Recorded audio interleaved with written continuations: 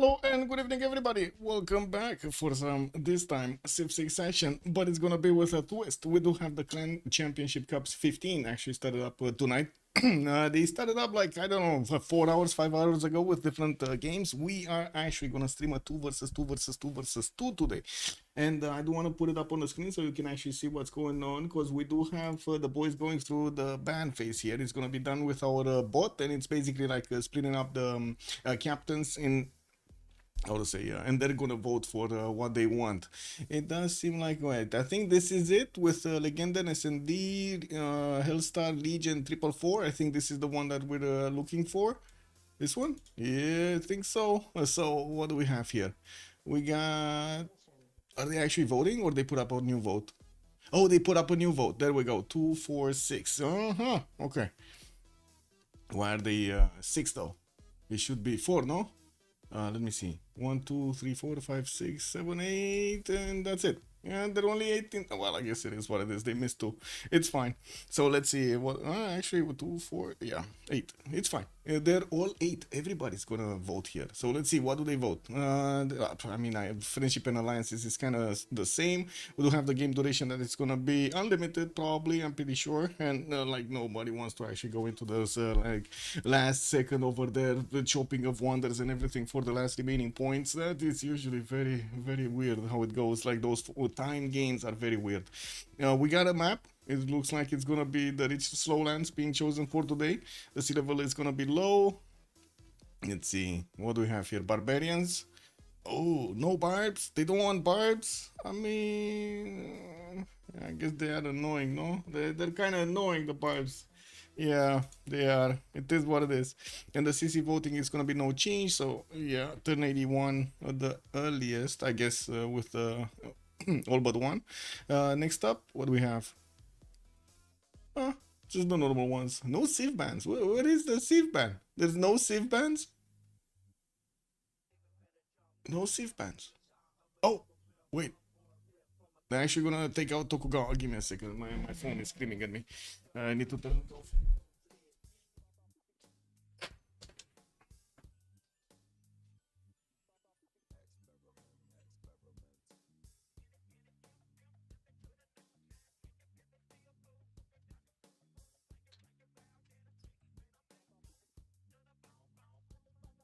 There we go.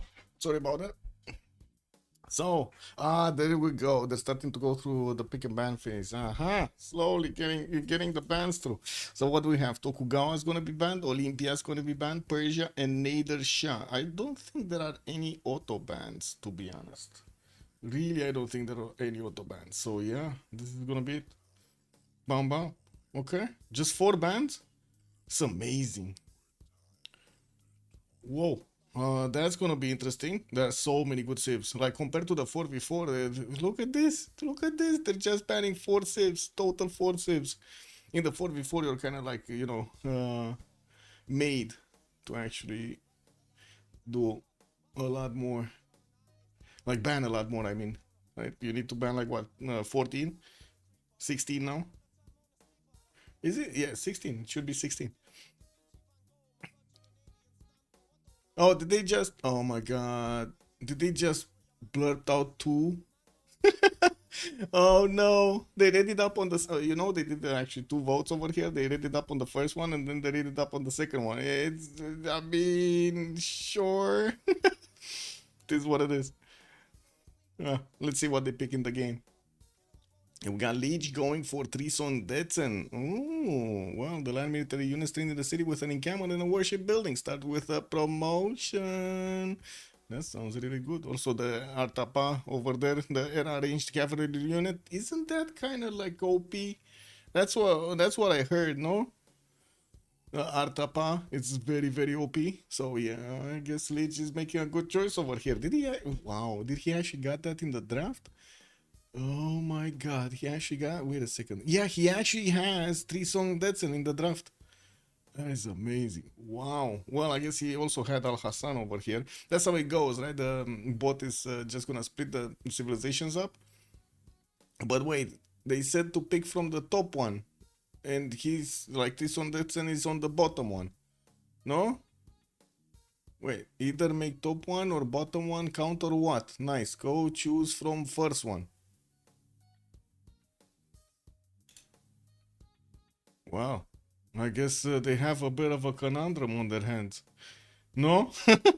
Like, who's gonna wanna choose differently if they have three Sondets or some OP civilization in the draft? No? They're gonna be like, no, yeah, I don't know, man. Yeah, yeah, not as good as before. Not as good as before, you know. I saw that. I saw that. It's much better. No, this one not good.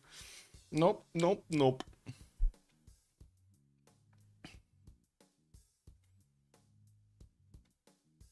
They're still reconnecting here to fix their 0 MS issues. We should be slowly seeing them pick up their civilizations here as they figure out from which draft they should actually pick, because it's very confusing for us. I can imagine it's confusing for them.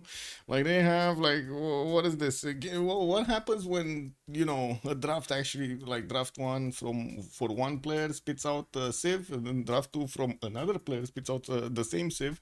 What happens if they both pick it? Like, we can definitely wait. What is three on Detsen on this side on the first one? What are the problems fixed in this format? I mean, I don't know about that. I don't know which problems are you referring to, Echo Supreme, because there are so many problems, man. Starting off from like, if we would actually have a much faster, how to say, actually much lower casualty rate when it comes to you know, these things and stuff. How can we fix that? Because the other ones are, you know, we fixed them, no? The other problems we definitely fixed. It's just a developer that didn't do their job. What can I say?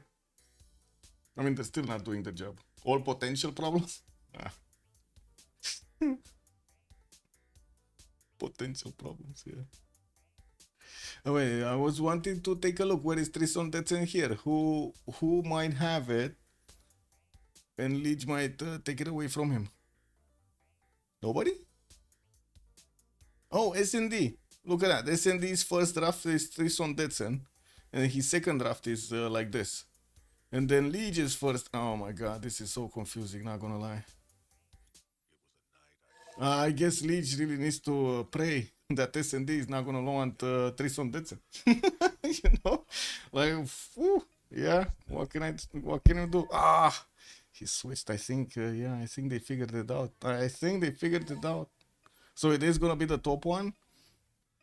That means Liege actually needs to pick from this one: Byzantium, Egypt, Julius Caesar, Khmer, Ludwig, Norway, Pericles, Suleiman Muhtasham, Ahiram, and Al Hassan. Should be fine. Okay, they're just switching their saves right now. I do see. Who's this actually? Wait, who's Real Man Loves Thighs? Who's this? Let me take a look at the 2 versus 2 channels. So we got Legenda, we got SSND, we got the Flying Toilet in there with them in the Cute Kitten Club. We got also Hellstar with Legion, the D-Shark and company. From March, it's gonna be Leo with Skarn. Wait a second, I don't think they're in this game. Yeah, they're in the other game. What is this? Cold Script Anonymous? This another one? Yeah, oh yeah, there we go. Oh, he's actually Real Man of Thighs. Woo! That's actually his name. Okay, I thought it's maybe one of our, you know, old-timers over here, the veterans that were just undercover, being a bit of a boomer, as in a submarine. Anyway, let's see. What do we have? Saladin gonna be picked up by Legenden, Vercingetorix by Hellstar, Coupe on this guy. We got Legion, Javarman the 7th. Well, I guess he still gets his pick. No? He still gets his pick? That's pretty good. That's one of his favorites, so I don't think he's actually going to get to complain about anything.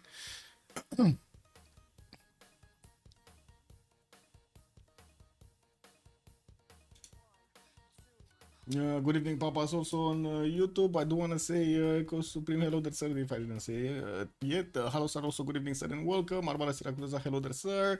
I did see Blazecat Games. Thank you so much for the resub. Much appreciated, sir. Also, good evening. The Beasley, good evening, sir, and welcome. Good morning, Fortuna Belly. Hello there, sir.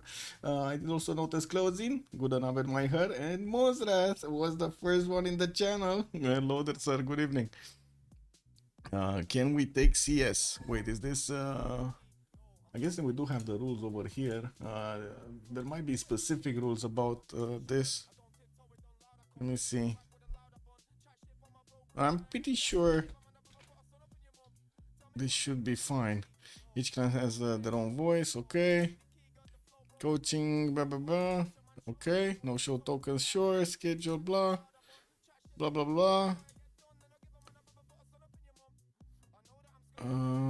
Friendship alliances and trades are not allowed. Okay. All alliances are allowed between the teams, including military. Sure. It doesn't. Oh, it doesn't say anything about taking or not taking city states. To be honest. I mean, I don't know if anybody actually answered Leech, but it doesn't say anything in the rules if they should or not take city states. Maybe if we search for city state rule. That's true start location. And the second one, Defender of Faith. What is this? First clan is host. Oh, the duels, in the duels. I mean, that totally makes sense, right? Any states that are captured must be raised. That's in the duels. We've seen it before. We've casted a few duels. That's how it goes. It's a bit too much of an advantage when somebody actually takes, you know, one of those city states over there. Extra city, man, where you have like 4 and you get a 5th. That's amazing. Eric Coffin, good evening, sir, and welcome. And Broccoli, hello there, sir. Thank you so much for the raid. Good evening. Are you getting ready for the games or did you just play? Ooh, Dima is gonna go for Hammurabi. We do have also Victoria, Age of Steam. Now this is gonna be a Rich Highlands map, right? It's the Rich Puddle. Oh, Rich Puddles. It's actually the Rich Slowlands. Yeah, I mean, I don't know. It's gonna be just the same, just as big as we've seen in the 4v4s, because you know it's just 8 players. And we're just jumping to the first game. I don't think they're going to have a remap. As far as I know, they shouldn't have any remap tokens. That would be kind of weird, right? There are a lot of potential remaps that might come out of this, of that open up. So let me actually switch the screen here, or I should say right on the screen. Rich Slowlands. Yes, there we go. We got the Rich Slowlands. Okay, there we go. Click on that. We should be fine on this. Should be fine. Oh, almost sec.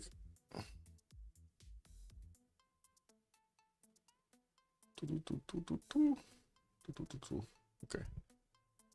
Oh, loading in. Let's see it load in. Come on. Well, hopefully there won't be any problems with you know, these things and stuff. Getting through? Are we getting through? We're getting through. Yeah, there we go. Chat needs to tell me if we go left or right. This is that moment, chat. It's your responsibility, not mine. You gotta tell me we start from the left or we start from the right. That's how it goes on the stream, you know? We're delegating responsibility here. We do have Coupe on the left side, and it looks like just Dima is going to be Hammurabi on the right. Babylon. And, well, we go left. We go left. Oh, Selu Gang, thank you so much for the prime. Much appreciated, sir.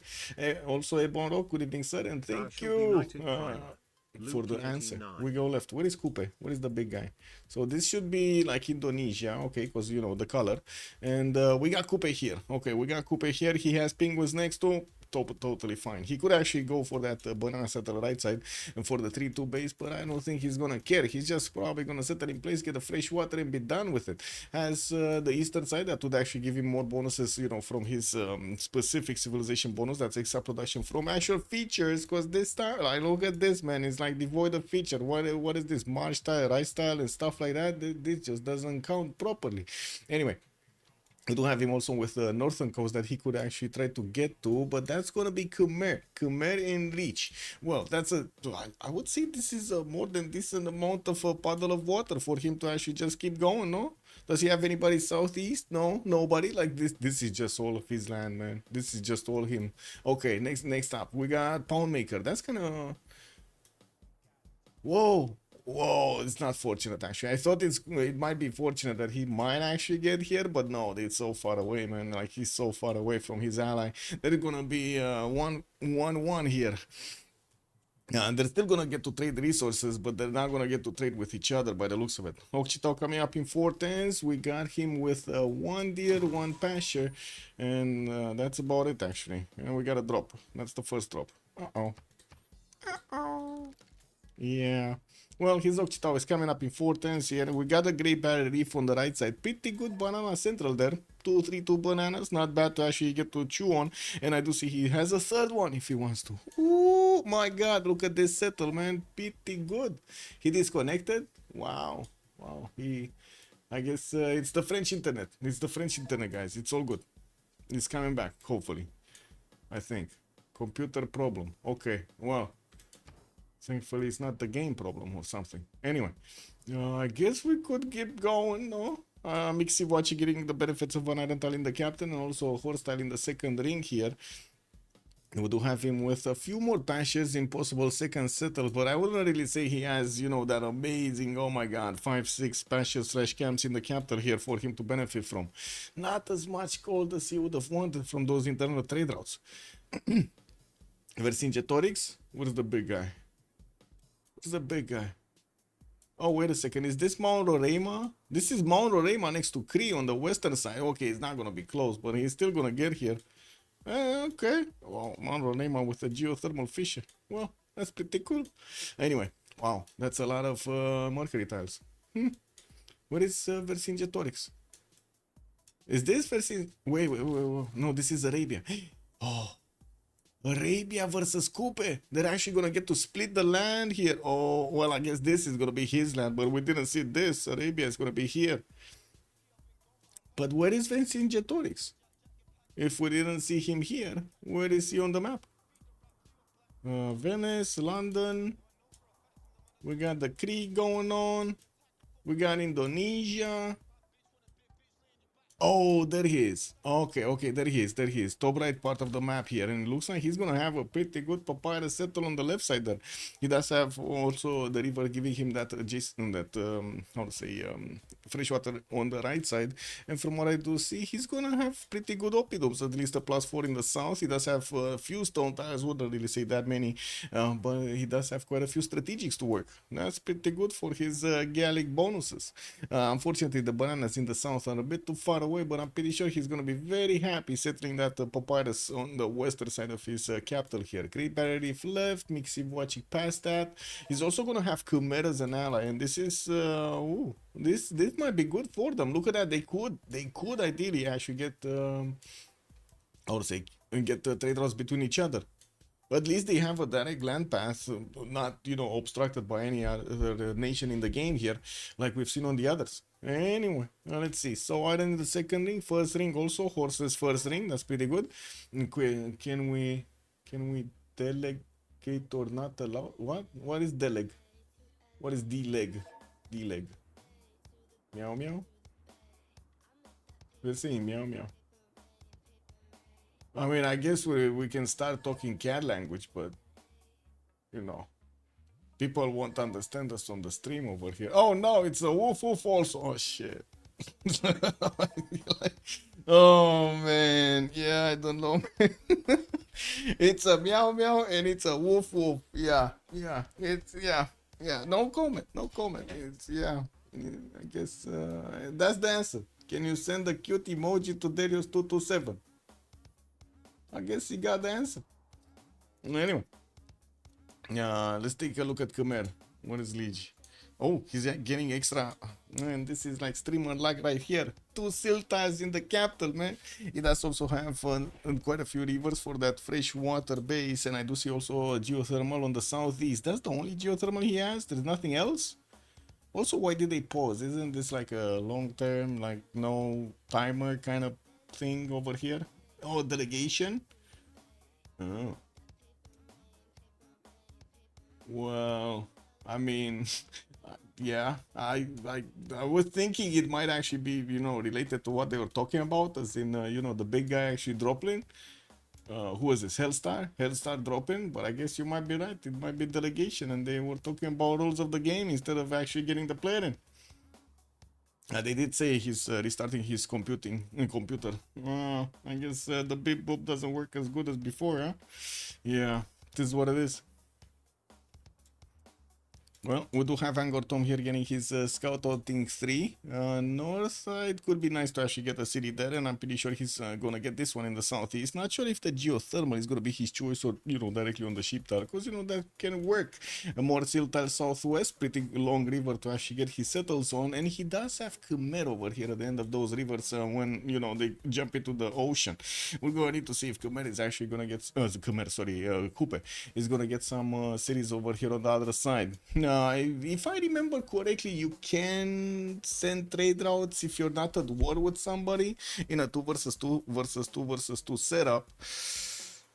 That's gonna be interesting if they're actually gonna go for it. We're gonna need to see how their interests evolve. Of course, being like 4 teams in this game, I'm pretty sure they're actually gonna, try to get every advantage they can get, even from a neighbor that might not be that powerful. But it might not be worth for them to actually take him down militarily. Let's see.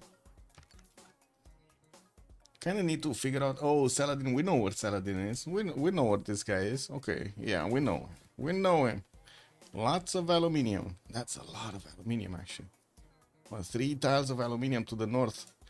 Okay, quite a bit of food from the rice tile, and he has sugar in the capital. Could definitely settle the instance if he wanted to. I think he will settle the instance, actually, because he moved from somewhere.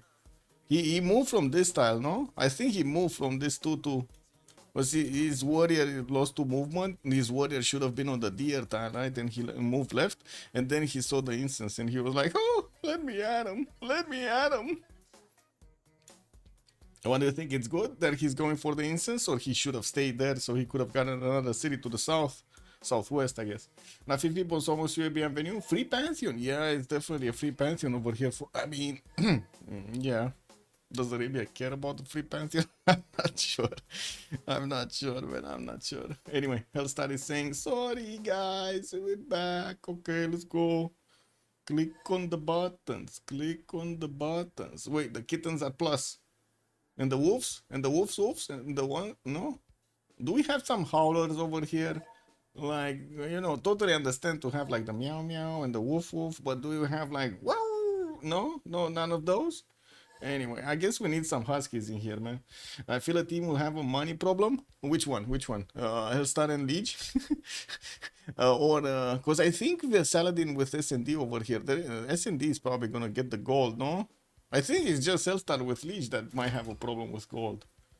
I guess, you know, they think they're experienced enough for it to work. Okay, we got the 3-1-1 base started up. He does have iron in the capital, and from what I do see his sword style, he moved away from it. It's in the 3rd ring right now to the northeast, but I'm pretty sure he's gonna get another city to the northeast anyway. As the geothermal fissures, continent split should be fine. Has access to another continent here, but I don't see actually easy amenities for him to get to.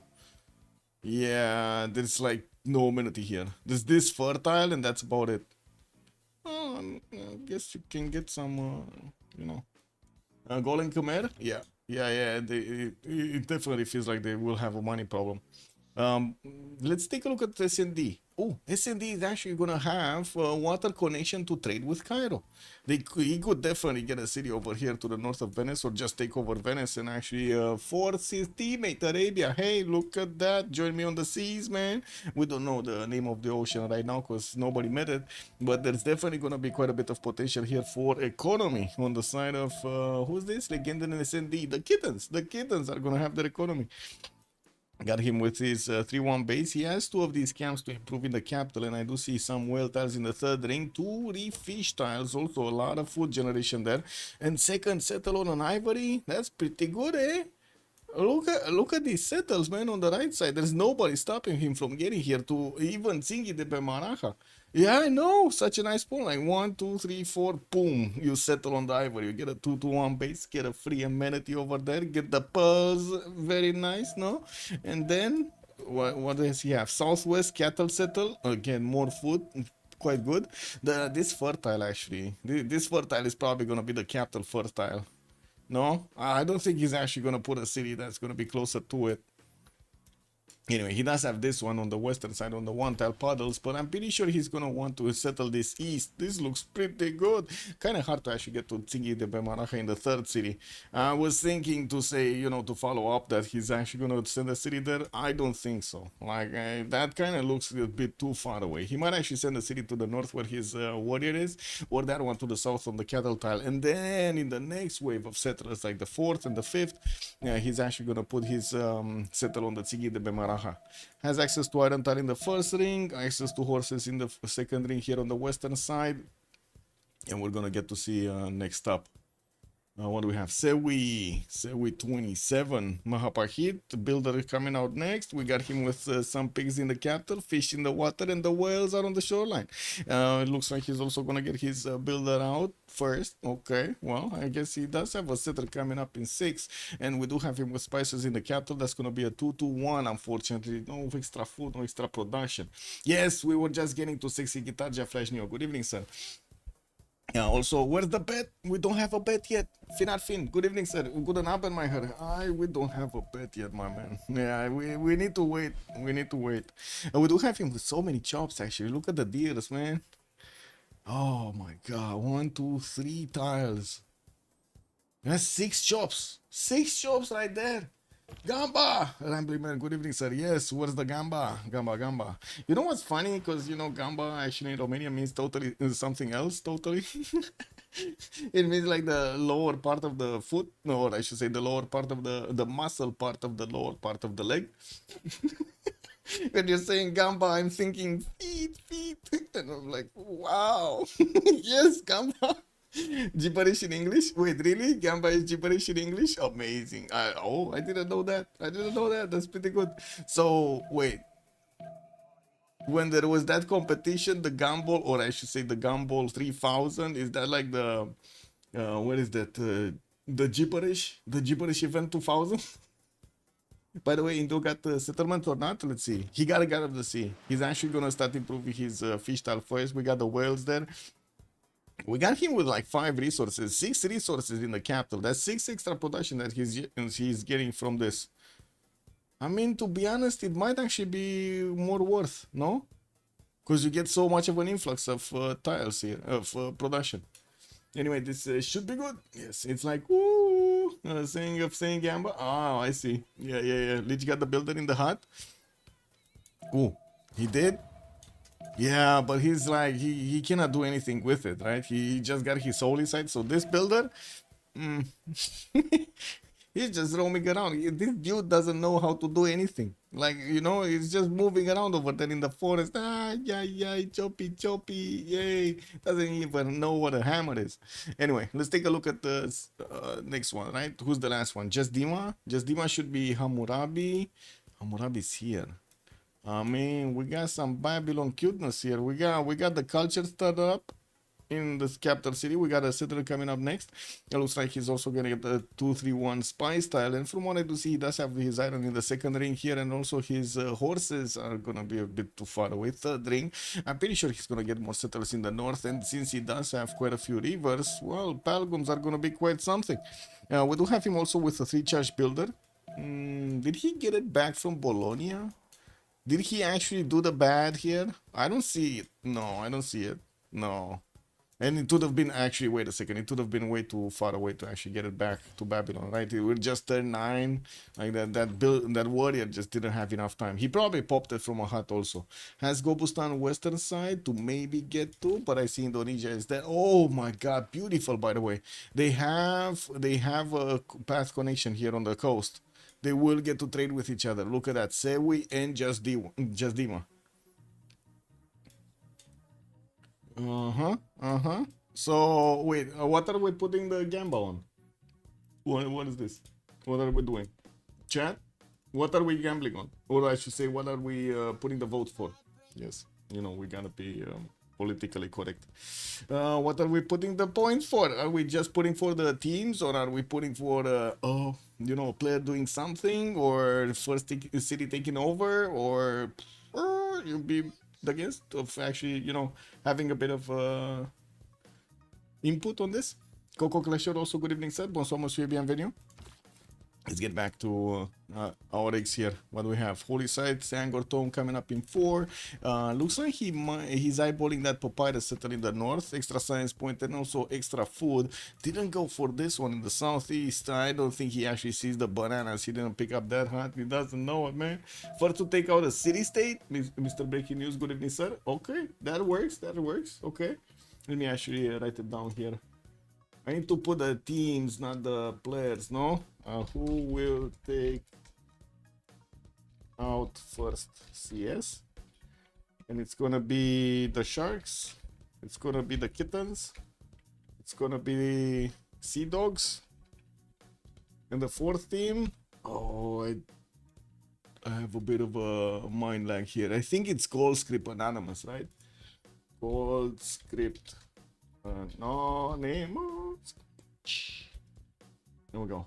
Gold Script Anonymous. Got it. Got it. And let's put it for like, I don't know, 10 minutes. 10 minutes. I think it should be fine. Kind of seems like they're not gonna get any city states. With 10, 12, it should be fine. Team labels. I mean, that's a lot of teams, man.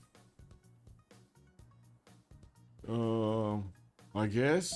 Flash Neo. Good evening, sir. Okay, let me actually see if I can actually put up the team labels. What do we have? So I'm pretty sure team 1 is gonna be, we got team, that's team 4 actually, right? That's the Gold Script. Okay, it's gonna be a lot of teams, man. A lot of labels over there in the top part of the screen. I'm not sure we can do it, like, honestly, because they're too close to each other. You see? Okay, let's try this. Next one. This would be the Sharks and Company. I cannot actually write the Sharks. I could actually say here it's just gold. That sounds good. Anyway, gold is taking quite a bit of a uptick. Not sure if you saw that, but oh my god. Anyway, now I need to make new ones. Kick. I'm sorry. I need to make new ones. What is this font? Is this 36? Okay. Yeah. Let me switch the screen so you guys can take a look at something else. In the meantime, we got a meetup. We got goal with Indonesia meeting up, and it looks like Musketeer just got placed down next to those banana points. Not bad. Did he just settle on a banana? I think he actually settled on a banana, right? If I remember correctly how the placement was. We got also Cree managing to get into the borders of goal here, and they are not allies. Okay, takes GDI, team 3. Click.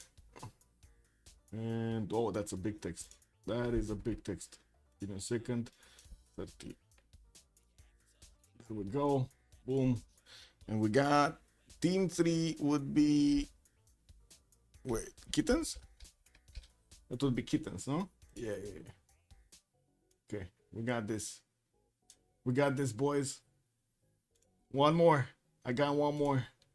Let's see. Team 4. I mean, we already know what to do. No, we click on this, we get this, bam. And then we click here like this. Boom. And the fourth team, it's gonna be the Sea Dogs. Oof. Okay, there we go. Now I just need to put it in the correct place.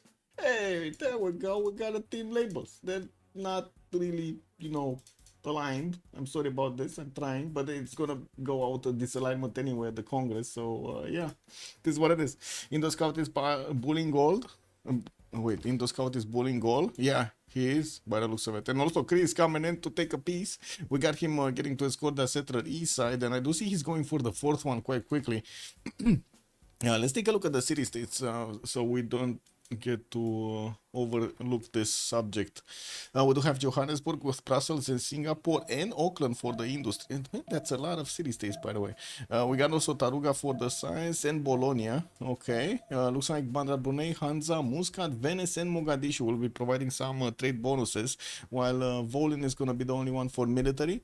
We do have also Nazca with the religious benefits, and I do also see Antananarivo with Ayutthaya for the culture. Okay.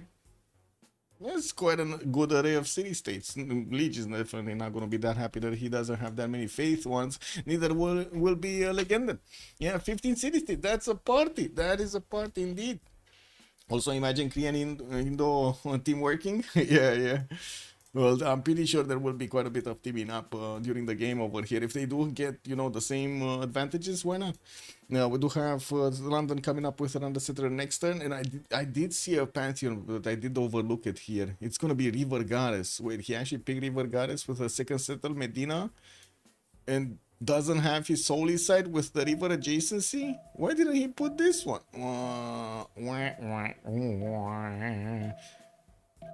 Yeah, yeah, I guess it is what it is, man. Well, he's gonna need to get chopped. Yeah, we got him with a setter coming up in 2 turns, and I'm pretty sure he's actually gonna send it northeast. There is a Maori scout in between them, and it does seem like he actually did get his warrior towards Maori. And then it's also Babylon here with a scout taking a look at what's going on in the Kupe cities. He came from the left side, and it looks like he actually is meeting a Maori's warrior here on his borders. So Babylon is gonna get this settler towards the east of Magium, already improved two of his horse styles here.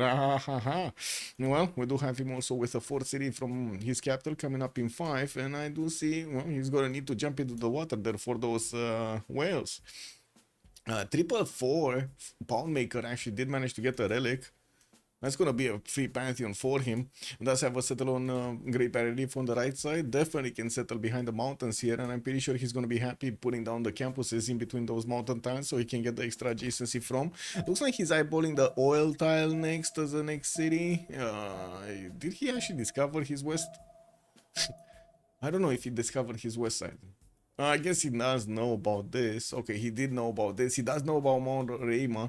He actually went zigzagging across the map with his Occitan. Didn't actually, didn't want to go through the forest over here. A bit too scary. I mean, have you seen forests these days, man? They're dark. They're creepy. They're like, you hear like all the screeches or the wolves or the meows. Anyway, dangerous. It's like a city. Smart people are not greedy for 3 scouts here. Yeah, looks like they're not. Babylon and Indo have a dream territory. But I mean, they're pretty sure they're gonna make a lot of gold. Not sure about that dream territory. It looks good. It looks good, I wouldn't go as far as the dream territory. There's always better. Like, literally, there's always better. Also, Lancer, good evening, sir, and welcome. Just give me a second so I can pop my stuff on the left screen here.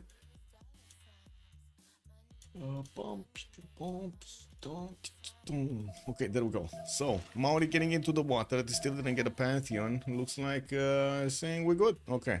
Well, I guess they're talking we can't ally or trade sus. Okay. DM me. Whoa, whoa, whoa, whoa, whoa. Yeah, I don't know about that DM, man. That sounds dangerous over there. Baby scout? We got a baby scout? Uh-oh. Yeah. Yeah, it's a baby scout, man. Yeah, little tiny one. Yeah, wait, did he just go back and what? So we can ally enemy team would be funny. Wait, did he not see? So he did go for the forest style, right? This little scout of Babylon. He didn't realize that he could have taken the settler. Also, what is this settler doing here? Oh my god, he's going for the Badlands, man. This. Do you see this territory right here? He decided not to bully. Man, is that how the game is played though? Yeah, I don't know about this. Oh, we got a possible. It's fine. Babylon is just gonna settle on the diamonds, and he's gonna be like, F off, man, F off. What is this? They decided to be in good relationship with the neighbors. Yeah, kick W. Yeah, that's not gonna last long, right? That's definitely not gonna last long. What is this? Khmer scout actually got hit by something? How is he damaged? Did he actually war somebody? Wait a second. Let me take a look. Maybe they did war. Cause look at that. It's damaged, right? It's not like he actually entered the flood. There's no volcano around. Nothing damaged it though. Maybe there was Habub? Was there a Habub here?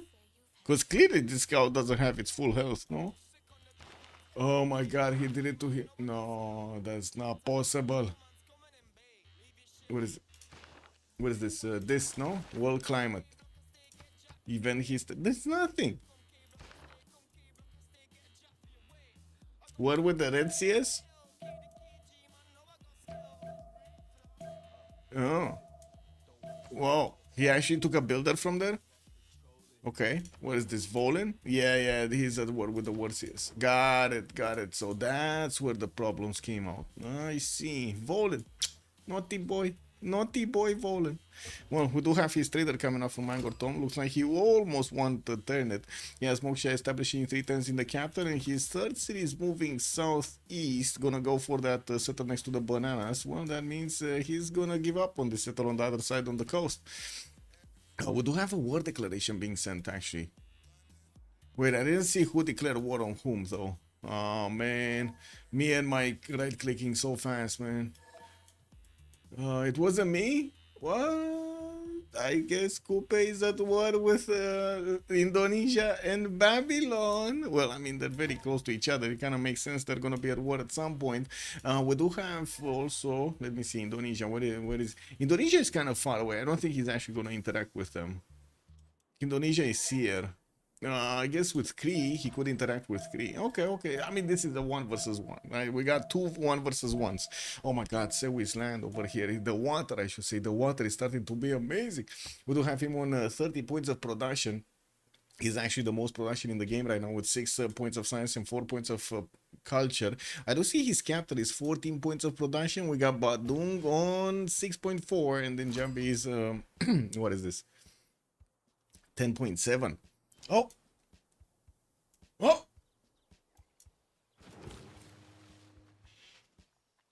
He got a settler. The bro has a settler. 444 just took a settler away from Indonesia. Yeah.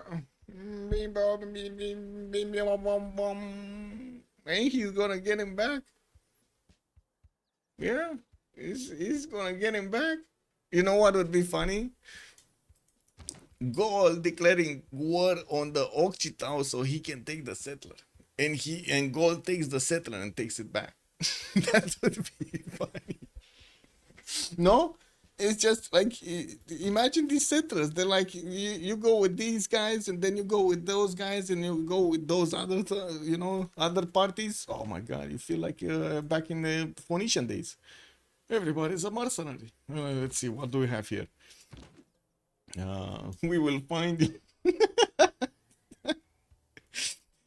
This sounds like this, those t-shirts from like 2000s were like, you would hit him, we hit you, or something like that. This sounds exactly like that.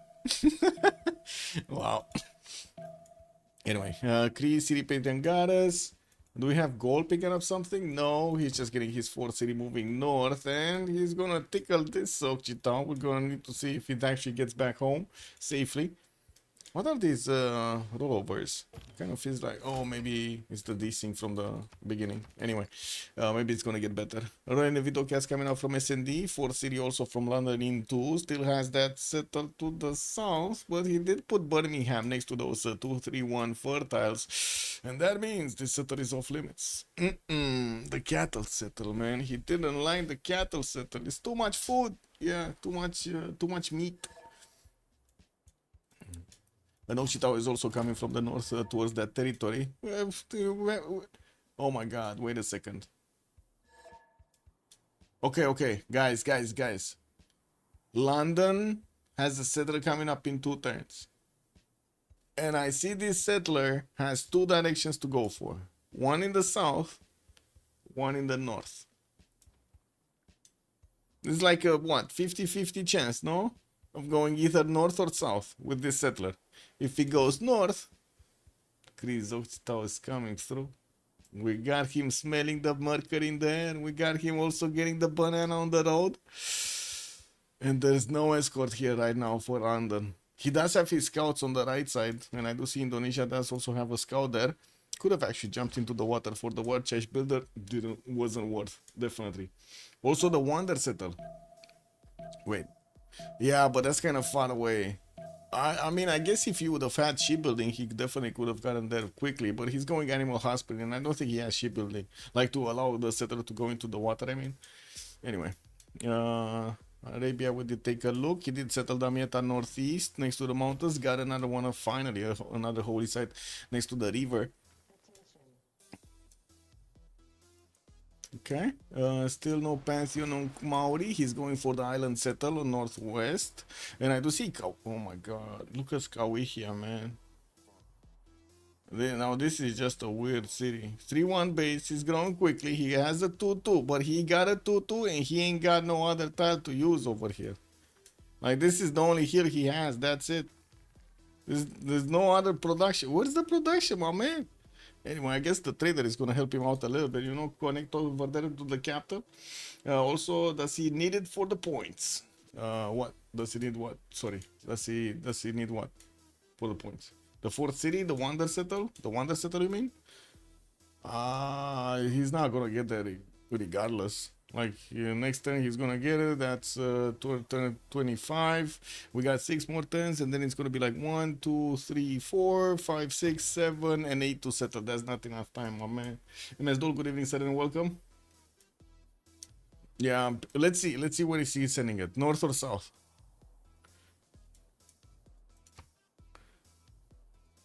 Oh, we do have Leech getting that moksha rolling, man. He has 14 culture a turn. Did he get his religion? Still no religion yet. I mean, I guess we're turn 24. I'm pretty sure he didn't actually get his projects out. He's barely putting another holy site, the +3 here in Yasudarapura, +4 in Yasudarapura. As a Pantheon, did go for religious settlements, right? So extra production towards settlers. Didn't get his 4th out though. Well, I guess it's fine because he's going for the faith generation here to get it started up. He's on 9 right now, getting those shrines in.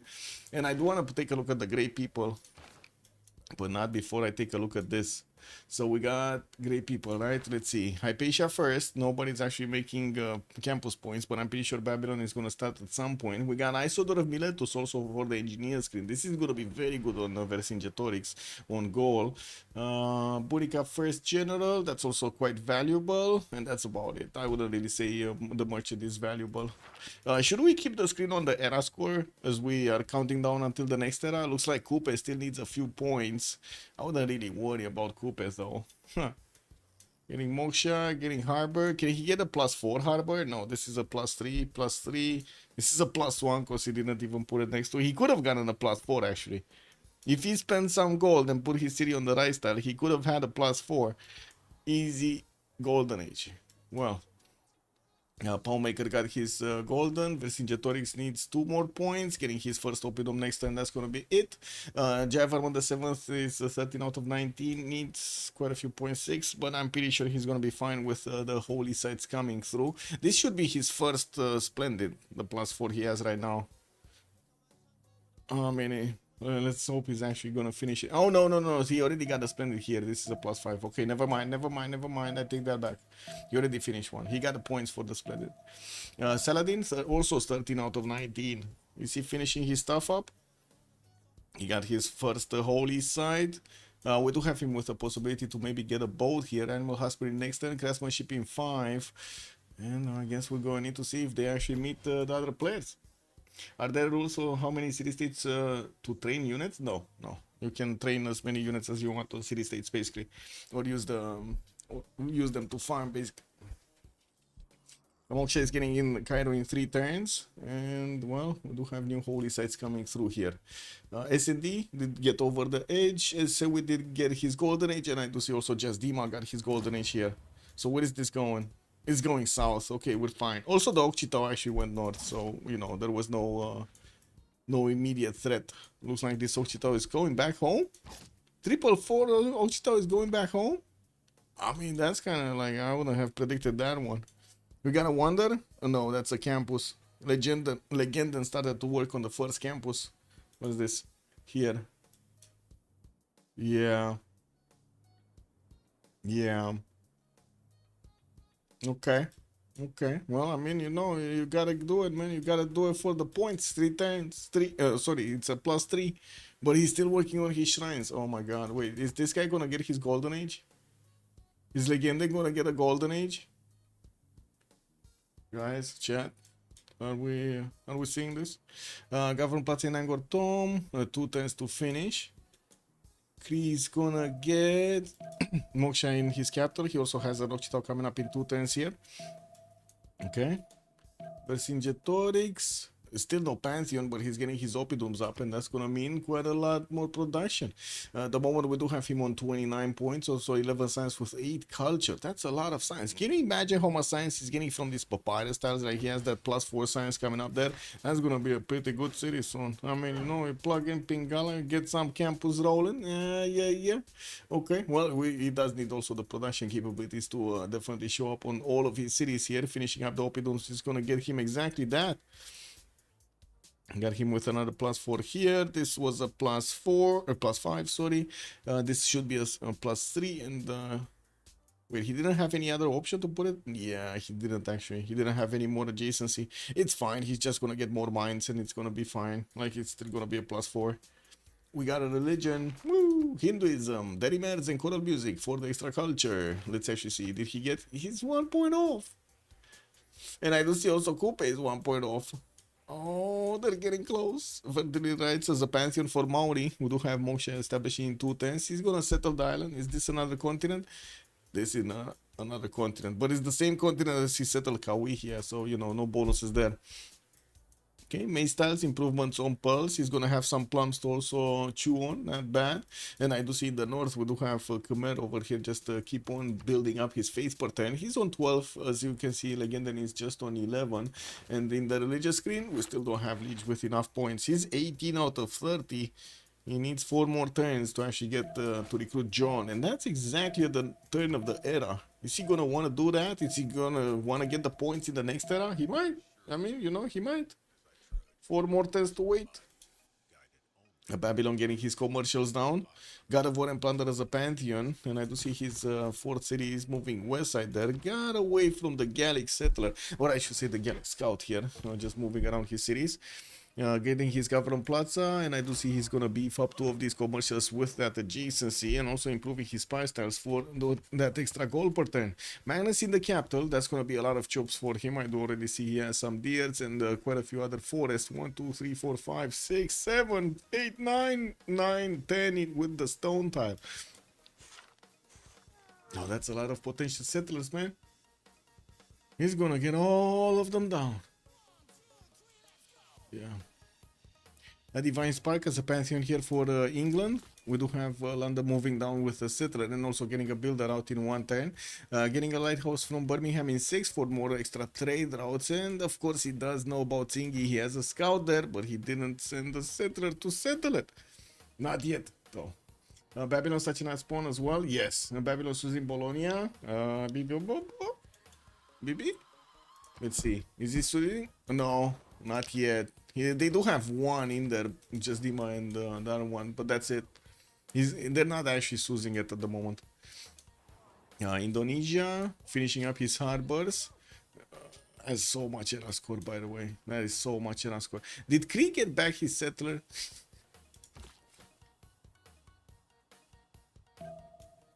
He's still moving. Chris Settler is still moving. He got past that Gesate from goal. Wait a second, goal.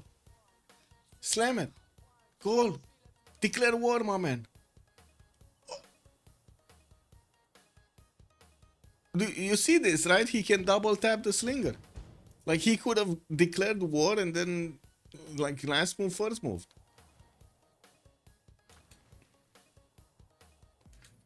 You can do it now too. Well, I guess now it's kind of late because, you know, the setter could actually just shift enter. They're just being passive. Passive, man. That sounds really pacific. Gameplay. Pacified gameplay right here. Oh. We got a kind of a burnt titty here to the southwest of Mahapakit, unfortunately. It does have some culture tiles, but there's a lot of desert, man. I don't know what happened to this one, but that's a lot of desert. Okay, so goal is just gonna ignore. Can you imagine if Indonesia would have lost 2 settlers like before 1030? That would have been almost unrecoverable. We do have him with a fifth one actually moving from Jambi towards the north, and I do see he's probably gonna settle on the over there on the coast. Still has a few resources that he needs to improve. Yeah, we got some extra crabs here, at least 3 crab units that he could get. In the southern seas, he only has a single crab tile, and I do see the oil tile, and that's about it with resources. Okay. Divine Spark, we did see this. Lighthouse is coming around. England just getting going. We do have Arabia getting his campus out next time. He still needs the point. But he's gonna get this campus, right? This is a +3, so he's gonna get the campus. He should get a splendid bonus, and that's gonna be the points right there. And I do see also Coupe did manage to get his 21 out of 19. Fertility rice, that Pantheon kind of looks weird, but I guess he does get the extra food on the rice tile, so you know, Kawihia is a bit better. 2-3 deer tile, he already has the points from his state workforce bonus from the Maori thing. Is it state workforce or oh my god, or early empire? Do want to double check this. Maori. What? Yeah, early empire. Okay, there we go. I was double checking, you know. That's good. Good that I double checked. We got some preserve gaming. What?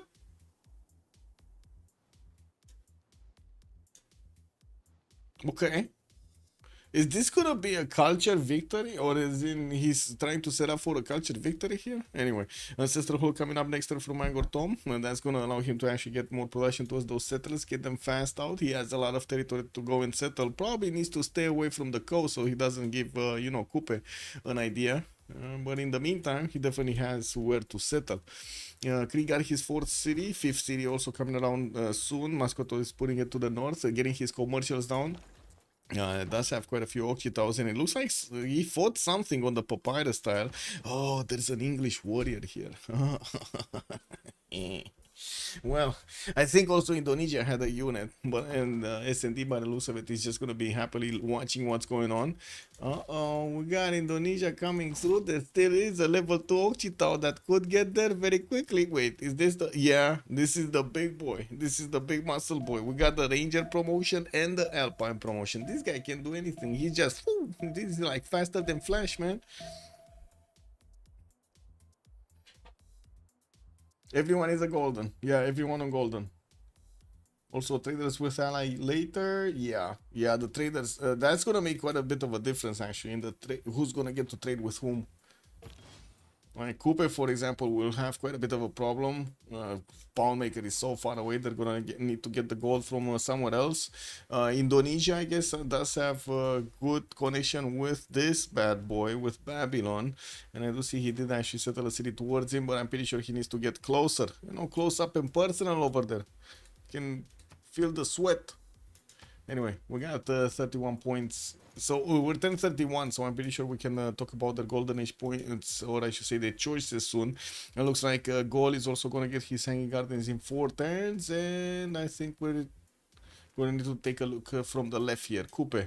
Still no city states takeover, by the way. Nobody actually got this going. And the AI is starting to get very annoyed with me.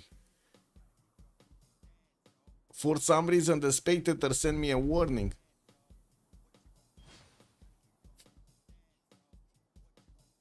Two warnings. Oh man.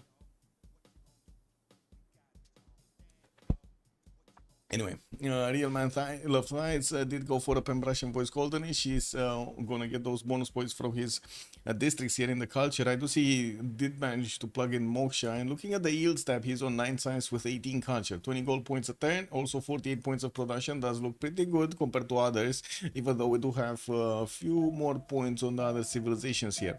We'll get his lighthouses so he can get his trade routes to connect to the capital. Only has 1 right now, working on the 2nd one and the 3rd one, but he doesn't want to spend his time on the Gavron Plaza first. Also has very close proximity to Arabia on the right side. This might be a problem later on in the game. We'll see how things evolve. On Kree's side, we got him already on 5 cities. Looks like he's building up his market count and started actually rolling in the merchants, just as Babylon did. Babylon is on 7 points. We got Kree on only 1. Oh my god, that's so many points. Well, I guess God of War and Plunder on Babylon over there just showing up big. He might actually get to pick this one and do a project for the next one if it's gonna be a how to say, trader 1. 444, 13 science points, 20 culture. He's on 48 points of production. We do have him with, how to say, that setter moving back. Oh my god, this actually, look at that, man. He went all the way around. There are a few Ochitos that are moving south. Not sure exactly what he's gonna do with them, but I think they're up for some bullying here. I think 444 is up for some more of these, like trader snatching, maybe some more pillaging, maybe some more settlers. I mean, don't mind if he does, no? If he finds one in the open air, why not? Now, Vercingetorix, what do we have him? 17 science, 22 culture, Pembrush and voice coldness, getting the hanging gardens in too, and started making 3 great engineer points, as also Age of Steam here is making 1. I saw that Miletus is going to be the first engineer, and I'm pretty sure it's going to be valuable to get him. We do have him improving some of his resources here, especially his abilities, so he can get those extra say happiness points. And I do see he did manage to get that production rolling. 56 points of production at the moment. He's not the biggest one though. We do have Sewi that lost a city and he's still bigger in production. Amazing. And also just Dima bigger in production. Amazing. How did they do it, man? How did they do it? A Legenda here, 11. Oh, sorry, Liege, right? We need to take a look at Liege. Still on 3 cities, getting his grove up in Lingapura.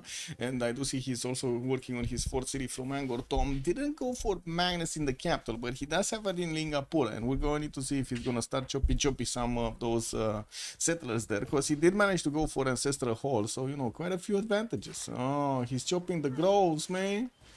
He just chopped the stones for the groves and got that extra culture and the faith going. Ooh, beautiful. 14 science, 28 culture, 60 points of faith. 60 points of faith, man. 47 points of production also with his prasats not even built. He's getting them right now. Didn't even finish his 3rd shrine in Yasudarapura. That's pretty good faith per turn. We got him getting his builders out, and also he's making 19 points of gold. Did get the religion, that's Judaism, for feed the world with tithe. So he's getting the food from the shrines and temples, and he's also getting the gold from the converted cities. That's not bad. Not bad at all. Okay, Legenden, 11 science and 12 culture. He didn't activate his moksha or something, because he does have it in Cairo, but I don't see him actually benefiting from the extra culture point from population. Anyway, we do have him only on 29 faith points. He's in a monumentality golden age just as well as Liege was, so they can buy out the traders and the builders, and also settlers. And I do see Arabia is starting to improve quite a few of his styles. Got that extra GCC on his rivers on the holy sites from the rivers. And he's also getting his 5th city out from Medina. Moving west, he's going to get closer to Mauri. That's dangerous, man. He's going into the jaws of a crocodile here. I don't know, man. He might need to turtle up so he doesn't get eaten by Mauri. Anyway, yeah. He's... 37 points of production doesn't really put him up there. We're going to need to see how he's going to increase all of his points here, but at the moment it kind of seems dangerous. The Citos are already 90 GBD. Yes, they're going heavy. They're going heavy from the beginning here. Did they get? They didn't even get. They got so much gold they didn't even get trade routes in between them. Wow. Okay, let's take a look at SND first. SND, Divine Spark. Got that city leads, has an Indonesian scout just moving around, and I do see he got minus in the cap. I'm sorry for the wee-woo. It's just wee-woo bad. Yeah. For some reason, it is what it is. We're getting disturbed. Keosum, Guranabel my her, wasted Government Plaza on Legenden. This should be the campus gets better GCC from Holy Sites than the Government Plaza. You're talking about this, right? He's gonna put the campus. Oh, wait, he didn't put the campus there. He's gonna put it from the capital, I think. In the middle. Where is this campus? Oh, here. Here, yeah, that's +3. And I'm pretty sure he's gonna chop the forest. I guess you could be right. The Government Plaza could have been in between with no problems. Yeah. Anyway, coming back to SND. So 56 points of production here, getting his ancestor, holding his Gavron Plaza.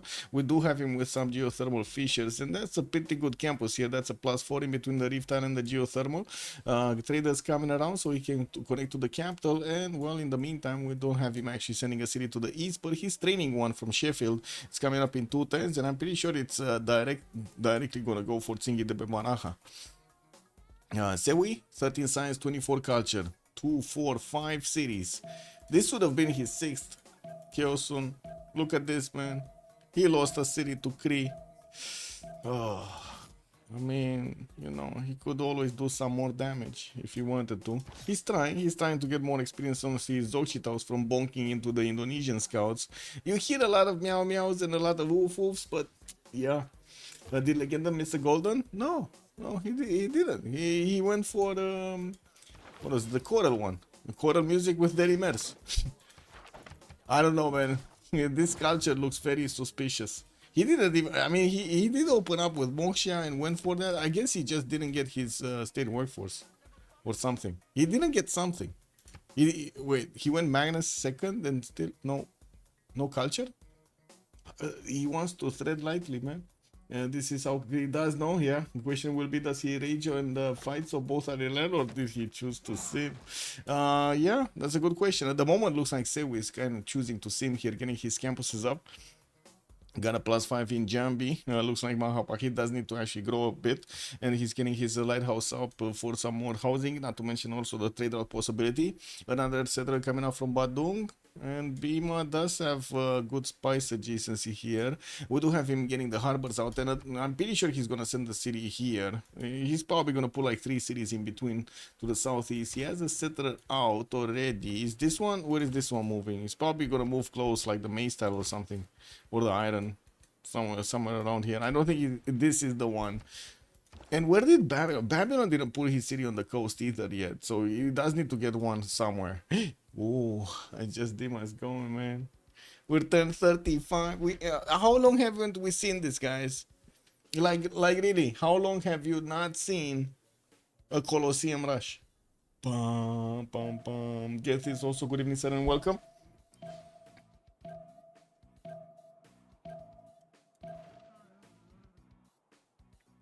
Okay, Cedar coming up in 7 turns here from Ishuna. We do have Durmuti working for 1, and Audience Chamber is going to finish in 2 turns. Just Dima does have 2 more chops, 3 more chops. I guess he does have more chops for the Colosseum. Not sure if he has the time to get to chop. He does have this builder that is going to take a bit too much. Yeah, there we go. He's moving it there. Doesn't have monumentality, so doesn't have the extra move. It is what it is. He's going to need to chop it next turn, but that's going to be pretty good. That's going to be a pretty good Colosseum here. A lot of amenities. Getting also commercial hub investment projects. Wait a second. What are they fighting for? I'm pretty sure they're not fighting for Coleos. Did he just recruit Coleos with a project? Wow. Wow. Okay, sure. He's getting a free luxury. We do have Infal on the next one. And I do see Creo on 4.6 points at 10. Babylon is on 10. Wait. He's going to get it passively faster than Cree. He's gonna get passive points faster than Kree. He's gonna make his own points, and he's halfway there anyway. Wait a second. Did you speak about the fact that S&D and Legend can directly trade? Yes, I did. Also, Sewi and Jasdima, they have the same perk here. This is gonna be really good for them. And they can trade through this water body in the Persian Gulf. They're a team, right? And then Victoria with Saladin. Well, I guess they could. They will. Come on, they can trade. We got the Penguins on one side. We got Venice on the other. They can definitely trade, right? We got some whales in the water. I'm pretty sure it's gonna be like one of those, how to say, Avatar, the Way of the Water kind of movies over there, getting the whales to hop around, man. Also, since the good old days of the Su MP, yeah. Wait, did he get his culture? What is Legenden doing? He's still not getting his culture up. 4 cities, getting that second campus in Damietta. It's still gonna be this one, right? The +3. Getting 2 more cities out. Wait a second, is he going for the coastal setter? Because Maori's coming towards him. Like, look at Maori go, man. He's coming through. He's not stopping for anything. I don't see encampments yet, and I didn't see actually bronze ore can be discovered by anybody else other than Vercingetorix, so he can get his iron up. But I guess this is starting to be heavy. So let me know how does this go? There's no extra culture point from the population in Cairo. Anyway, Arabia here is on 48 points of faith. I do see Leech did jump up to 76, and he does have also 54 points of production. Still on 3 cities, but he's starting to chop them out. We got the settlers 1, 2, 3 moving out. Fourth one from Angkor Thom also coming out next, as he's getting more builders to improve stuff. Uh-oh. We got a very aggressive Sewin Indonesian scout over here. Wait, he needs to move around. He cannot get into the borders. Kick. W. Liang is also getting in Lingapura. Looks like Khmer did choose to buy a heavy chariot to protect his settler over there. Well, I guess he's gonna get it. Slowly moving to the northwest, getting his aqueducts down. And pretty good, by the way, positioning for the aqueducts production, so he can get his adjacency towards his industrial zones, or I should say aqueduct position to get those adjacency towards industrial zones. Just needs to chop the stone tile. He did place an entertainment complex, but I don't think he has the chance, man. Like, he's just gonna be Babylon all over the place here. Right, he's like 3 turns Colosseum. He has a builder chop ready to go. There's 22 extra production, and he's just gonna get going. Actually, next turn he's gonna have another one, and nobody's actually even at this stage, right? Nobody built an arena, so yeah, 100 gold per turn. Indo in Babylon, just yeah, I mean, bathing in gold, showering in gold. Yes. Pingal establishing Durmuti. Oh, look at the chops, man. He didn't wait. Man, that's just first moving chopping over here happening. Colosseum got finished. Just Dima get it going. Okay, Magnus is still available in Babylon. We got a few more chops, but only one charge on the builder. Looks like also, finally, 444 is managing to get that settler back home.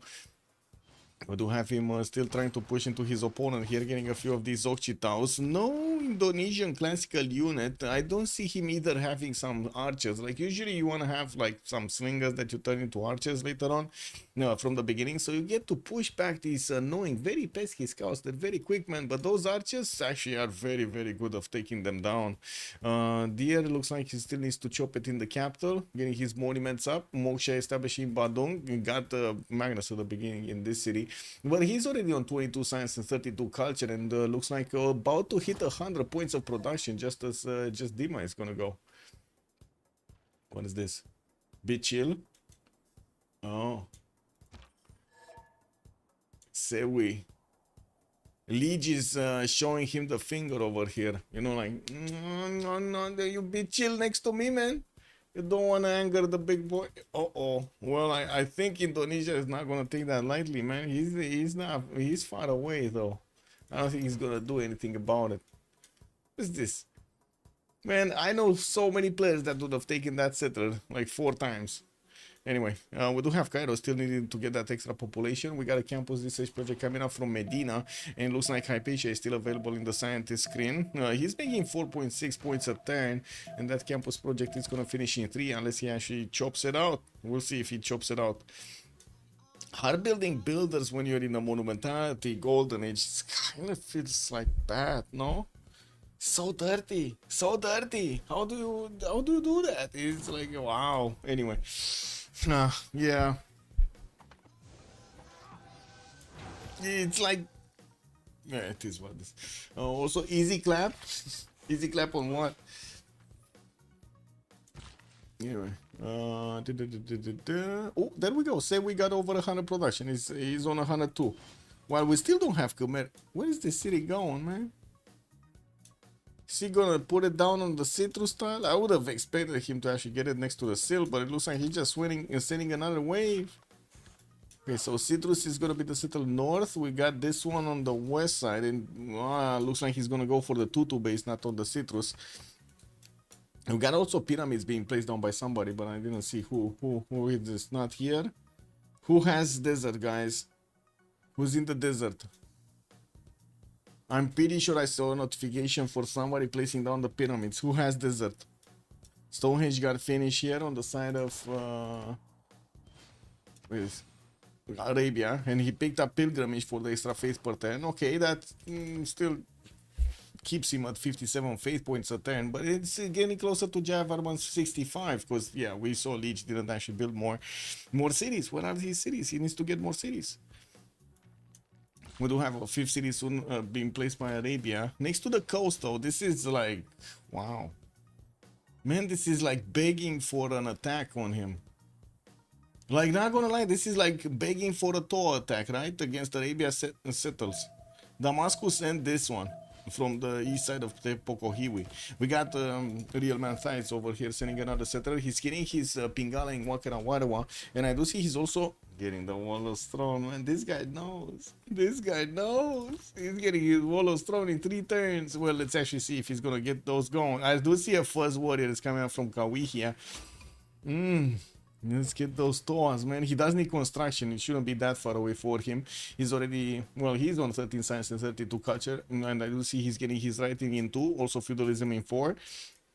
As he's connecting his cities while he's getting his trade routes going. I'm pretty sure the production capabilities are gonna rise up higher. There's a lot more science on Legendary. He's on 28 and 29. Now he did jump up. He got that Governor Moksha promotion, getting his temples up. And I do see also Manish is starting to actually give him the points from the chops here. Really needs to get that chop, man, on the rainforest, because the volcano is gonna get it. You don't want to let the volcano do your stuff, no? You don't want to do it, let him do his thing there. Looks like also SND starting to actually get his cities out, going for that Singe de Bemaraja with his eastern settle. Got to recruit Gaius Dulius also, and I do see he has a 6th settler from London. That needs to move probably towards the north. There shouldn't be a problem. It does seem like there is an Indonesian scout there, but yeah, I don't see it being a problem. And he does have a scout of his own, also pumping out a new wave of settlers from his Birmingham, Leeds, and Sheffield cities here, and also London. Another 4 cities are coming around. Man, oh man, he's gonna be like 10 cities really quickly here. 3. Getting audience chamber in 3, also putting down a campus here. That's going to be a nice +3 in between the mountains and his other districts. Magnus is establishing Mistaki Sipik towards the north, where he has quite a few chops. And we do have Pingala in Moscow too, getting out in 2 turns. Getting another city towards Indonesia. And Kree did actually put a lot of pressure on Indonesia. They didn't peace out, they just kept on fighting. Mamluks will come sooner or later. Yeah, for sure. The Mamluks are definitely going to come out sooner or later. Goal maybe? Goal. Yes, he did get the pyramids. There we go. He actually finished it. Did he recruit Isodor? Not yet. He still needs a few more points. And to see Arabia is still needing to get the points for Hypatia. Piero de Bard is the next merchant. We did have Fadlan being picked up by Babylon over there. I did say he's going to get the points faster. New campuses coming out from Gaul. He did finish also earlier Hanging Gardens. Quite a few nice bonuses coming out from his early wonders here. Pyramids for a free builder and also extra charges on all of his builders. Look at these +6 builders, man. That's amazing. Getting also Goddess of Festivals for a Pantheon does give him quite a bit of extra culture. Vercingetorix here is on 26 science and 48 culture with not too bad, not too shabby goal per turn. He's on 25. Liege is also 21 science and 48 culture with 72 points of production and also 68 points of faith. What is this? What is this? We long term Arabia, and he's smiling. Yeah, that doesn't sound right, does it? Yeah, Indo is 100 production for like a few turns now. So Maori here actually wants to keep Arabia away. Okay. Well, let's see what the Legendary is going to do, because usually Legendary is quite aggressive. I would imagine he's going to be today as well. We got a +7 campus coming up from Cairo. And, well, I do see another setter from Damietta is getting out. He's going to take the 6 cities, getting a granary from Medina, so that city keeps on growing. And did get to improve his horse styles here. I see at least one got down. I don't see the second one. It might actually be underneath one of these holy sites, which we won't actually see right now. Anyway. SND still chopping out his settles. Got Liverpool down.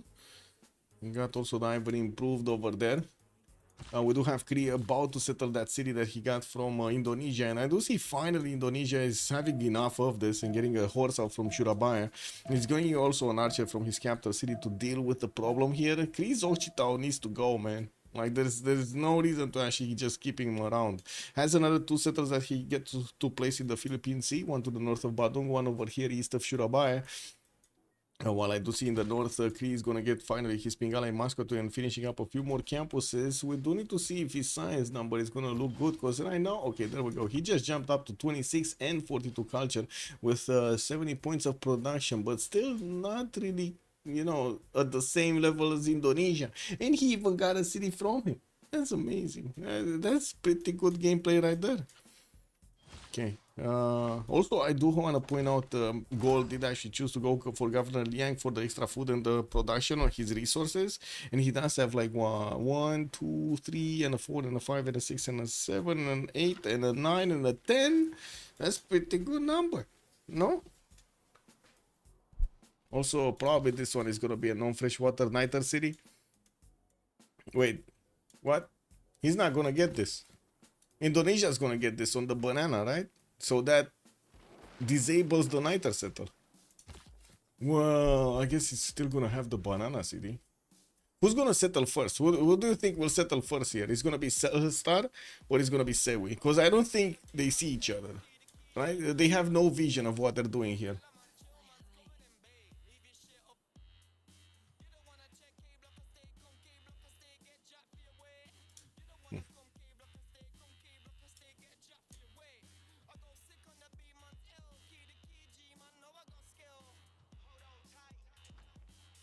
Oh, settlers finally coming out also from Cree. He's gonna get them towards the south. I guess he does need to actually defend himself against a possible Indonesian attack. So getting those units out is gonna be nice.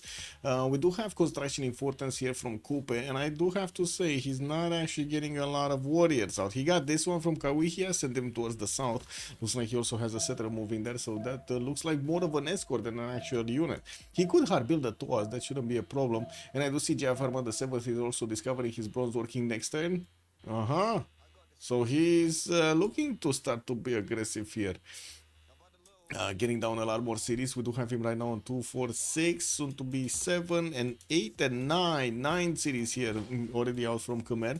While he's gonna finish his aqueducts for the extra housing and adjacency towards his industrial zones, he definitely needs to grow his population here. Okay, well, feudalism is coming up for most of the civilizations in the game, and I do see we need to move forward. Still, nothing here from Gold. Did he get Isodor? Yes, he's gonna get it this turn. And it looks like in the scientist screen, we did have Arabia picking up Hypatia, which is gonna give him quite a bit of an influx of science here. Not only the free library, but also that nice and juicy extra point of science for each of his libraries. Getting Pingala Medina, while he does have this +7 campus finishing next turn. He's already 38 points of science and 64 culture, 105 points of faith, and 73 points of production. It kind of seems like Cooper has a problem on his hands, no?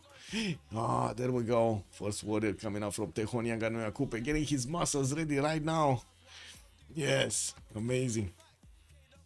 Your bet is on indoors since he is careful about snatching. Okay. Okay. Well, let's see. Let's see if he's gonna get it. He got it. Indonesia did get the first settle there, and the Gold did actually need to put his settle on the banana over there.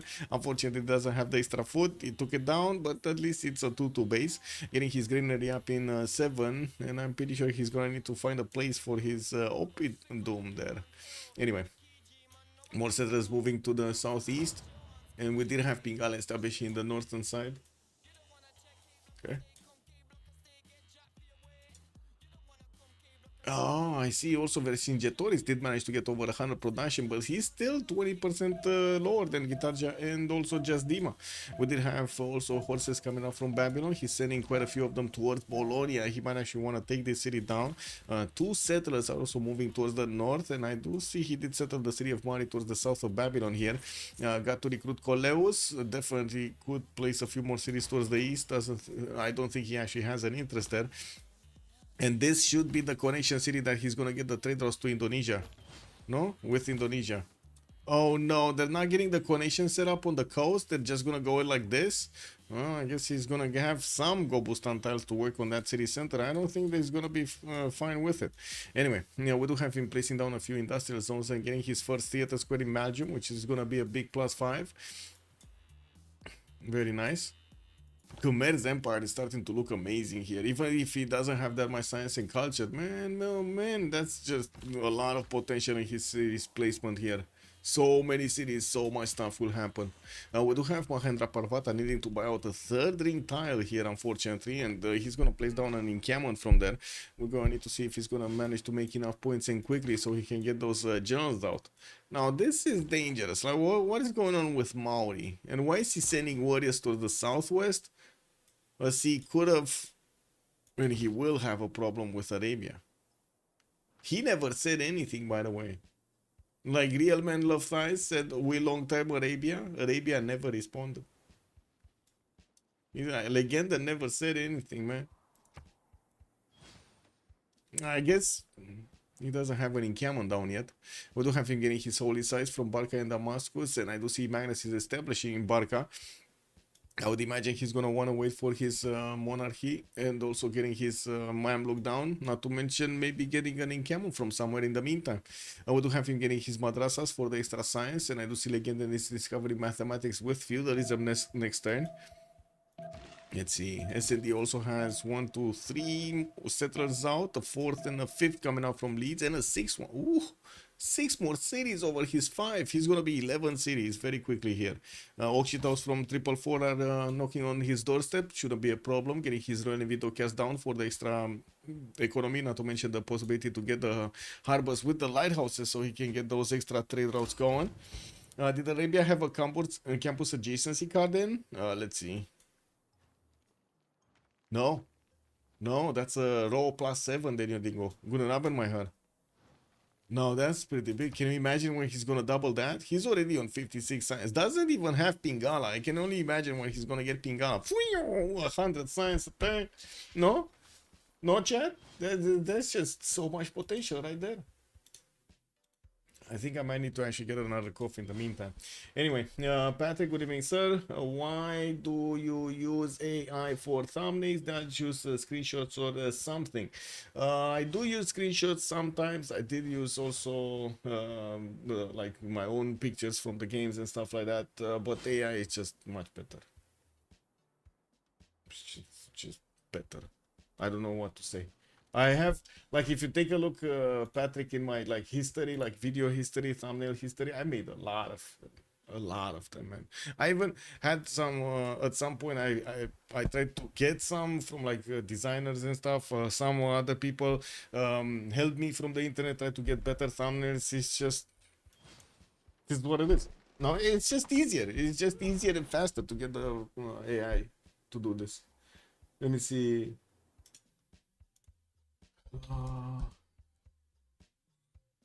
I don't think I have them on this computer because I'm pretty sure I mean it's on this computer on the other one, but on the previous thumbnails. But let me actually take a look if I can take a quick pick at my content and show you.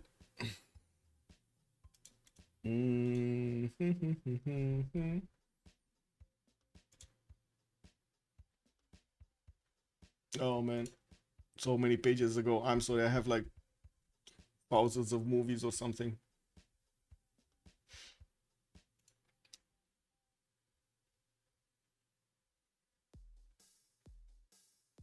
So let me see. This? No, this wasn't like this. This was a picture on the background. These also weren't done with AI. No, just normal ones with some backgrounds behind them. This was a picture. So I don't know what you're talking about, honestly. This is a picture. This is not AI. Yeah, the new ones, sure, but I mean, it's much easier. What do you want me to do? Well, I need to change them up sometimes. Well, you know. And it's not like I have like infinite funds to actually get to pay, you know, everything else. I barely have enough funds to pay myself. What do you mean? Hello, Alfredo Charnegro. Good evening, sir, and welcome. Yeah, you see Coupe is dead anyways. Well, I mean, he's trying to get some defense up, and we do have some warriors coming through. Sora 2 seems better than reality. Yeah, man. Yeah, that's gonna be fun. I saw the cat videos with that one. Justice for my... hashtag. This is what it is, man. Damage is done. Not much I can do right now. Let's see. Watermills, we got some amphitheaters coming through, and I do see the holy sites are getting finished from Jayavarman the 7th. Did get his 121 points of production, but I do see he kind of stagnated in the faith per turn. We do have also Sewi, Indonesia, managing to get Temple of Artemis finished in the capital city. That's pretty pog, and we do have him also getting another wave of feudalism builders going. Also commercial fear from Jambi. He's worried he might not actually get his golden age. 57 points after 61. We are 8 turns away, so I don't think he should actually worry about this. First in Camel coming out also from Cree, from the city of Moscow in the north. We got Victor establishing Pasca Vashik. We'll see what things evolve there.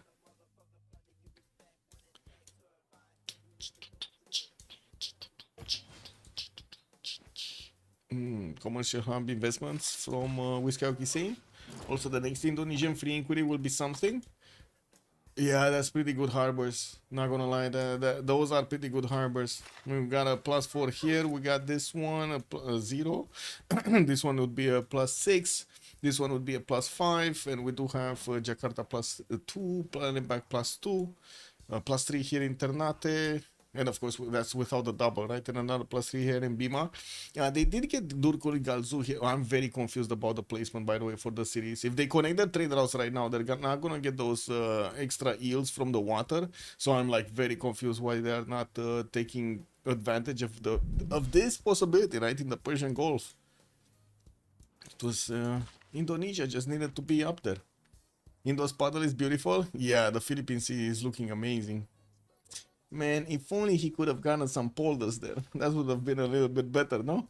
So Isodor of Miletus did get recruited here by Gaul. We did have also Cree managing to get Irene of Athens, and a third religion, Indonesia, did get Prophet. Wait a second. Zen meditation and defender of the faith. He went for the extra defense, and we do have him for the extra amenity. Okay. Still no units up from Arabia. And I do see he's getting a wave of temples and his madrasas. Definitely he's jumping up in the science and in the culture, but losing the gold. He's 63 and 70, but then he's -3 on the gold per turn. We do have S&D making 56 on their team, and they're both 90 points of production. Definitely, of course, Arabia is going to have the advantage of him actually managing to buy some stuff with faith, while S&D is going to need to hard build it. We got some like a horse coming out from Arabia's eastern city, Damietta, and I do see he has 2 more of these settlers moving around. Wait a second. Babylon. Oh, Bologna has been defeated. We got a first city state being taken out. So that's Babylon. That's Babylon. That's just Dima. That's the Sea Dogs. The Sea Dogs managed to get this. Managed to get the points. Yeah, guys, you need to tell me the new prediction. Because this one is going through. Sea Dogs, 70%. Oh my god, man. You guys correctly predicted this one. You gotta give me a new one. You gotta give me new ideas here. What are we putting in?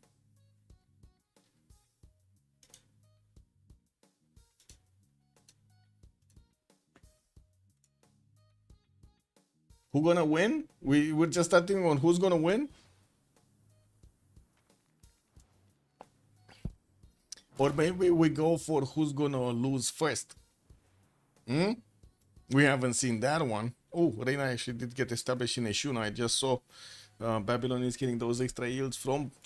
Well, is he getting any extra yields? Is this external? No, this is internal. So yeah, no extra yields right now. There's also Reina in Bima established for Indonesia for those upcoming trade routes. Yeah, who's gonna lose is pretty spicy. Yeah, I was thinking, no, who's gonna lose first? Because it's gonna be a long one for the other stuff, no? For the who's gonna win. We got actually quite a few warriors from Maori. He's also preparing to get his religion here from Wakara Warawa. When I do see him establishing another city of Pango towards the southwest of Hawaii, yeah, he sent a few of these warriors, you know, that can turn into Toas. Who's gonna second? man.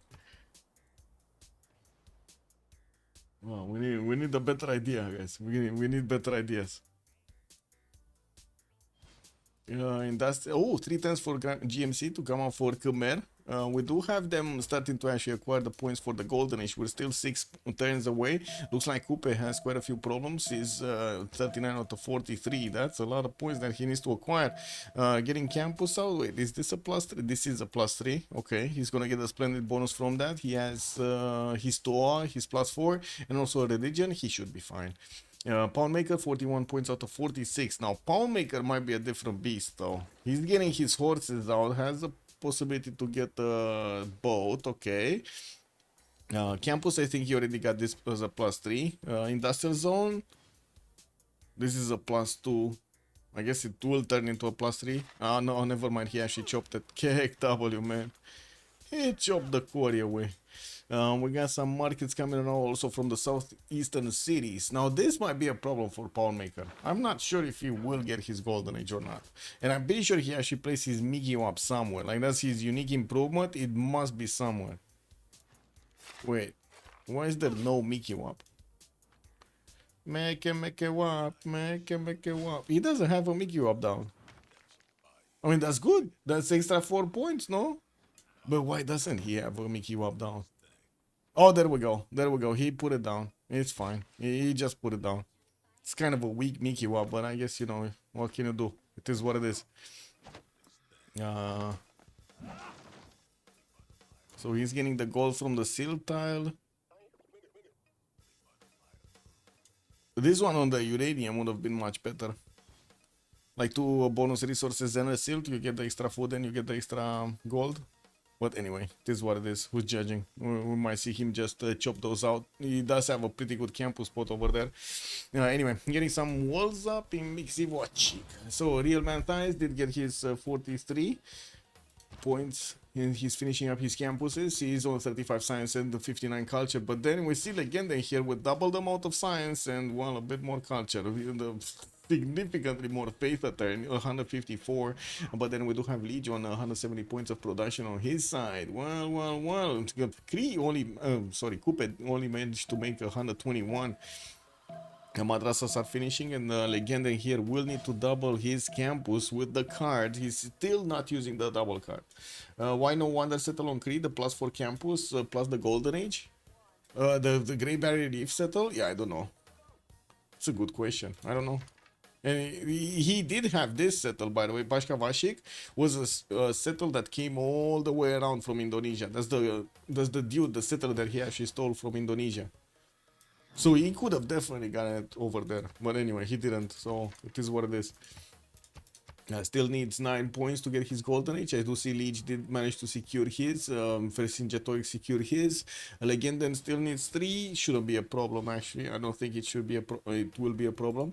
We do have him losing gold percent though. That is a problem. And I do see S&D is trying to give him as much gold as possible. I don't see any commercial anytime soon from Arabia. Do you guys see any commercial or harbor coming off soon from him? I don't think so. Yeah, I don't know, man. Legenden over here, what is he doing? S&D getting his stirrups in 4. He did manage to get 2, 4, 6, 8 cities, and 9 cities actually. And we do have him with quite a few aqueducts. He started chopping everything in his territory, getting his industrial zones up from London. While he still needs 2 more points. This industrial zone is a +4, so it's gonna be a splendid one. It's gonna give him the points necessary to go over the Golden Age. Sewi secured his golden, and Just Demon is like well over, like 71 points out of 54. 2, 4, 6, 8, 9 cities. Oracle getting finished in Durmut in 2 turns.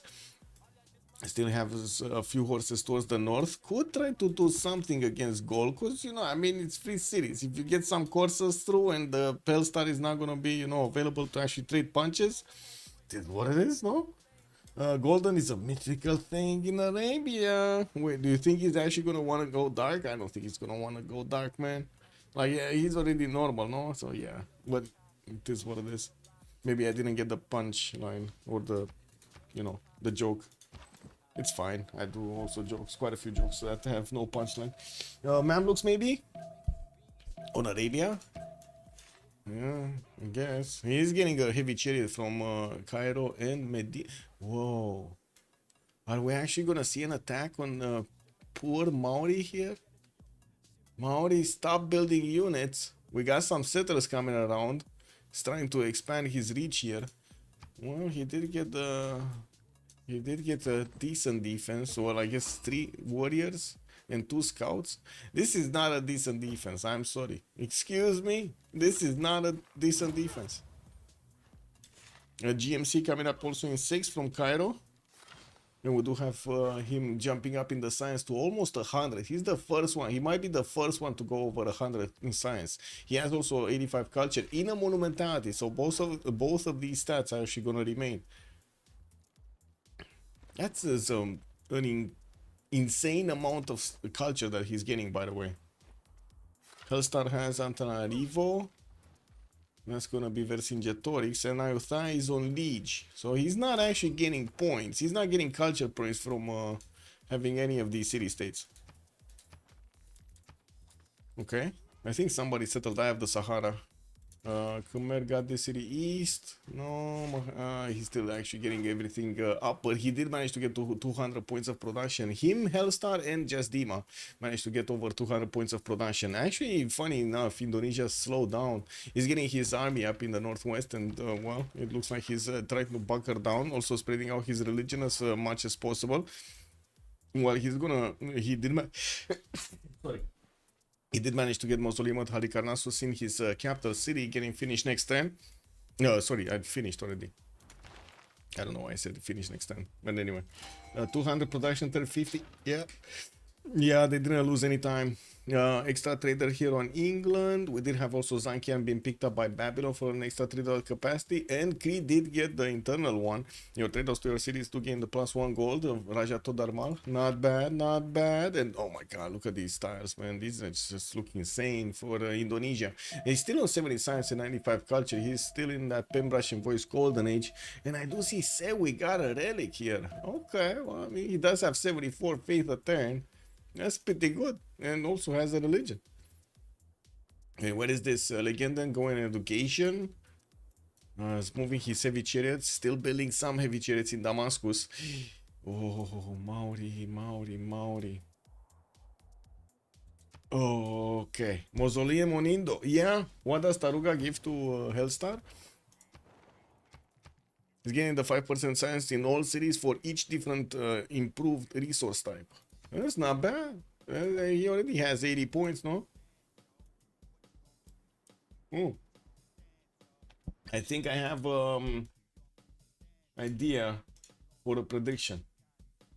Will Coupe receive some surprise?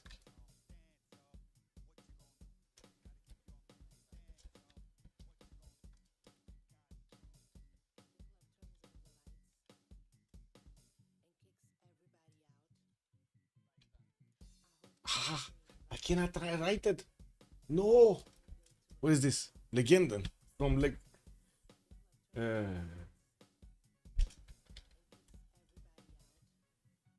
okay, there we go.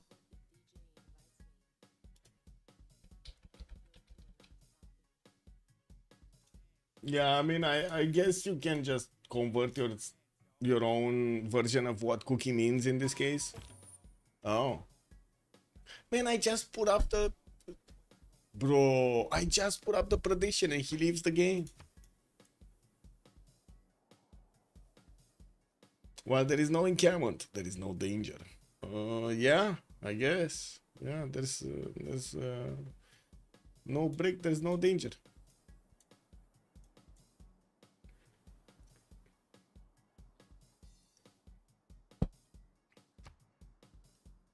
Well, we might be needing to wait a little bit here. Looks like Legendan dropped turn 1. Was that not something in the chat? He didn't drop down turn... Wait, he dropped down turn 1? It was Hellstar that dropped down turn 1. Yeah, Hellstar did, not Legendan. Legendan is new in the dropping scene. He's a new guy on the block.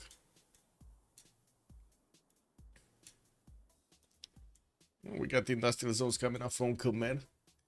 And I do see he still needs to actually get that faith in check. 140 a turn looks good. Campus research projects. I would imagine they will get to fight for Newton and Ibn Khaldun next. It's gonna be their targets. Saladin did get over 100 science on 102. Still did not double his campuses. Still is not working the double campus card. Pretty good, eh? This prediction will never finish if no cookie. Yes. Well, I think we're gonna see a cookie. I see a lot of cookies coming in, Echo Supreme. I don't know about you, but I see a lot of cookies coming from Arabia. They're getting ready right now, you see. They're actually getting, like, I'm pretty sure they're here. You just don't see them, you know. They're getting traveled on by these, getting carried on by these heavy chariots.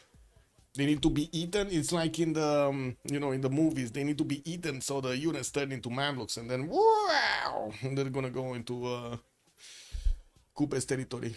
Yeah, I know, a bit too much imagination.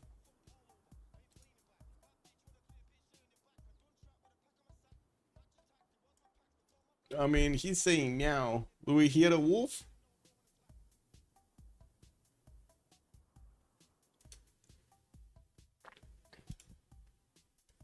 We have here. Oh, so many votes. So many votes. CPL staff request. Something happened there. We have anything in the general chat? Lots of channels, man. I know. Lots of channels in this. I might as well just close this because it's kind of annoying anyway. Yeah, here. There we go. Yeah, not much actually. Right now, everybody's playing. Oh, so many people playing. So many people playing. Look at this. It's, the CCC weekend, man. Everybody on the games.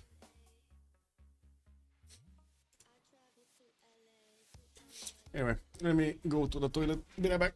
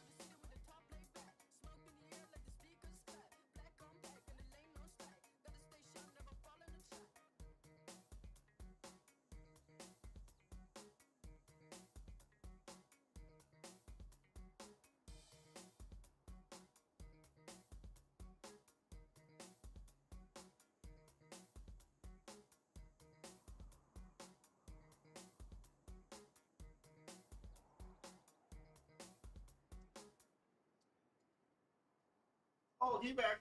He back. Oh, man. Right on time. Might even get a coffee, actually. Let me finish this one first and then get a coffee. Cookies came? Cookies went? Cookies came? Cookies went? No? Okay. No cookies yet. Hopefully no desyncs also, because otherwise we're going to need to relobby this. Ugh.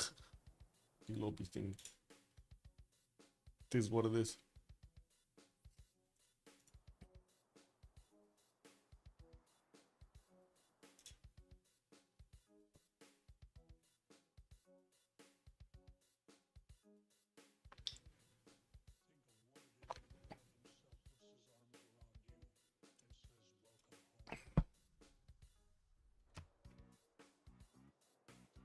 Okay. Pause. So we need to shift enter this so we get through. Okay, we got some workshops coming through in commerce territory, and I do see he's managing to get quite a few industrial zones actually with very good production. They managed to get like plus 12, so got that double card in, and we do have him on 226 right now. I do see also Just Dima is managing to get to his 225, getting also more aqueducts to slowly beef up that adjacency, not to mention the extra monuments coming through. I do see at the moment that he doesn't actually have an army deployed towards Gaul, neither does Gaul, so, you know, no one is actually in danger.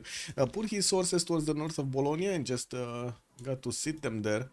What is this Bibrak city? So far away from everything. Is this just for amenities? But I mean, no.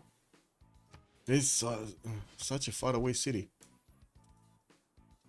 I guess he does have a +4 Oppidum, but does that actually... Wait, is this what's this? Oh, the scout cats. Oh, I see. That's kind of weird. Look how far away this city is. Did he get it from somebody? Maybe he actually stole it from somebody from Khmer or something from the east side and got it here. I don't know how this city actually got through. I was expecting him to go on the Molucca Sea or something over here. Sure, a bit of less fresh water, but much faster to get to. Anyway, more libraries coming through. Hellstar is on 81 science and 105 culture. We do have him on 211 points of production. That's pretty good anyway. As we can see, Hammurabi is keeping up with him and also overtaking him quite nicely.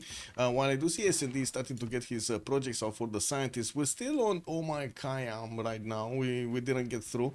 I do see also Marco Polo is available in the merchant screen, since we do have quite a few commercials get down. Babylon is on 14 points. We got Creon 11.5. Gaul is on 4. And Indonesia just put his 1, just as England did.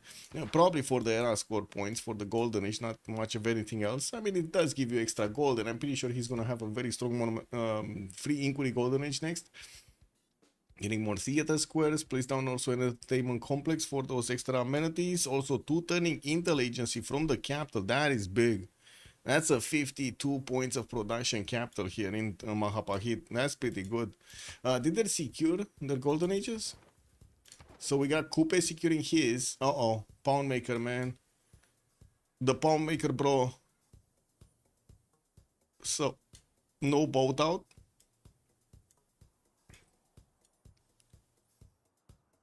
No settle on the Great Barrier Reef. And not enough great people, I'm pretty sure. Well, if this is the last turn, this is the last turn he can do something to be in a Golden Age, and he's gonna be the only one not in a Golden Age. I mean, talk about being called out like that, man. I'm sorry, but there's like no way, no way I can not tell the stream that he didn't get a Golden Age. We got a declaration here. Whoa. Wait, Khmer is declaring war on Maori? What? Oh, they're just declaring war on everybody. Oh, I see. They're declaring war so they can get some, squeeze out some mana score. We got Poundmaker here on 51 out of 54. Can he get more? And Legenden is kind of desyncing. He has a problem. And this is not going to work out well if he's actually going to attack into Coupe, no? He's not gonna like this.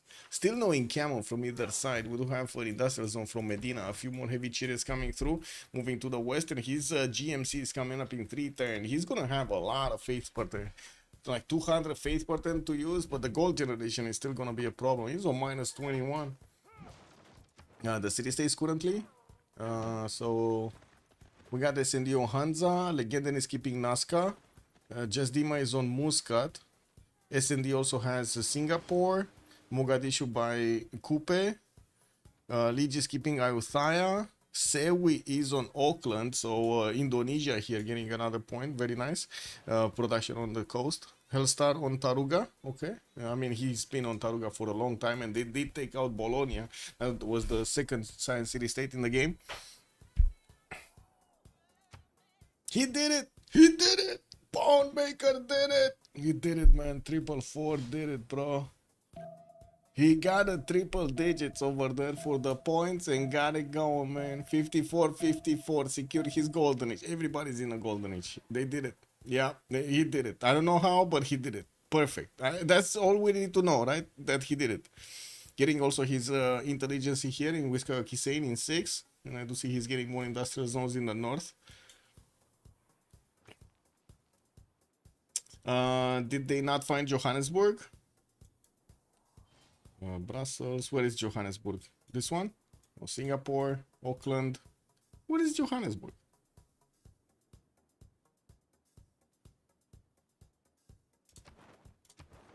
Oh, here. I see. Oh, I cannot see it on the map, man. Oh, yeah, they didn't find it. Nobody found Johannesburg yet. Or at least they didn't put the points in. Nobody put the points in. Let's see. Yeah, no, no, no, and no. Nobody found it.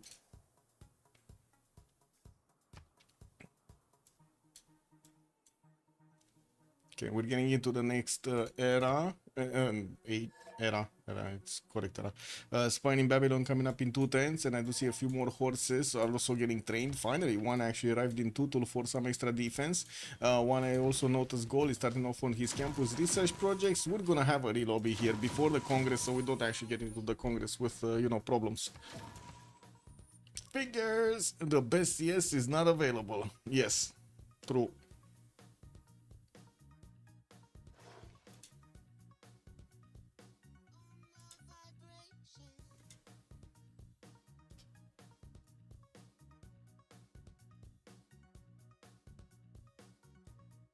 Okay, coming through.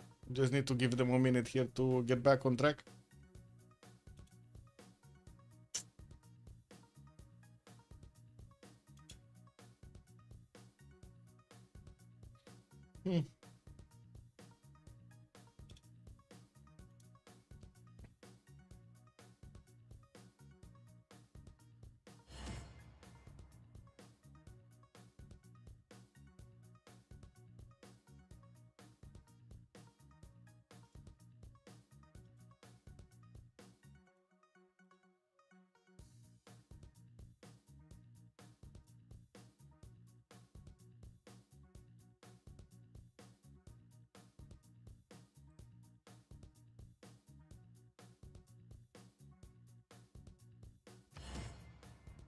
We're probably gonna need to wait for a few more to join so I can check the 0ms. Hopefully, unless not ready up as quick. Because I don't know if we're gonna have somebody that doesn't have a ping or something. Might not even see him, right? It wouldn't be the first time that we loading to a game with somebody being on gray and we don't see the loading. Oh well, this is what it is.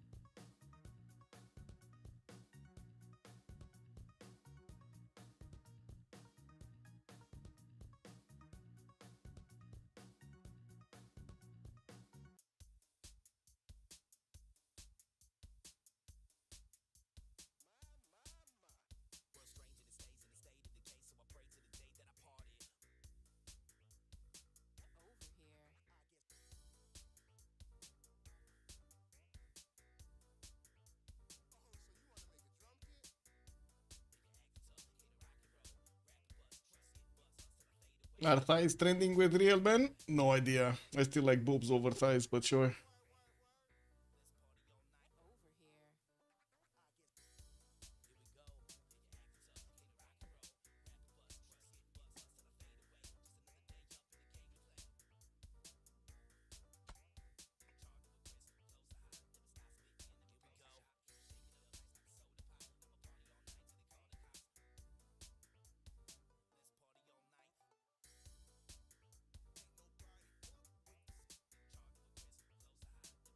We still need 444 to join, and looks like Coupe did join and then disconnected. Okay. Wait, was playing Coupe? Oh yeah, Real Man like thighs. And 444 is from his team. Let me actually reconnect. Maybe they are in and I just don't see them. See.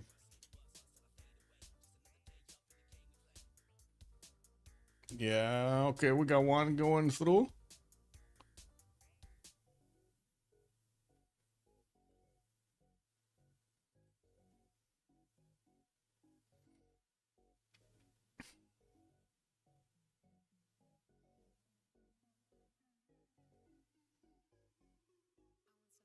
Hmm.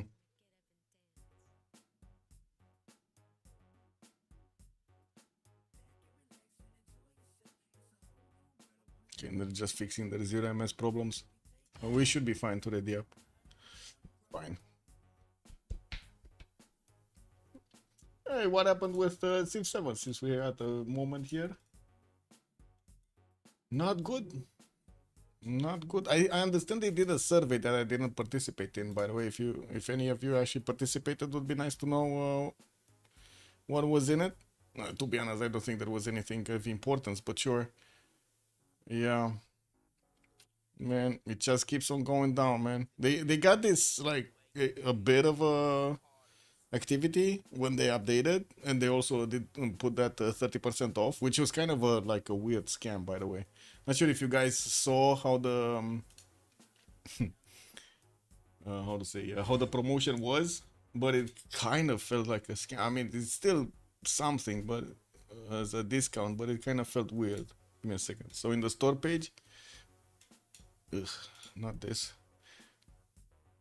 The deluxe edition is minus 30% off. So basically, you just buy the things in the deluxe edition at the same price as Civ7, as it should have been from the beginning. Like there's not much in the deluxe edition. There's just extra content. Kick W, like compare editions. What's this? You get Tecumseh and Shoni pack, leader personas, the cosmetic packs, the for profile customization. This like nobody cares, and the crossword of the world, the leaders, right? You get Ada Lovelace, Simon Bolivar, Great Britain, Carthage, Bulgaria, Nepal, 4 wonders, and 1 badge cosmetic bonus. Also, is it just me or this is like weirdly pixelated picture? Anyway, always $72 is yeah. I mean, it is what it is, man. The thing is, like, I'm watching these numbers and I was taking a look at the followers. No, the followers are not moving. Like they did all of this, but look at this. No, there's like this has been an ongoing campaign for like at least the last week, and they didn't even get 1,000 more followers. It's like 200 followers in a week. That's like 200 sales in a week, guys. It's just wow. Yeah, well, I think that some would call it unsustainable. The only thing interesting is the Settler edition. The third edition, yeah, I guess.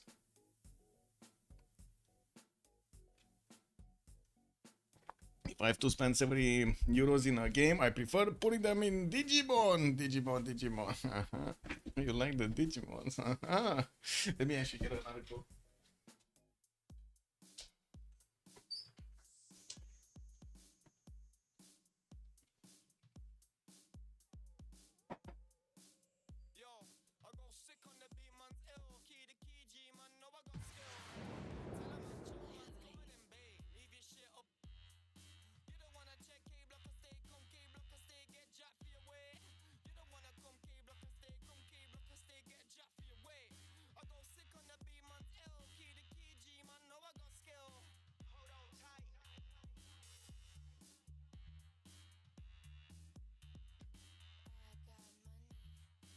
Loading through. Come on, load in, click, clack.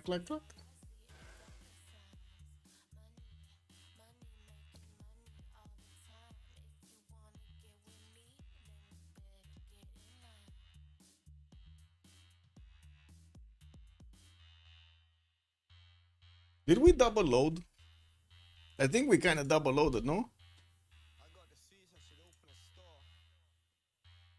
I didn't see, guys. Did we double load? Did we go into the game and it started loading again?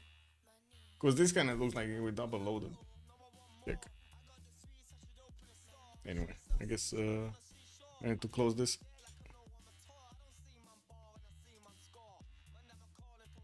Wow. If it's closing. Yeah. Close the program.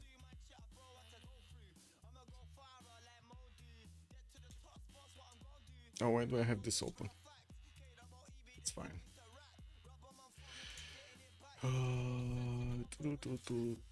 Top. Okay. Unfortunate. Man.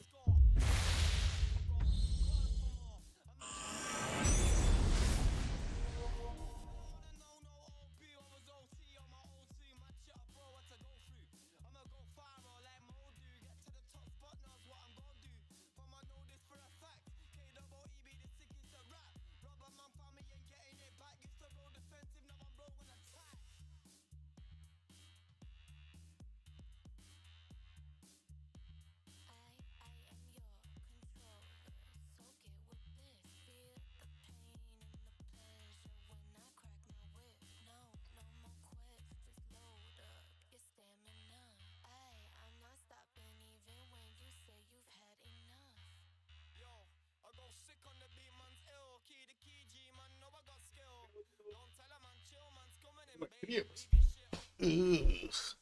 Is this a new lobby or is this no? It's still ongoing, no? Yeah, it's still ongoing. Let me actually back out and rejoin so I can fix any possible 0ms issues.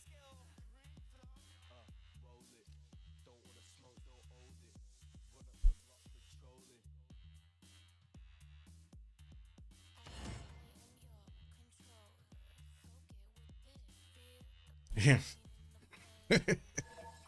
Game looks stable. Yeah. I guess this is the problems we were talking about, right? These problems cannot be solved by the players. These are developer problems. And unfortunately, the developers, you see what they're spending their money on. Nothing. Ugh. It is what it is.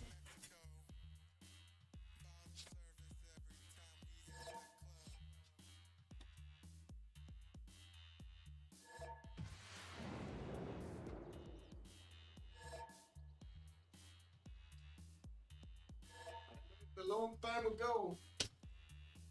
You just cannot fix stupid, man. It is what it is. You cannot fix it. Okay. Yeah, F the cast. Who's the cast? Whatever. Okay, let's go. Let's see. What do we have? Arabia was getting ready, no?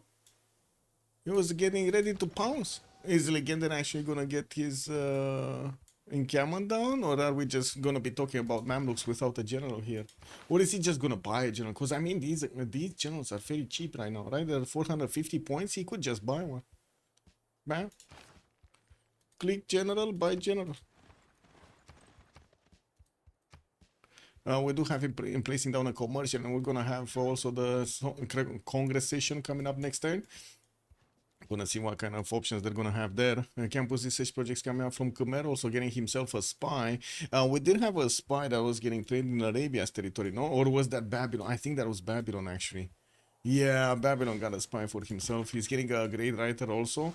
And from what I do see, we do have Indonesia also playing finally Pinggala in the city of Jambi. He did jump up with the most science in the game, 172, since he did switch into a Flinkuri Golden Age. And we're going to talk about these options as we are getting over the Congress, because otherwise it's not that much. I'd also noticed Coupe doesn't seem to have that much extra science. Did he? So he switched to a Flinkuri Golden Age and he only has like 70? What? Ugh, that's very weak science from Flinkuri Golden Age. Is this a mistake? Like, is this a bug? It didn't update? Like, the UI didn't update or something? I don't know. It kind of, I hope it's a bug, because otherwise he might actually get overtaken by Saladin. Saladin is already 120 science, 87 culture. That's his second monumentality golden age shows, and 210 faith a turn. 3 turns, he's getting a general. He's gonna be so quick. Oh wait, Maori actually put the card in. Kick W. Anyway, GMC from Cairo next turn. He's going machinery, reform church coming up next also. So he can definitely go into how to say the next, how do you call that? Give me a second. This theocracy, man, theocracy. The word just escaped my mind. Comedian projects, spy coming out. Cree also kind of stagnated. He's 80 science and 84 culture, 163 points of production. He was very aggressive with Indonesia. Did manage to actually get a settle from him. Now he actually has 2 more cities coming around. At least he did manage to get his golden age. That's pretty good. Intelligence is still getting built in with Kyokusei. Very low production city, by the way. The one that he chose to actually build his government plaza is extremely low production. Only 23.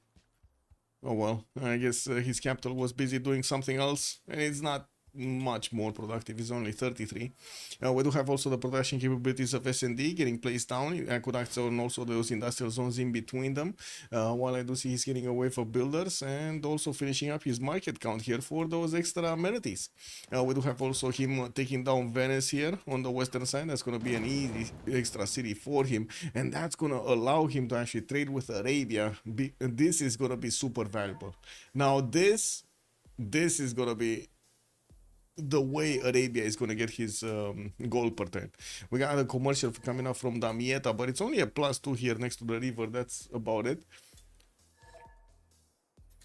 And what's with the scientist? Oh, they're passing the scientist, guys. So many of them are passing the scientist. Omar Khayyam is just not loved. Ooh. Yeah, it is what it is, man. Digital, and boom.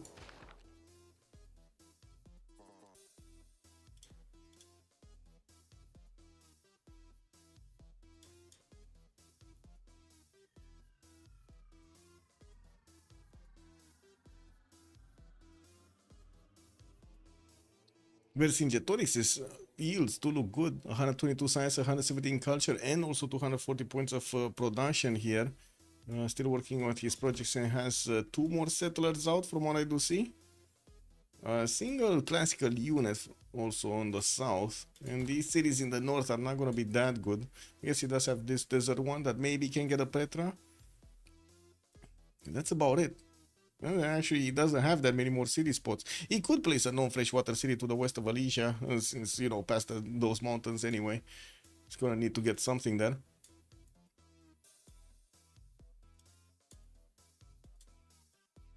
This is gonna be where the next action is, I'm pretty sure. So we do need to see if Arabia is going to get that sit-ups going, and also if he's going to switch to theocracy. That's going to mean cheaper buys with faith. He's also going to have his GMC up, so yeah, pretty good. Also, wasn't CSS supposed to be raised? No, that's only in the duels. That's only the duels.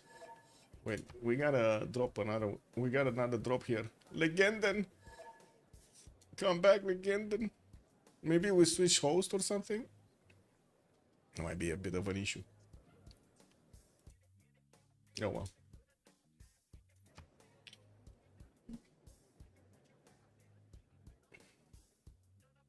He said Joe Biden and boom, disconnected. Kick.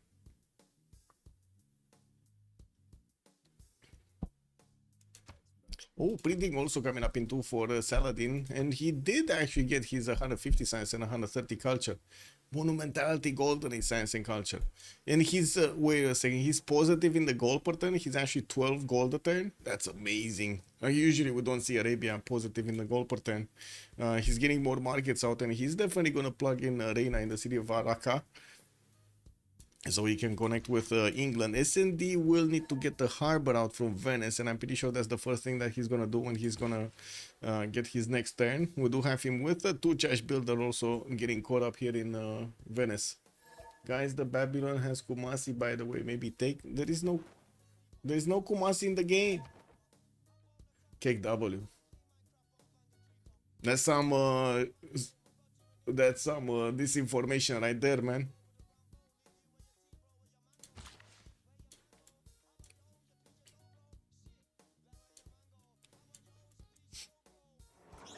Hey, Echo, by the way, did you see the paper that came out from on Archive? Like the scientific paper on 3i Atlas? Oh, that's wow. That's quite something.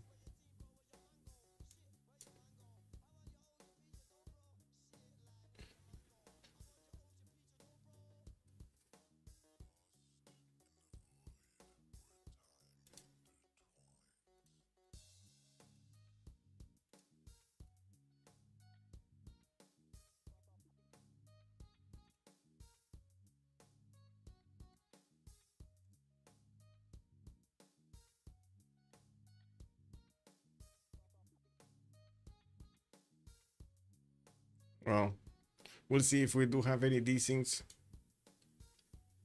Too many AI papers? Yeah, clearly. What was it? Archive. Let me see if I have it. That's actually a good question if it's generated by AI or not. I don't have it here at hand. Archive 3i Atlas paper. Paper. Okay. This one from Cornell University. Recently discovered interstellar interloper displayed on various anomalous actually characteristics. Yeah, I don't know, man. Yeah, I don't know. What will happen then? I mean, you know, it is what it is. We're still gonna be fighting about politics and who's getting what funds while the aliens are gonna come invade us. Like, I'm pretty sure. Like, we cannot fix these guys. Can you fix these guys? I don't think we can fix these guys. Like, maybe you think. I don't think. Is this a thing in Eastern Europe? Raw cold soup? There are some cold soups, yes, I guess, but most of them are still hot. Like all of them, to be honest. Most, 90% of them. What did you see raw cold soup? I'm not sure. I mean, a lot of the times I drink it cold anyway, but that's just me. It's because time, computer, don't want to eat stuff.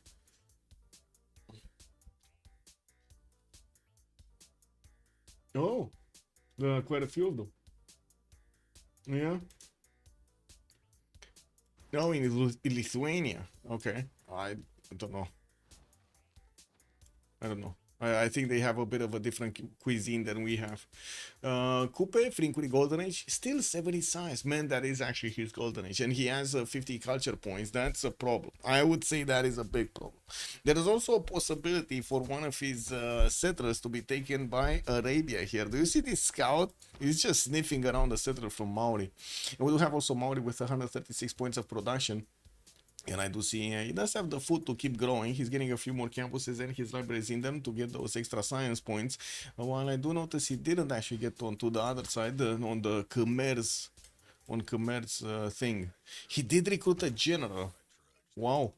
Actually, wait a second. He used the card to recruit a general and he placed it towards Babylon on the western side. Didn't place it to defend himself against the triples and double sign Saladin. That's amazing. That is okay. That's interesting. He did get a Toa here, which is gonna be pretty strong. Now, and I don't see Babylon getting attacked anytime soon. And we're gonna need to see if this scout of Legendary is actually gonna declare war and take Maori's settler.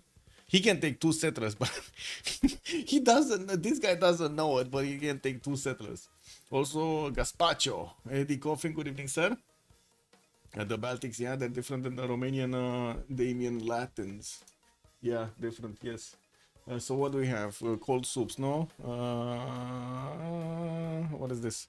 Gazpacho, chill cucumber, cucumber, actually. That's how you say it, no?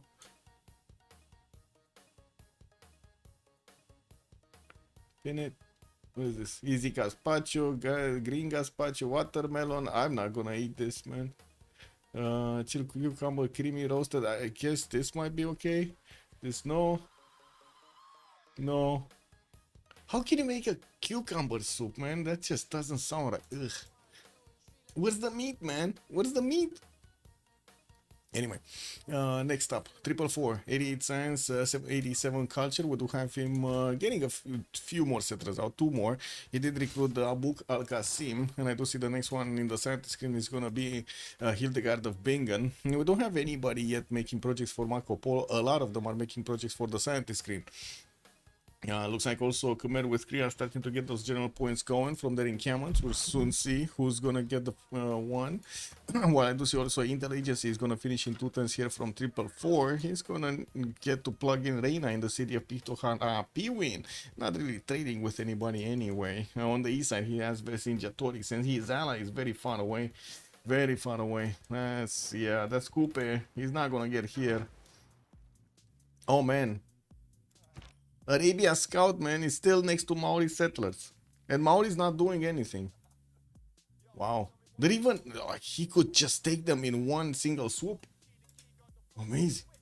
When I was in elementary school, I threw up a beet soup in the school canteen. Still not a fan. Yeah, I can imagine. Yeah, I can imagine, man. We just eat fruit or cucumber or cold noodles in the summer, not cold soup. I mean, yeah, cucumbers. I don't know how to say it actually. Marinated? No, it's not marinated. I don't know how to say it. Like the. I don't like the normal cucumber, but I like the one that's put into that special blend of whatever sauces there or liquids. I think Arabia is prioritizing peace. Cake W. Yeah, he's prioritizing peace, guys. Pickled? That's how we call it? Pickled? Okay. Yeah. Ebon Rock, good evening, sir, and thank you. Hellstar, 140 science, 120 culture on Vercingetorix. We do have him also getting a lot of these campus size projects, sending more settlers towards the north, and from what I do see, also finishing up more campuses. We don't have him with a standing military, but I'm pretty sure he's gonna need one against both Babylon and also Indonesia. It does seem like both of these neighbors are gonna be quite a problem. 250 points of production, still not actually the top one in the production screen. We got Liege with 300 and also Just Dima with 287. And talking about Leech here, he is on a 94 science and 170 culture. Did switch to a Pembrokeshire Voice Golden Age, getting his GMC up next turn, and still building up more settlers. We do have him also finishing up his workshops in his industrial zones and going for stirrups next turn. While he's gonna finish a few more harbors out for the extra gold, he's also gonna get the extra trade routes. I do see him also getting quite a few of these libraries in his newly built campuses. We're gonna need to see if he does have a chance of actually recruiting one of these good scientists here. Legenden also getting printing next turn, Diplo service on 144 science and 127 culture, 283 faith a turn, and that's in a monumentality golden age for him. We still don't have him upgrading stuff here, and it looks like his scout just keeps on expanding his vision towards the west side, getting into Maori's border here of Kauwihia soon, while there were 2 Maori settlers coming through to the south. Looks like he's choosing to be fine. Guys, my save bonus is not working. My prod is gone. Like, what do I do? Love my desync, maybe? Love my desync. Wow, wow, wow. 130. Wait, this guy is not getting his production up from his tiles? I do see it, but I'm a spectator, so maybe, you know, he doesn't see it and he doesn't get it. That's unfortunate, actually. Anyway. Legenden, 170 science, 130 culture, and well, we do have him finally getting those positive goal points a turn. He was building some crossbows, but looks like he actually stopped to build one in Barca here, while he did plug in Governor Pingala in Medina. I do see also Magnus is getting plugged in Aden, getting a few more settlers out, gonna keep on expanding, getting more and more cities supposed to build campuses from. And holy sites. SND 170 science, 60 culture. Looks like he switched fully to a free inquiry golden age and not getting that much culture anymore from his Pembrokeshire voice. We do have him getting more traders while he finishes Royal Navy dockyards with the lighthouses, and I do see he's finishing up finally his industrial zones. He's on 200 points of production, but not up there, right? With Leeds 300, 300 on Just Dima and so on. There are quite a few extra production nations here over him. or I should say there are quite a few nations that have extra production over here. Sewi, 234 science, 72 culture, also free inquiry golden age, and I do see he's getting that science without Pingala. It's getting plugged in Jambi next turn, and also his universities are finishing soon. Still working on campus research projects. Also, I do have to mention, while these nations are working on their projects, especially the research projects, they're all gonna roll in more science per turn. We're gonna need to see when they stop making the projects how their science numbers actually look in real life. 230 points of production here on Sewi, but I think the big thing is the gold number. We got him on 322 points of gold per turn, while his opponents combined might get to that number. No, that's a problem, no? I would say that is a problem, because it looks like also just Dima is on 186 gold points a turn. This is just amazing gold generation from both of them. Oh, Ip Khaldun is the next one. Did they pick Newton? They did. It was England. S&D that picked Newton. And who's going to get this guy? It's probably going to go Gol or Khmer. Wait, it was Indonesia making projects? He's getting he's getting 2 projects next turn. So I think quite a few of them are actually going to have potential points. Khmer not finishing. Khmer is actually giving it up. He was making projects, but he's giving it up. He's not making it. Goal, maybe? 1, 2. How many points does he have? He needs like 3 projects. And he's finishing 2. Not gonna have enough points. Getting spied on by Indonesia. I still don't have him with a big military here. And looking at Hammurabi, Pem Russian Voice Golden Age on his side, 140 science and 200 points of culture. We do have him getting his pelgrims everywhere, also placing down some encampments, soon to be generating some of those general points. We do have him also getting more harbors out for the extra gold generation. As we've seen, he has the second most gold generation in the game here. Pretty good, and also the second best, or no, now it's the best. Now it is the best production by 1 point. The best production, 323 points versus the 322 of Jayavarman the 7th. Why didn't Maori settle north coast of his capital? I think it's because of Khmer. I think it's because of Khmer. He just didn't want to give Khmer the opportunity to actually get one of his cities, you know, from across the seas that he couldn't reinforce that well. Oh well. I do see he also did place 2 of these non-freshwater cities, which again is kind of weird because he definitely could have placed them in the Gulf of Aqaba here. No? It kind of feels he could have easily gotten next to the penguins, getting Kuchi Kuchi with them, another one on the freshwater river in the south. It is what it is. Still no military from Arabia, and looking at the score tab, he's on 616 faith in the bank. He could definitely buy Trung Trak out if he wants a general, and we do need to see if he's actually gonna pump some units out. Military tactics coming out next turn, humanism also in 2. And in the Congress, what do we have? Gains a wildcard policy slot. That's going to be theocracy. So we got like 2 nations that will benefit from this. That's going to be Khmer and Arabia. That's it. Faith is also reduced by 25%. Whoa. So Khmer and Arabia are going to have so much of an advantage here.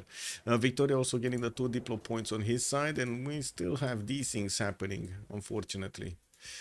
Yeah, they just keep on happening, guys.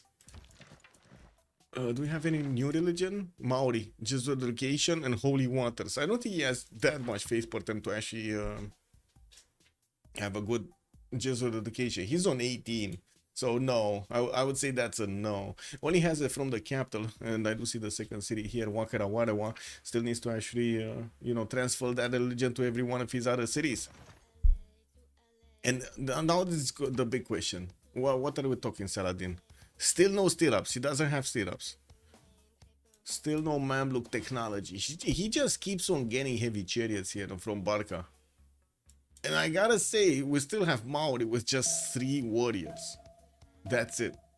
Not a horse, not an iron unit, nothing. Just 3 units. You know, we do have him getting castles out next turn, but again, no horse, right? No horse pre-build. If he discovers castles, he's gonna need to hard build coursers, which are kind of expensive in production, and we do have him only on 150. How is Maori Soidel? That's a good one. Also, Blazecat Games was saying we like pickled chilies or tofu in lots of spicy chili oil. Yeah, I can imagine. Yeah, get all of those spices going, man. So Khaldun did get picked up. And it was Indonesia that got it. Okay, so he's gonna get the campus thing going, and I do see him also going for Colossus for an extra tradable capacity here from Jambi, while he's going for the industrial zone logistic projects next. Looks like it's Bisheng. I'm pretty sure he's gonna be looking to get another one. England is on 113 points. We got goal on 106. Looks like Babylon in Indonesia are starting to actually catch up quite quickly. We do have also Marco Polo still available in the merchant screen, but he's 300 points. This bad boy is kind of expensive here. Kind of expensive. Yeah, no cookie, man. He ain't got no cookie. I think it's kind of, I guess it's kind of safe to say it's no cookie here. Like Legendin is going cartography. He's not going for the Mamluks, man. I think I'm gonna say no. I think Nego Supreme is correct here. We kind of need to finish this prediction up. There's no cookie. There's no cookie. Nay. Right? He didn't get the surprise cookie from Legendin. Boom. Okay, now we get the who will win. Because this one, it doesn't seem like you are that interested in, you know, putting the points in.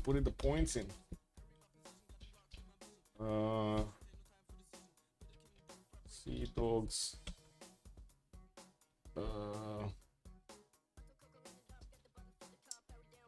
Give me a second. I need to take a look.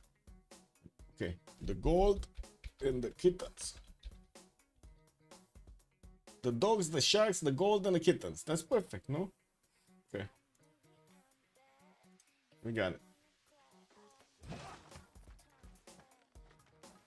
More markets. Finally a market actually coming out from Arabia. While he did finish new campuses, he's on 200 science next to Coopes 93. Not to mention also 444 over there has major problems actually getting his points up. I do have to say this is majorly because of city count.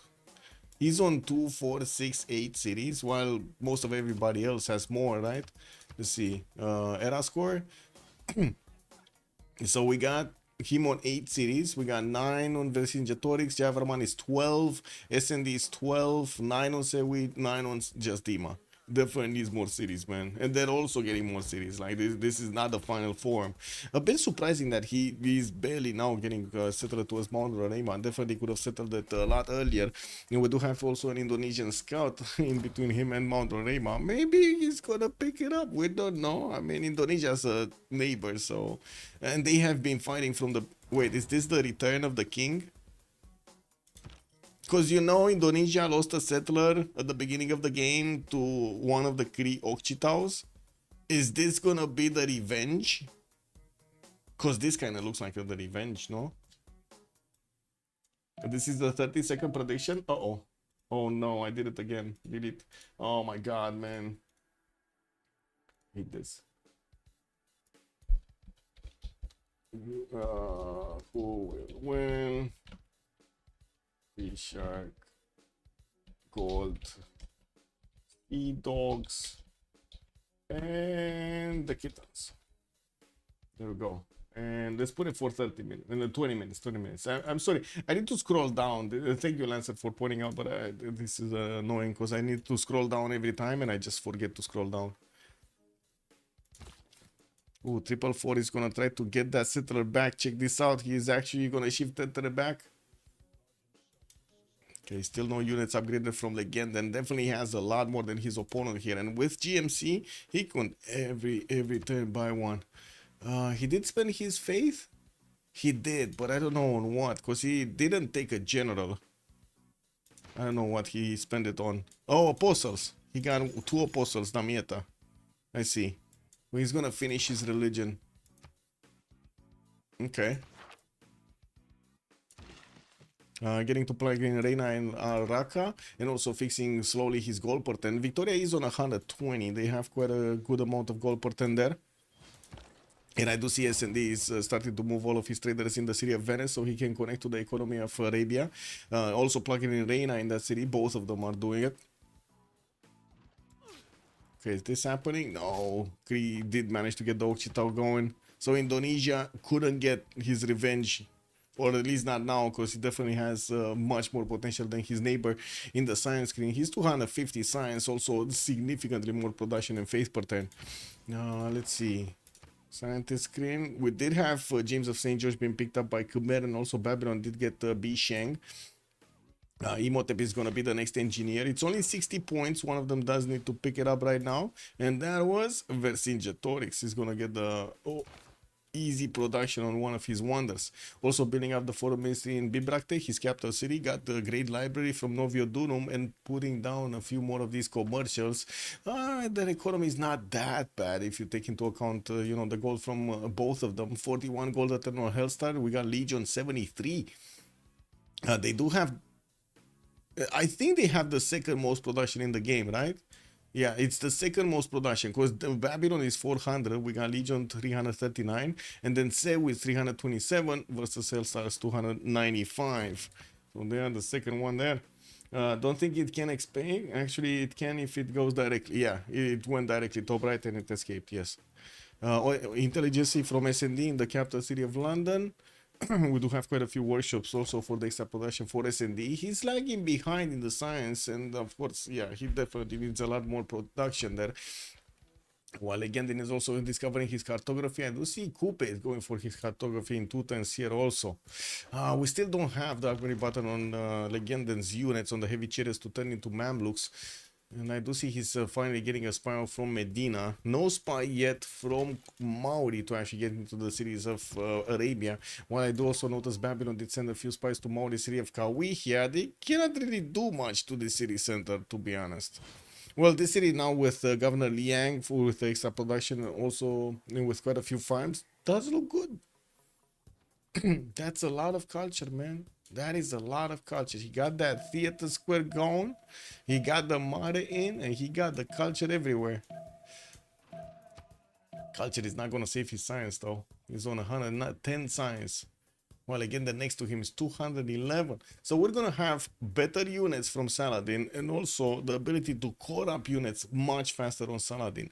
Now I think the question will be if Saladin is actually going to move. No, he needs to move his fingers all over the map, man, all over the mouse, so he can get this going.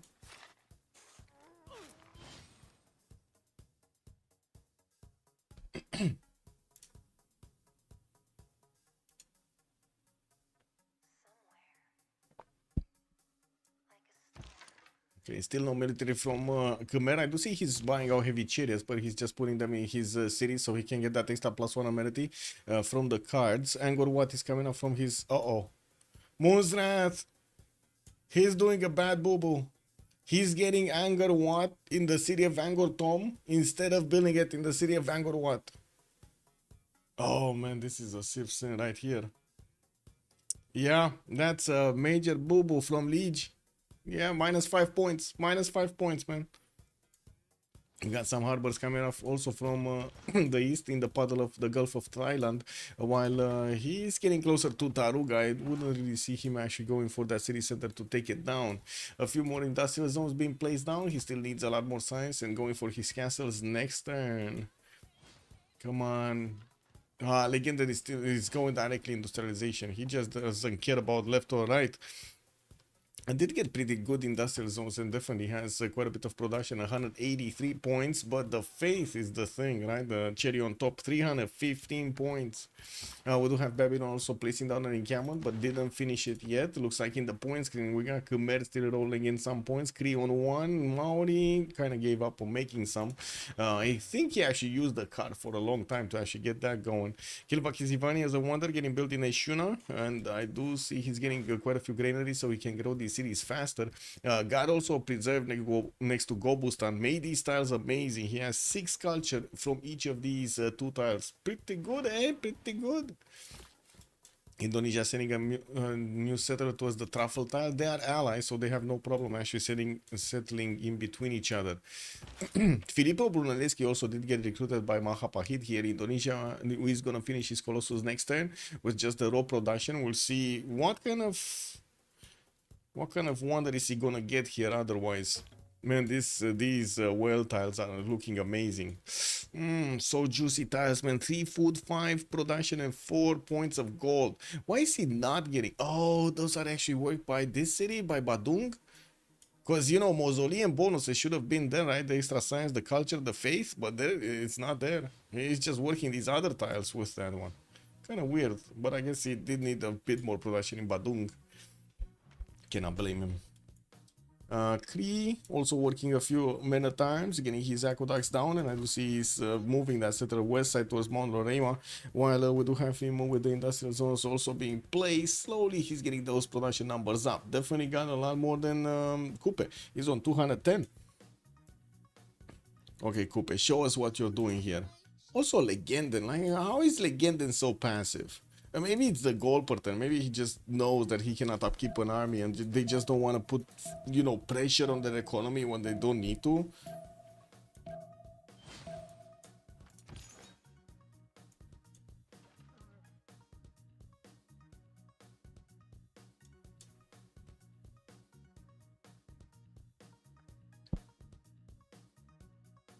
What do you think?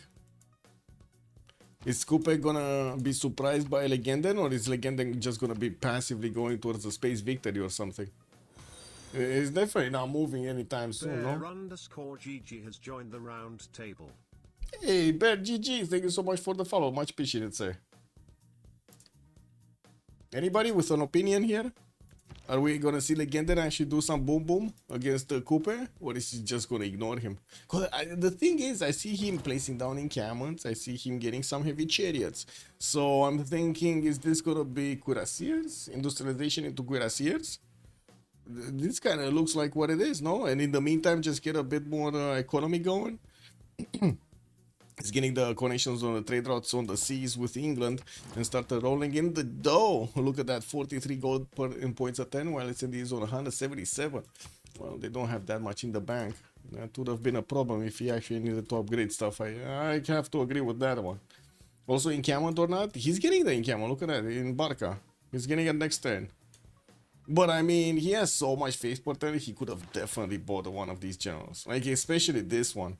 I don't, like, if he doesn't get this one, and if he's not rushing this one, he should be rushing the Renaissance, industrial one, sorry, the Renaissance industrial generals, so they can get the points for the Cavs and the Cuirassiers. Kind of sad that he didn't use his Mamluks. He got scared of Coupe's stores. Meh. Anyway. Few more settlers from Indonesia moving, and while he's getting his universities up everywhere, I do see Vercingetorix is also not going to be that far away from getting his industrialization. He's getting his cartography, square rigging next turn. While Liege is also on cartography in 2 turns, we got Sewi discovering his painting on the bottom 3. No more commercials coming around here from Hellstar, while he does only have 43. Oh my god, I cannot believe this. It's actually Arabia making more gold points than Vercingetorix right now. Wow. Yeah, that's I would call that a wee-woo problem. Anyway, we do need to see if we're gonna have another city here from Khmer on this river with the pomegranate, so he can connect his economy with gold, because right now they cannot connect to each other. They're so far away. They could trade to city states like Mogadishu, like Muscat, for example, maybe use some more money in there, but still, man, gold from trading to each other, much better. Much better. Got some Babylonian horses also starting to sniff around the cities of gold here. Wait, he's trying to build a Kilvaki Sivani? Wasn't this being built somewhere? I'm pretty sure I saw it being built in 4 turns or something. Really quick, let me see. Wasn't it here? Isn't this? Yeah, it's this. Oh, Ashuna is doing the bad boo-boo. He's getting a campus. He's delaying finishing the Kilvaki Sivani. And he might lose it to Vercingetorix, because this guy is ready to go, man. He has Imhotep right there with the hammer in hand. He's gonna nail that. He's gonna get it. The Sea-Dogs GPT is in the sky. Yes, this is insane. Like, Sewi is freeing, Kuri just even freeing. This is not even reformed the coinage gold pattern. This is basically like free gold hacks or something. I'm sorry, but this is like amazing. I don't know what to say. Amazing, no? They're just getting so much gold pattern from these 2 cities getting placed. And yeah. Their opponents had the possibility to do this also, but they couldn't really do it. For example, here, it took them quite a bit of time to actually get all of the setup going, and it doesn't seem like it's nearly getting the same amount of yields from each trader. We got some crossbows coming around here from Arabia. He's definitely, I mean, this is like war, man. We got Medina, Cairo, Damietta all working on crossbows. This is definitely kind of smelling like, woo, war. Nubos Maximus, good evening, sir, and welcome. Oh, yeah.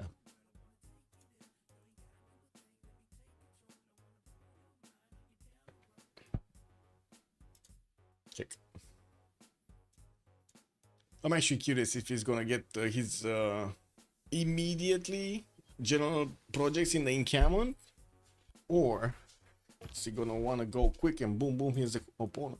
Mercenary is also just finished, I think.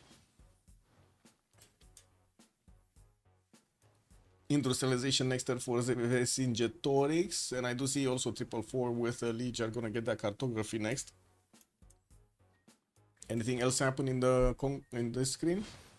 Legende Banda, SND Hansa, Legende Nazca, Just the Mines on Muscat, also Legion Brussels, we got SND on Singapore, as well as Hansa, Realman Love Thighs on Mogadishu, Hellstar on Antananarivo, Legion on Ayutthaya, Sewi on Auckland, and then Hellstar on Taruga. It's kind of the same. Nobody took away Taruga from Hellstar, and that's also gonna give Leech the ability to actually plug in some envoys in there, and I'm pretty sure he did. He must have done it. Taruga actually sold off all of his army. Oh. Excuse me. He did. Look at that. There's no more military in Taruga. It was full. It was like one tile, like one unit on each tile, and it's not there anymore.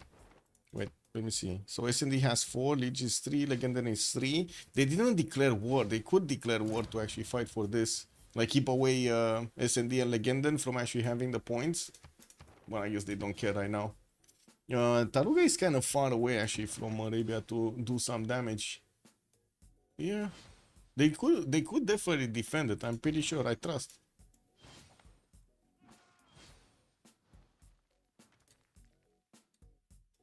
Okay, did he get that going? Jebel Barkal getting started in Manchester. Wait, who was it? So we had one here, but yeah, Ishuna is not building it anymore. Okay, so it's definitely gonna be on goal. Yeah, looks like he's gonna be on goal. Like nobody else is trying to get that Kilvaki Sivani. It's kind of weird though. Like usually Kilvaki Sivani is getting built quite quickly. Kree's trying to take Angkor Wat though. I don't think it's gonna happen because it's getting built in 2 turns here in Khmer's territory, and Khmer will receive 1 extra population for each of his city.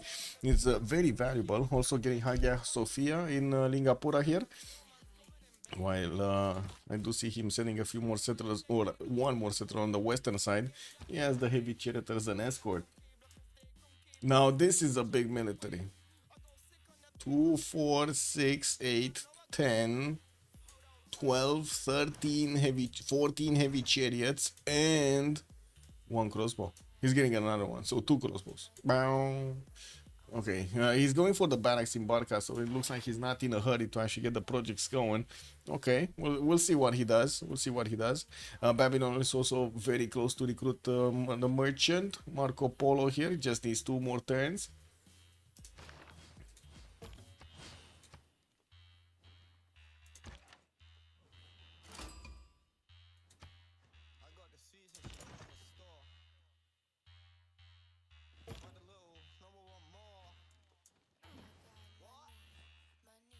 Ah, finally, Arabia actually plugged in a spy in the cities of Maori.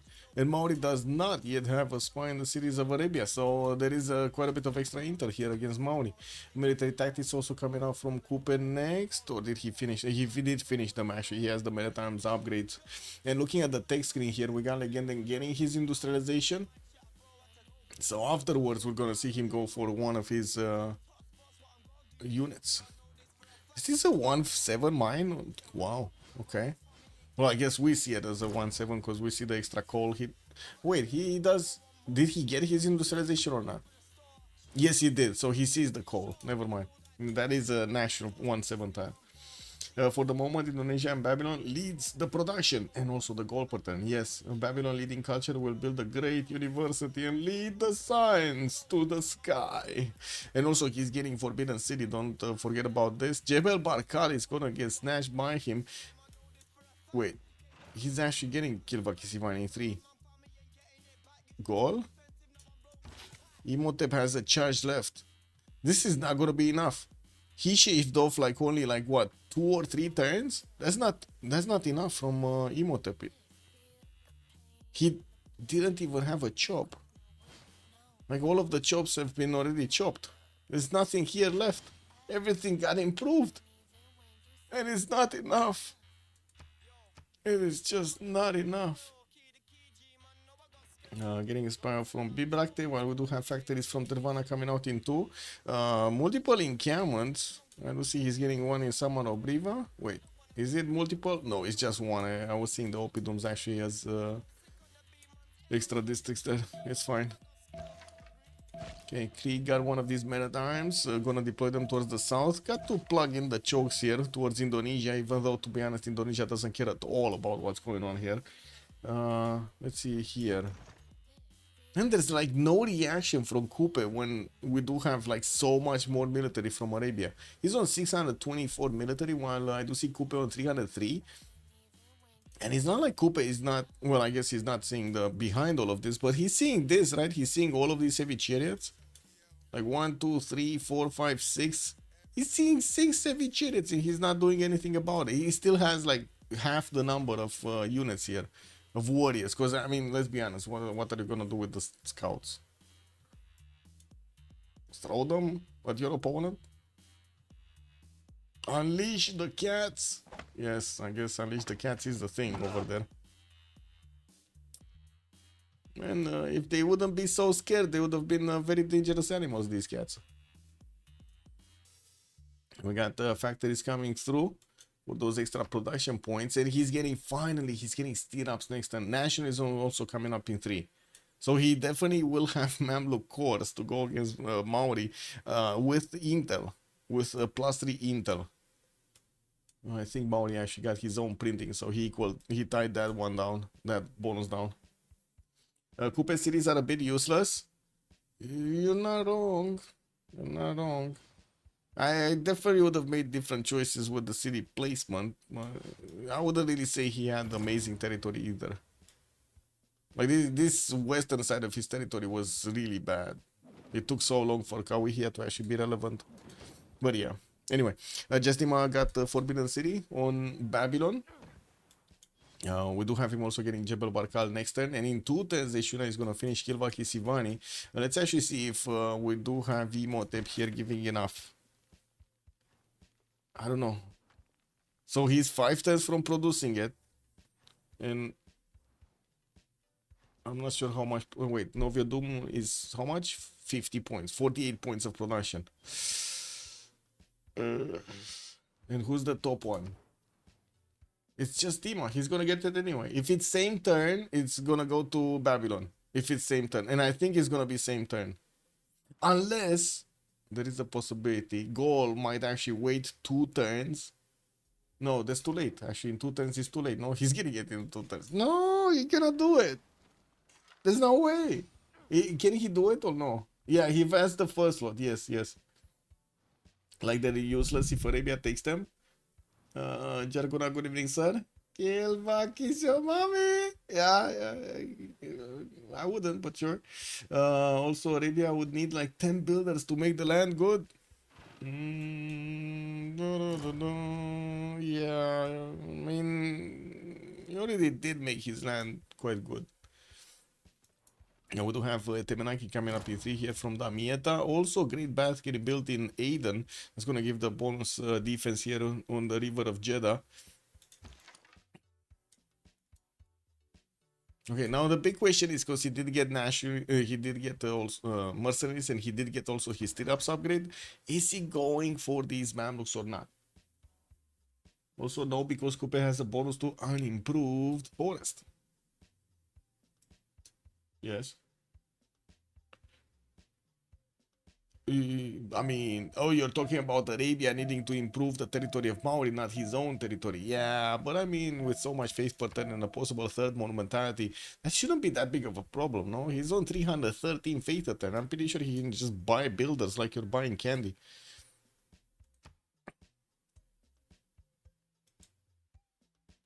Okay, Filippo Brunelleschi is on Indonesia's territory, but still no wonder built by him or started up by him. We do have an ironclad. I'm pretty sure he recruited Isun Sin and turned it into an ironclad. While the factories are getting built, he is on 500 points of production. Definitely up there with just Dima on 479 and also SND on 479. Finally, SND is actually starting to catch up. Leech is also 364. Unfortunately, he didn't manage to make more than 200 faith per turn. He's on 186. While I do have him getting his stupas out, this is a big question. So we got, oh my god.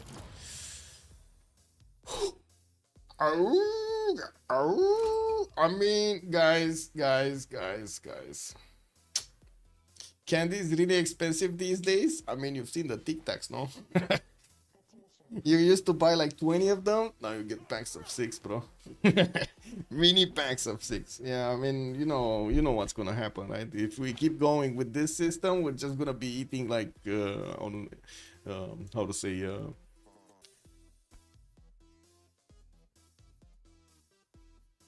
how do you call the medicine? The pills, 3 pills a day, or stuff like that. One in the morning, one in the evening, one in the middle of the day, and that's it. That's the food. Three pills. This is what it is. If he bought like 10 builders now, it would be worth it. Kick double. Man, did you see Crusade? Because I was doing that kick. I was doing that kick double, man. Bugs will be eating bugs. What, we're turning into Thailand? I hope not. Who sniped my Liang? What? Oh, he lost his Liang from somewhere. I guess Kawihi has Liang. Yeah, Kawihi has Liang.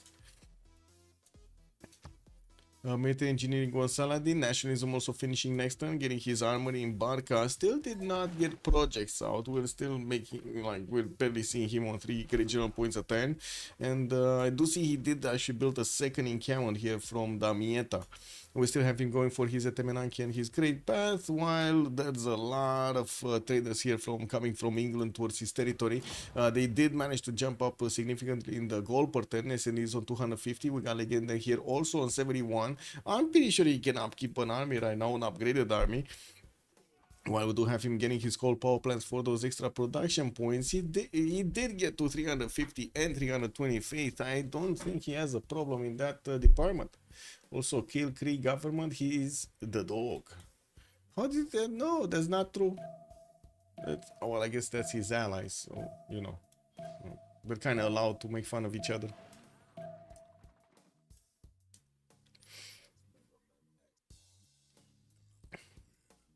Okay, other religions. Stupas in Khmer still didn't finish it. Buddhism, yeah, these guys didn't actually get to finish theirs. This is what it is. Text, we still need to see if Legendary is upgrading. He's not upgrading yet. Getting a quadrim out from Damascus? Lol. I guess he did. He really doesn't realize the extent of Maori's military. Man, this is like Romanian military versus whatever we have next to us, basically. You got like a few warriors, and that's about it. Kick.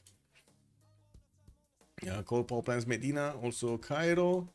In the north, we do have Khmer getting some crossbows out. I will see he's gonna finish that Hagia Sophia next turn, and I think we need to check if we're gonna have this. Is this in Skilvak Kisivani 1 turn? And this is Gilvak Kisivani 1 turn. I think it's gonna finish here, right? Yeah, I think it's gonna finish here. We gotta give them a few minutes to resync. Unfortunately, we got a massive desyncer here. I mean, if they take him out of the game, that's one less desync. So yeah, there we go. Kilvak Sivani did finish on Babylon. Just Dima is also gonna get his industrialization next turn, and that I do have to say that's 500 production number is without industrialization. Putting down Oxford University, also finishing it in 10. While I do see in 2 turns he's gonna get a terracotta army done in the city of Borsippa. Gold did manage to get one of these courses, but that's more for like garrison defense than anything else. Getting also his factories up everywhere, while he's on 400 points of production. It definitely looks like he lagged behind everybody else that was getting the points. We do have trebuchets here from Damascus. Also, I do see Machu Picchu is getting built in Barca. What, is he allergic to making general points? What is this, man? He barely has 3 points a turn.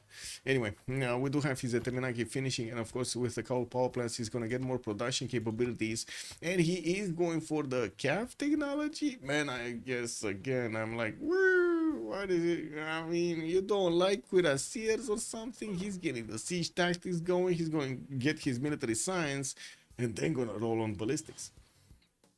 How did Kree get into a settler and still well behind? I don't know, man. Yeah, I don't know. I guess that Kree settler did spend like 20 turns to move here, you know, but yeah, it's kind of weird. I think it's well, by the looks of it, from what I've seen, it's a combination between kind of wrong city order placement and also the build queues. Like, what did he go for? How did he choose to go for everything? And also city count. Definitely would have needed at least 3 more cities. He's still on 8? He's still on 9. Yeah, he definitely needs 3 more cities. Like, look at these guys, man. 12 on Leech, you got SND on 12, 10 on Legenden, 10 on Sewi, 9 on Just Dima. Babylon is... Wait a second, is that getting more? I don't know why I was of the impression that he was getting more. No, I don't see him building more. Anyway, he needs to put the military in the face of Maori here, and I do see he's getting a few knights out to deploy them towards the south, while he did put Babylonian spies in the cities of Kawihia. He started doing the missions there to get the promotions. Still no upgrades from Legenden.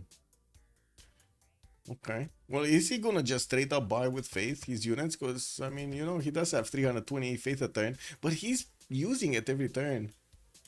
You see, he doesn't have enough banked up. He's only on 140. Your army versus the army they told you not to worry about. Yeah. Check W. I mean, there was a check the last few days of the reserve, army reserve or stuff like that. Man.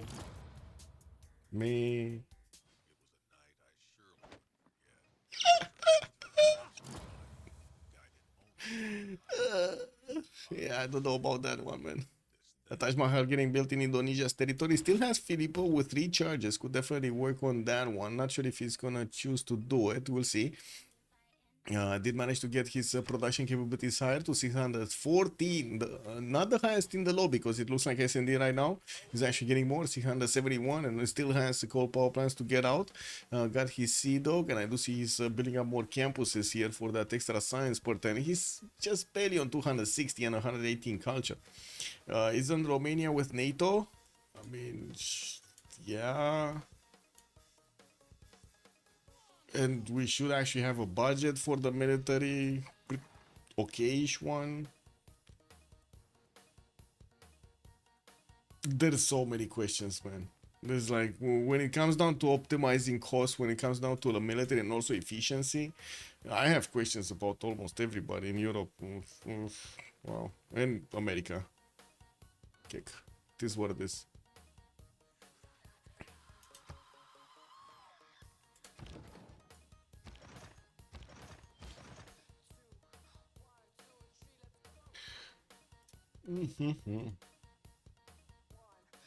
Mostly because I can see that well, they announced what they're gonna buy, and I was like, yeah, that's kind of like a waste of money. So yeah. Oh, 710 Oxford University, Neshuna coming up. And wait, did we see? Oh, there was no conversion of the cities at the moment of Maori from the region of Arabia. He needs to convert these cities to get Crusade on him. And I do see Maori is starting to actually get a few more settlers. He definitely needs to start putting down more forest everywhere. And while he's getting his theater square in the city of Kawih in Tekoniaga Noia Kupe, that's a very late theater square, by the way, to get all of the points of culture and faith on them. Why is Indo settling new cities? Why not? It's always good to settle new cities, no? Or he's not settling new cities? Because he's not really settling new cities. Yeah, he's not settling any new cities. Or are you asking why is he not settling new cities, Lancer? Which one is it? Does Romania have a lot of organized crime? Yes. Yes. Yes, it's like everywhere. I mean, you gotta understand we're kind of on the border in between like four something powers, converging powers, or mafia powers, I should say. But yeah, and not only that, but like, they're not. Yes, I'm from Romania. Good evening, Ghana Sik. Hello there, sir. Also, there were quite a few discussions also in our parliament. It's not going anywhere. Anyway, fact is coming through. Theatre Square is also from London. We do need to see Legende, man. Legende, come on, upgrade your units. Take 210's military science. Has 0 pre-builds, by the way, for military science. 0. Has only heavy chariots everywhere. What is this? It's not getting. Well, I hope he's actually going to keep his faith. I do see he's on 400 right now and still making that 330 a turn. Baros on the east side is a new city. Oh, this one. Yeah, I mean, it's new city. I guess it's relatively new city, yeah. Is it? I did see it move. Well, I guess I just didn't realize it didn't get placed down. We do have some spies coming out also from Indonesia, getting plugged in Gallic territory to the north. He sees there's no there's no danger there in Malaysia. We do have also foreign ministry in Bibrakte, finishing next turn. While I do see quite a few universities from Babylon coming through and campuses. Potala Palace also have started in Indonesia's territory, while I do see also he's getting his rule value in the city of Surabaya. We do have Potala Palace getting built in 4 turns in Mahapahit, but didn't he? Oh, he's using Filippo's 3 charges on the rule value. Definitely makes sense. He wants to get that extra production through. Yeah. I like this. I like that idea. Still no upgrades, man. I don't think Saladin is gonna go for the unit that comes out from military science, no? I don't think so. I think he's just gonna keep on going for ballistics and get that, you know, get the field cannons, get the beefier cuirassiers, not the weaker calves. You want the big boys, no? I'm thinking. Anyway, factories coming through here. And I do see quite a few campuses also getting built in Legis territory. He still is on 274 science, missing a bit of science, but not by much. I do want to take a look also at the score tab. It looks like Legis team is actually the first one. Hellstar and Liege do have 3 more points, guys. It's 3 more points over just Dima and Sewi. That's it. I don't know how, but they're making 3 more points. He already has it. He already industrialized. Too late for cuirassiers. I mean, yeah. I was meaning to say cuirassiers to upgrade into calves if I got misunderstood somehow. Blaze Cat Games, I'm sorry. I was meaning to say that he might get some pre-builds so he can get to upgrade at the correct moment in time so he has enough units over there, or he's gonna buy them with faith. Maybe I just didn't express myself properly. It happens. I mean, you know, it is what it is. Happens, especially when it's not my mother tongue. But to be honest, I am actually starting to be a bit better in English than I am in my mother tongue, since I have been spending so much time talking in English for the last, I don't know, 4 years, 5 years or so on the stream. Which is kind of unfortunate. It is what it is. I'm not talking that much in Romanian anymore. Barely with a few friends of mine, like, I don't know, a few weeks, or stuff like that. If I get out to a beer or something.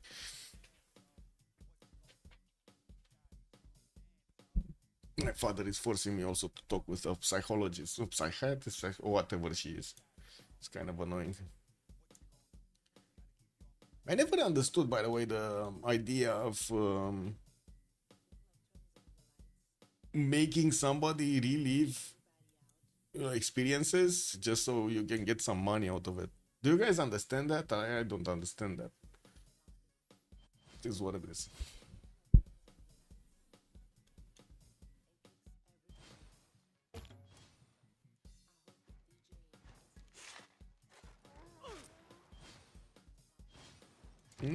Khmer still needs to finish those coal power plants. Therapy should be voluntary. Yeah, if you have anything to fix, no? Yeah. Anyway, Machu Picchu and Barca. Spice coming out from Cairo. That's the second one. He already placed one in the capital city of Coupe here. Oh well. I don't know, some people like it. I personally don't find that it helps me much. Yes, it just doesn't. Especially if you have, like, you know, memories that nobody can do anything about. Like, it's not like you can erase the memories, no? Like, what are you gonna do? Like, force pills down my throat so I can just feel normal, but still not fix reality? If that's gonna cause more problems than it fixes, no?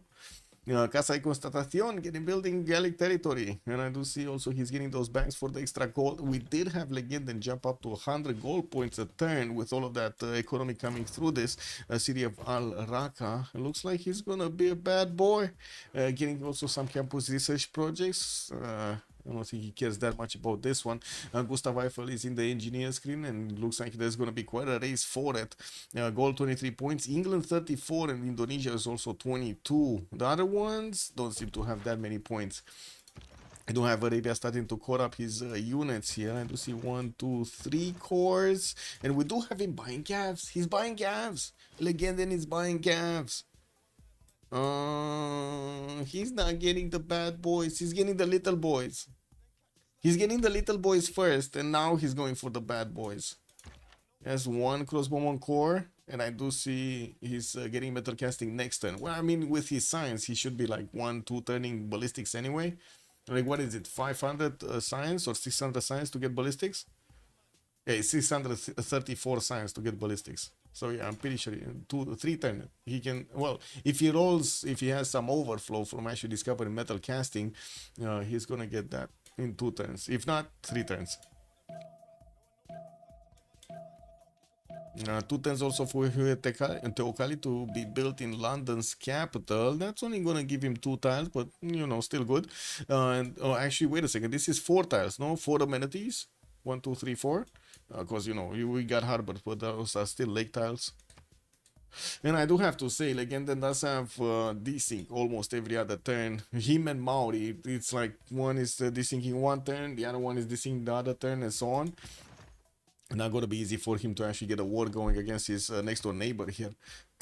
Oh yeah, they're both of them are desyncing. Never mind, both of them are desyncing every turn. It's kind of nasty.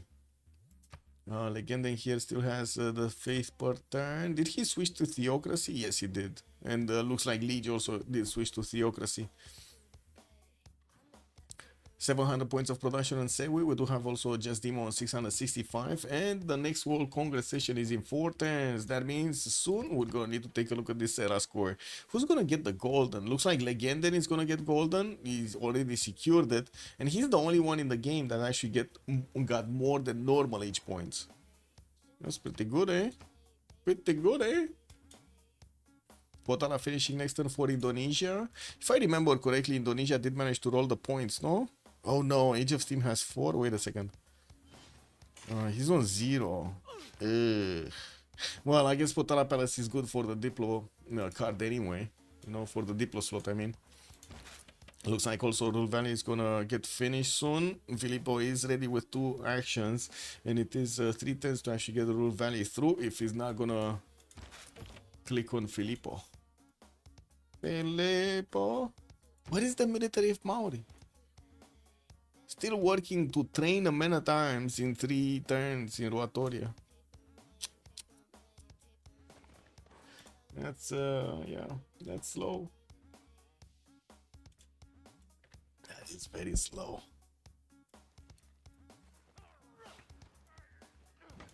Okay. He did finish Taj Mahal, also Great Bath, Temenanki. And I do see he's going for more these campus research projects.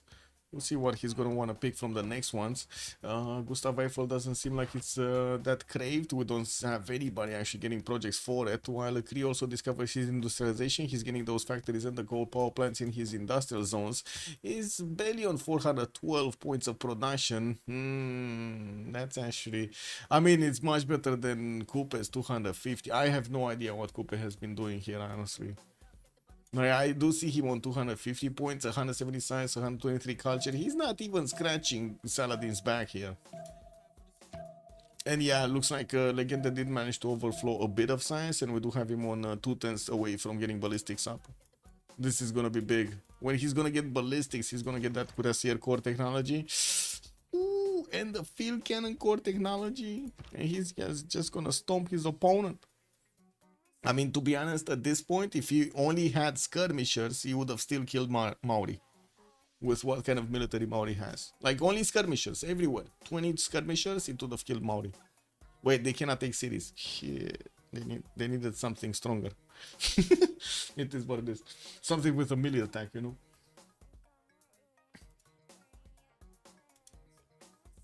Okay.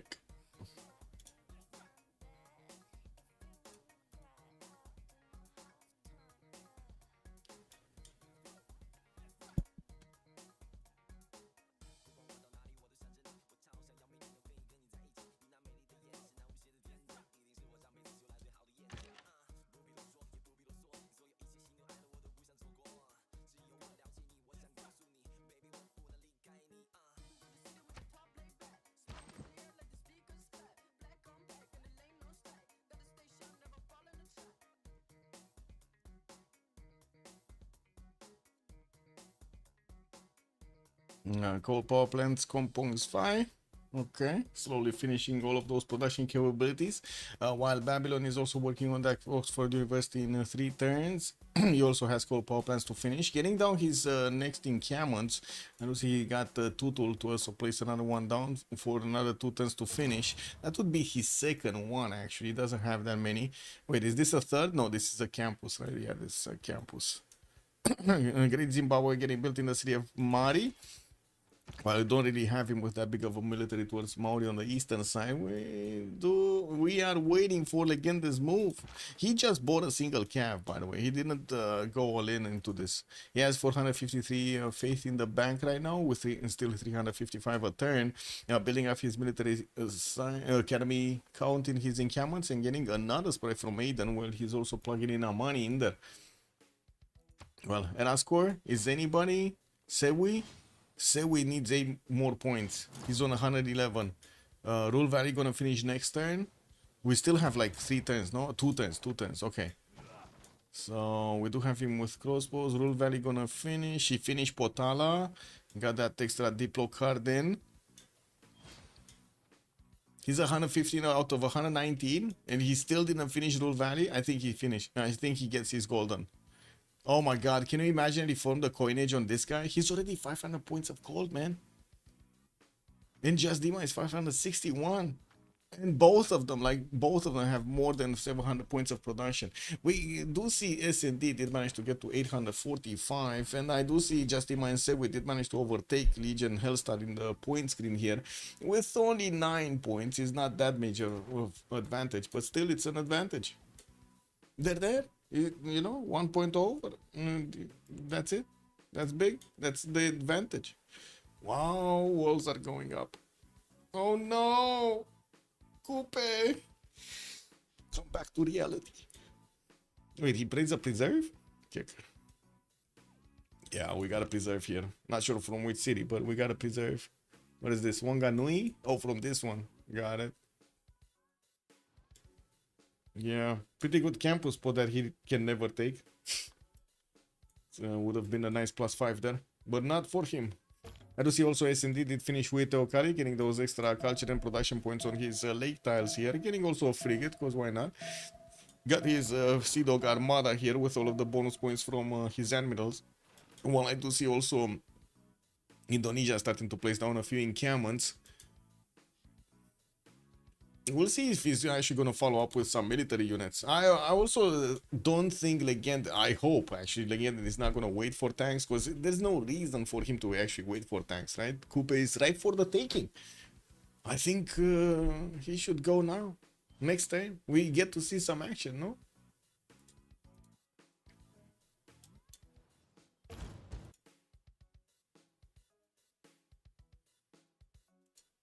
Just waiting for the turn rollover. There we go.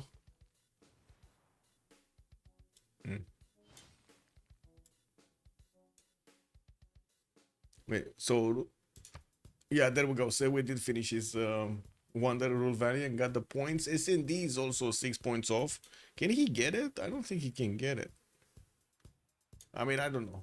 Okay, 4 points off. 95, 99. Come on, SND.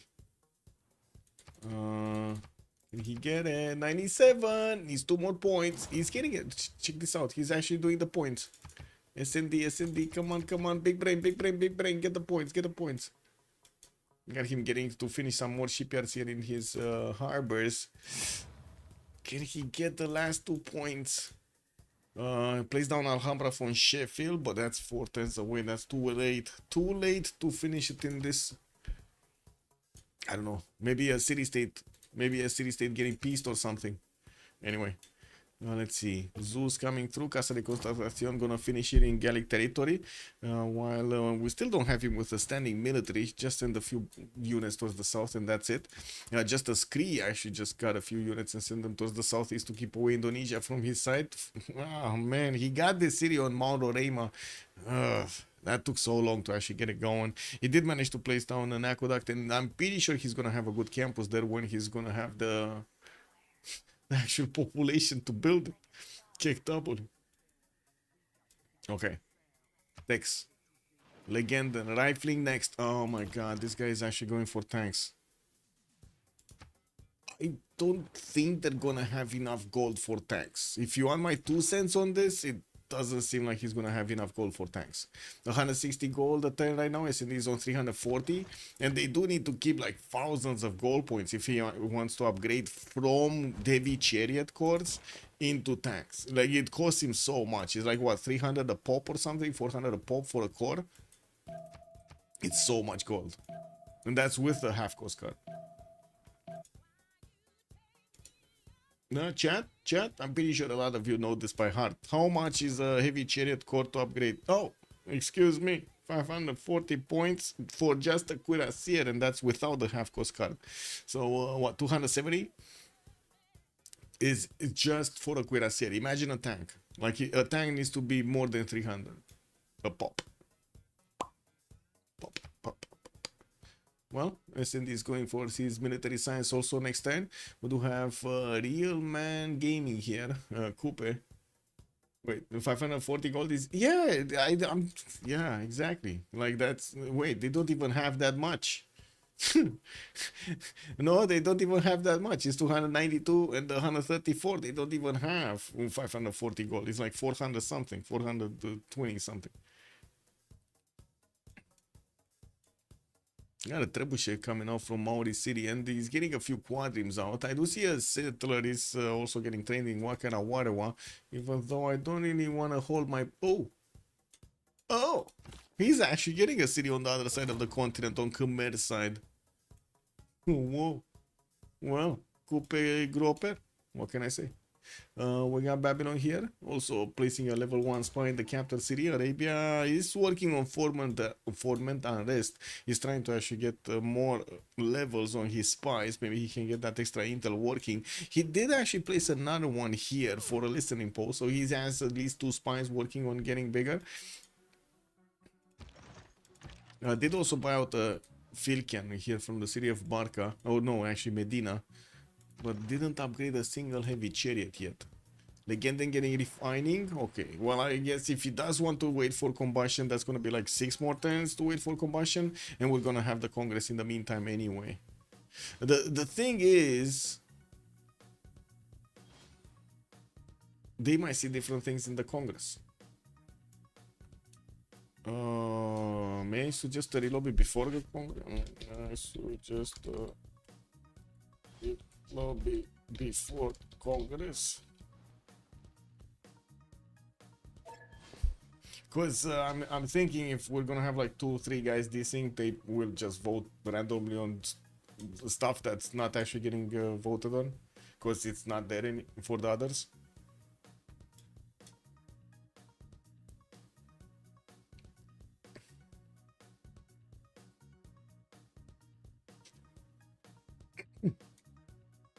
I don't know if they want to do it or not.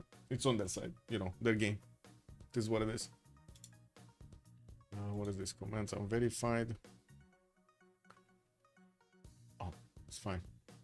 Oh, this is that channel is where everybody goes into or comes into the community and just starts cursing at me because of Herson's movie. It is what it is.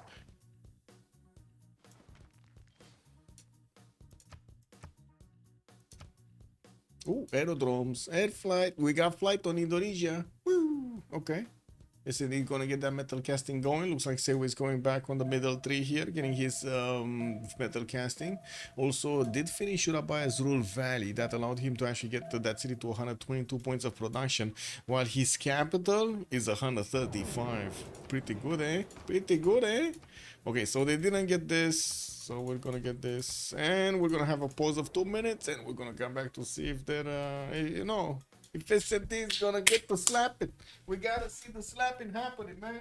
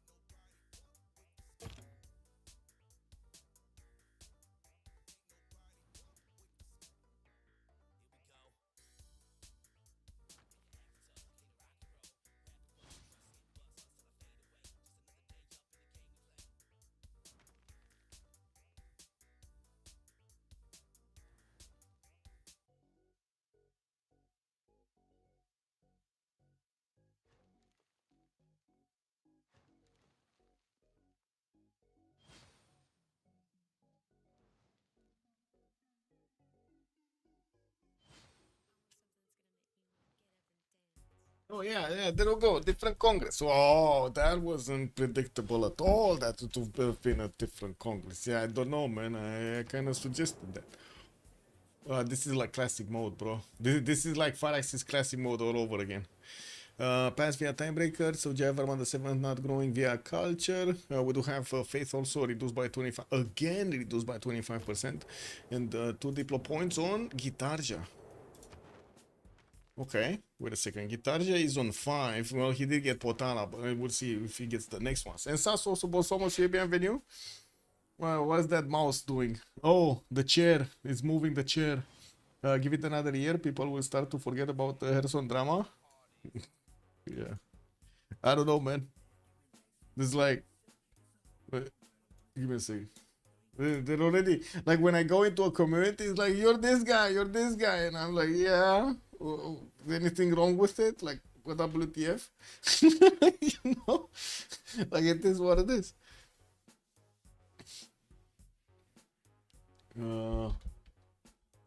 Mentions. Give me a second. Let me see if I can find the exact spot.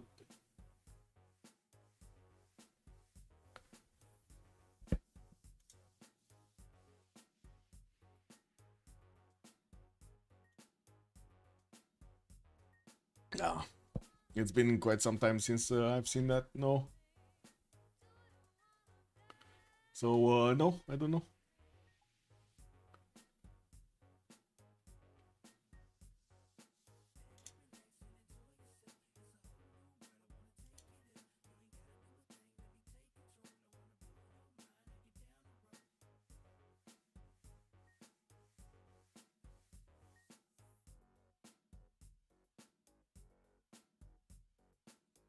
Yeah, I'm not sure. Like it was a few weeks ago. I went into the Beyond Horizon community and they were like, "Oh, you're this guy," and I was like, "Yeah, what's up with that, man? This is what it is." Anyway, let's get back to our eggs. Oh no, oh no! I'm gonna get hammered with some copper hammers. Oh, I got. I mean, I do like the chocolate cookies, yeah. And Sasu, throw them. Let's go. Chocolate cookies, man. Let's go. Oh, we do have the field cannons moving on the front line from Arabia, and I do see in the text screen we do have refining from Legend and finishing up next turn. Military engineers also coming up with his Renaissance walls going up in the capital for the boost. We do have a few more caps getting hard built here in the behind cities, while we do have 373 faith a turn for him every turn. He's spending it. He's spending it every turn. Okay, 1, 2 calf cores. 1, 2, 3, 4, 5, 6 cuirassier cores. Okay, not bad. That's a big military. We do have Maori settler also going somewhere. I don't know where this guy is going on the right side. Going kind of far away, I would say, from his territory. Also, it looks like he's gonna send one of his settlers here. What is this? On the land of Khmer? I mean, Khmer is already getting his calves out. He's ready to pounce. Like, I would imagine he's gonna slap this settler out of the sky here. He could even take it this time. Like, no, he could take it this time. There's like, I don't think there's any allyship right between them. If I remember correctly, you cannot even make an ally with each other. You can trade if you can reach, but you cannot actually make allies. More engagements coming out from goal. In the point screen, the Great People point screen, we do have Arabia on 16 great general points a turn, and I do see John Dark is the next general for the army. I do see also Chris making barely 3, and it cost them 120 to actually pick this next one up. It's gonna be a Renaissance Industrial, but I mean, if he's going for tanks, he needs a modern one, and that's another one of the slowdowns here. Leech move warrior in England. What is Leech doing? Oh, this one. I see. Also, Alhambra is finishing next turn in Sheffield. We do need to see the golden ages. So Saladin did go for 2 arms. That's pretty good. He has 380 science and 170 culture, 500 points of production, and also almost 400 points of faith per turn. He started upgrading his bombards here, and we will see him getting steel walls and also combustion very quickly with that science number 380 per turn.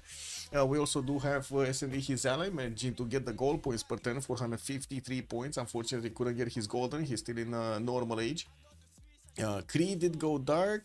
Coupe went dark. Looks like Vercingetorix went dark. Javarman the 7th went dark.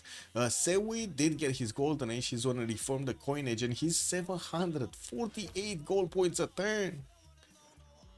Oh my, they're making so much gold. 800 points of production also. Still not the best one. It's S&D that has 953, but man, he's up there. And also, did Vicky hit golden? If he could get reformed, it's gonna be massive. No, he didn't get golden. He's still in a normal age. He missed it by what, 2 points, I think? That's unfortunate. Anyway, it looks like a third calf core is coming through from Arabia. Fourth, actually. Fourth. 1, 2, 3, 4. But still no general for them. And I do see also Just Dima did get a Dark Age with 818 points of production here. Getting more banks out. More gold per 10. Getting some more knights out. And also putting down his sewers in his cities to get the extra housing. The amenities. Great Zimbabwe is also getting built in Mari in 5 turns. While he's starting to place down aerodromes here. He's going to be faster on these than his opponent. Or I should say his neighbors. Like goal is not there yet on aerodromes. We do have him placing a few encampments down. And I do see goal is getting his replacement parts in 2 turns, with mobilization also finishing next. University of Sankor in Aduatuca getting finished in 2 turns. He did get Bagakum in the north in that desert tile I was talking about, but no Petra yet. He does have 2 aluminium tiles that we will get to improve later on. And I do see he just popped a spy from his capital. Okay, is this the big moment? At least I do see them starting to acquire more gold, like keeping gold, right? We got Legend 230 and the S&D 666. I wouldn't really call that much of a gold coffer to make this. But anyway, Imagine ending an age, then keep playing the same Civ. Oh my god, that's like, bro, and Sasu, you're talking like alien science fiction right there, man. What is that knowledge coming from? Is that coming from the comet that's just passing through the solar system? Man, I don't know, man. That sounds like some next level intelligence.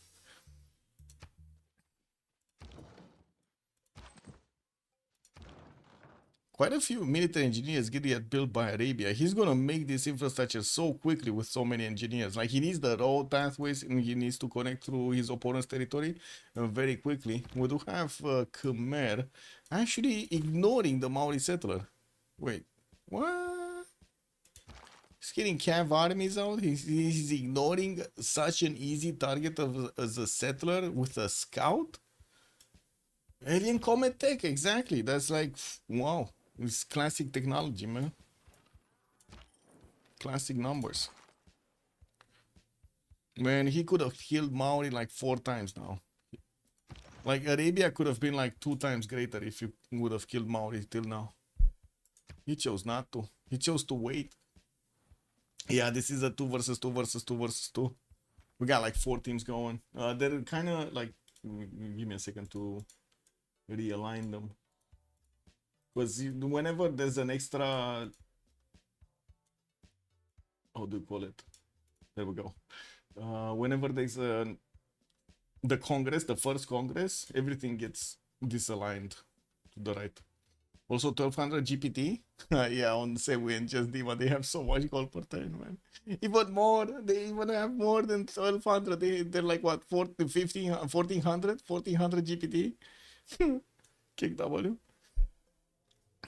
S&D is making 436 gold a turn, and I'm pretty sure Legendary is gonna receive the majority of it when he's gonna need it. But they keep spending gold. S&D just spent 300 gold. S&D spent a tank worth of gold on something that I'm pretty sure he doesn't need right now. But anyway, I guess it's fine. No, Coupe is gonna still get it. It's fine. We got some line infanteries coming through, also new universities from S&D, trying to get that science bigger, around 351 points right now. In the Great People screen, looks like it's still Charles Darwin here, Robert Goddard in the engineers, so let's see who's gonna go for those space projects. While I don't see anybody picking up John Dark yet, Arabia is getting very close to getting it, like 2 turns away from getting it. They have more GPT than ChatGPT, yeah. I mean, with the new infinite money glitch on ChatGPT, I think it's gonna have more money than everybody, including the multi-trillionaires. It's just gonna take a little time, like 5 years, and boom, nobody's gonna have money anymore. Have you seen that triangle of doom they're making right now? Just extracting money and putting it on the side. It's just like cancer, basically. I mean, killing Coupe is not a priority. His land has almost no improvements and he's not a contender. But yeah, but you do get more cities and you get access to his districts over there, not to mention his resources. Where Arabia don't just faith by tanks, it's just 1,000 faith per tank armada. Just 1,000 faith. Yeah. Well, 3 turns and he's getting a tank armada, I guess. Goal, you like Irel land? What is this? Just skip. I don't know. Maybe they were looking at something here. Scientist or something. I don't know. Like one great person.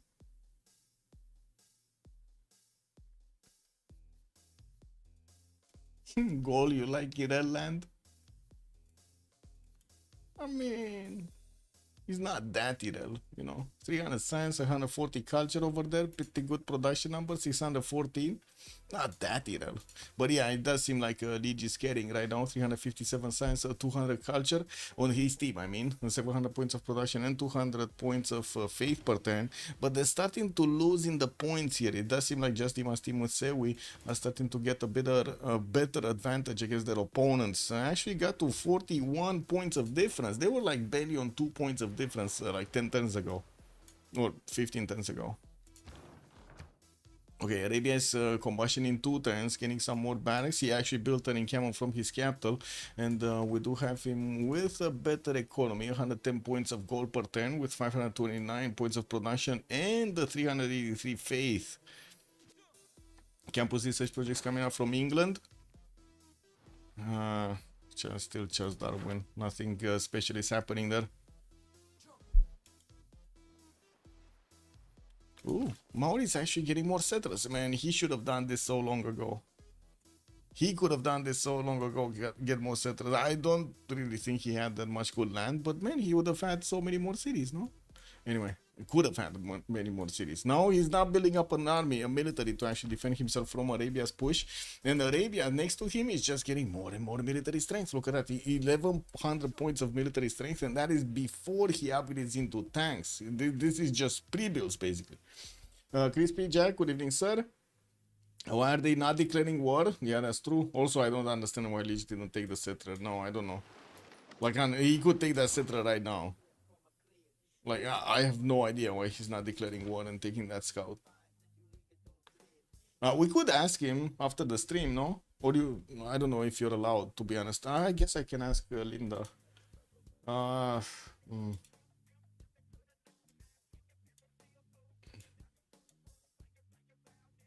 Wait. What is it?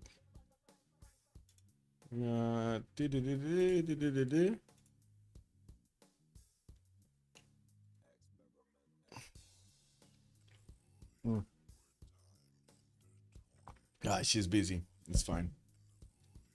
A lot of stuff needs to happen, no? Big competition over here. Big competition.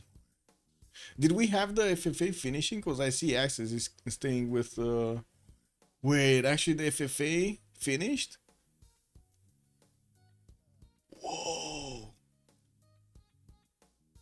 Unbelievable! The FFA World Tokugawa is going through, but the first one, the... how to say... Yeah, I think it just finished on Access. Who won, by the way? Who won? It finished? Mongolia killed everybody? Which Mongolia? Do you need open borders, Arabia? Oh my god, this guy is asking for open borders.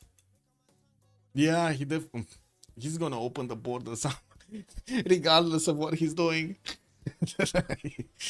He's gonna tank those borders down. Okay, so the points are gonna start to slowly be updated, and we're gonna know. You don't know who it was? Oh, I see. Yeah, I'm not sure either. We need to wait for the points to update to see what's going on. You can find them here, by the way. If you look at the CCC announcement channel on CPL Discord, you can find them here. Like it's this one. You go here, you click, and boom, you open up this one. I need to talk to Mama Leto so I can put this on the website also. I just put the schedule on the website today.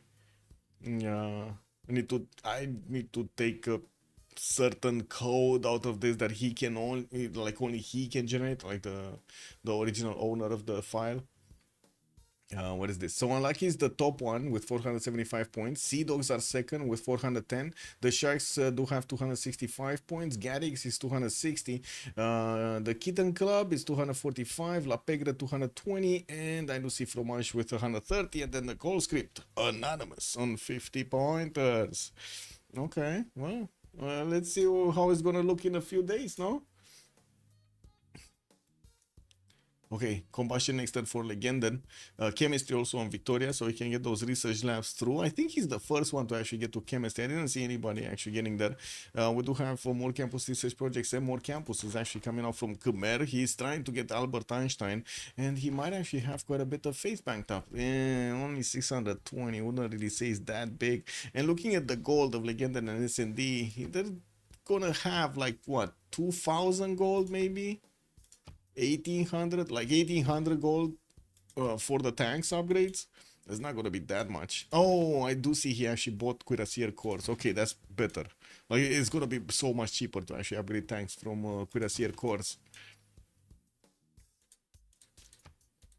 Oh well. Another bad thing that is happening here. Maori is just not gonna give him any pillages. There's like nothing he could actually pillage to get some more gold. Right? Maori is not used to building mines. He just likes to actually get the extra production from these forest and rainforest.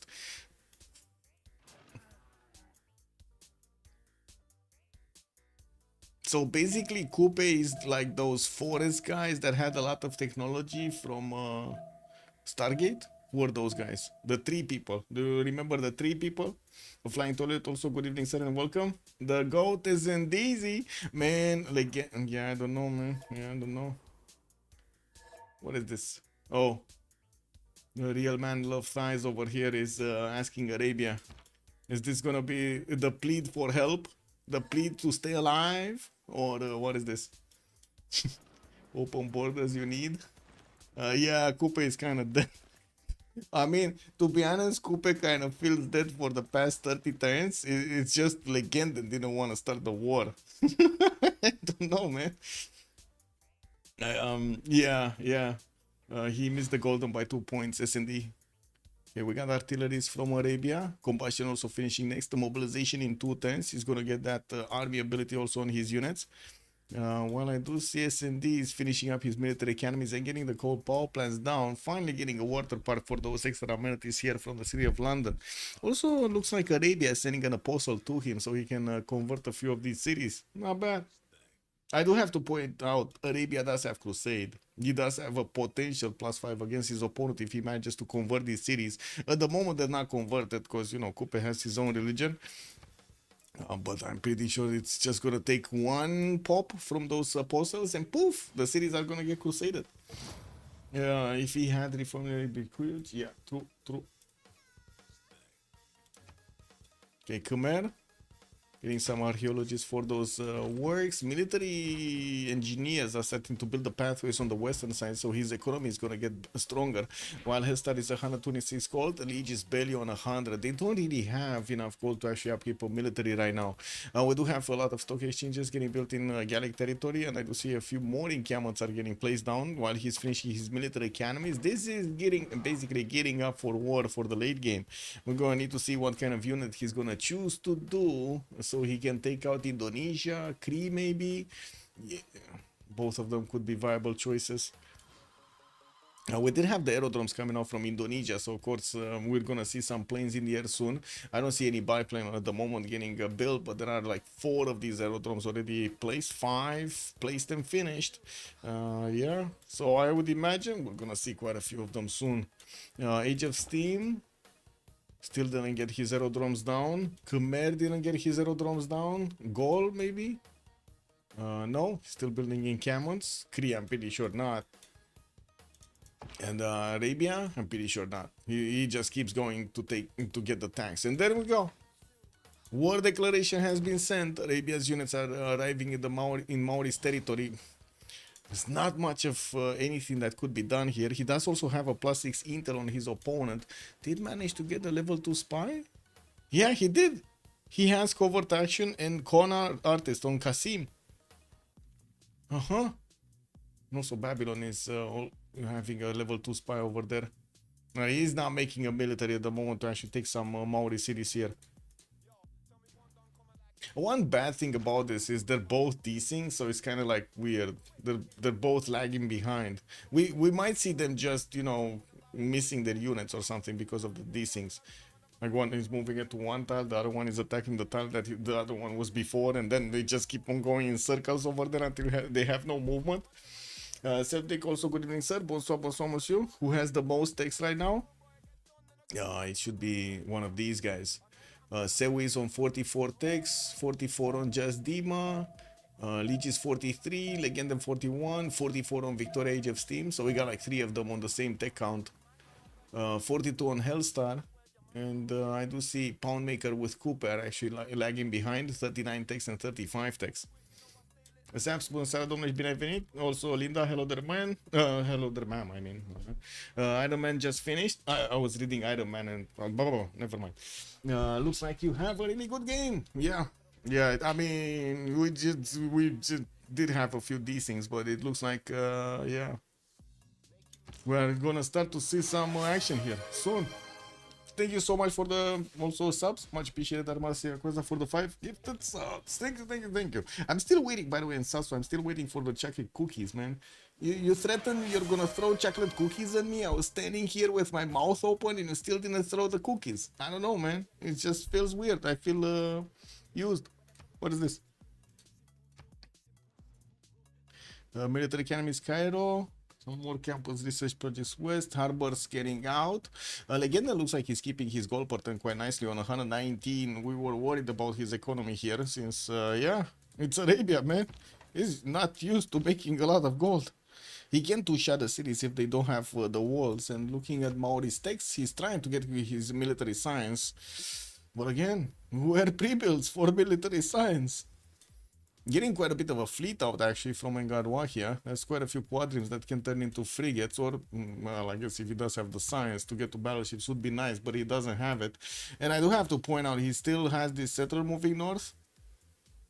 Even the scout abandoned the settler.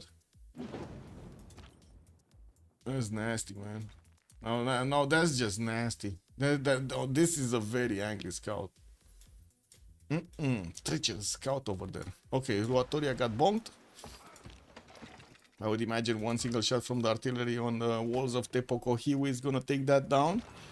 And the walls are gonna go poof. Didn't have the movement on the artillery. He doesn't have a general. He doesn't have a general. Eligi is nice, man. What can I say? True. He left that settler, just moved past him. So Arabia passed Jan Dark to the others. Babylon is gonna be the next one to pick up something. England might get, no, they're not gonna get, like the next ones are not gonna get this. Also looks like Albert Einstein did get picked up by SND for the +4 science on his research labs. While we do have Indonesia getting the research labs extra production. Dimitri Mendeleev. Robert Goddard is still in the crosshairs. Doesn't seem like anything else is that important there. Actually, letting Coupe die would be bad. Coupe leaving also lets Arabia suffer weariness longer. Yeah, I mean, yeah, but it kind of goes down like after you stop fighting and stuff.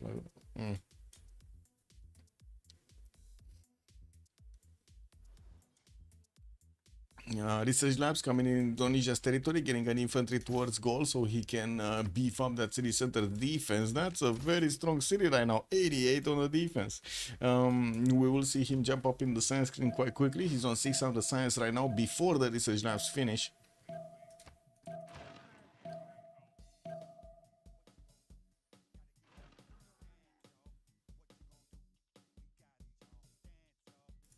There we go.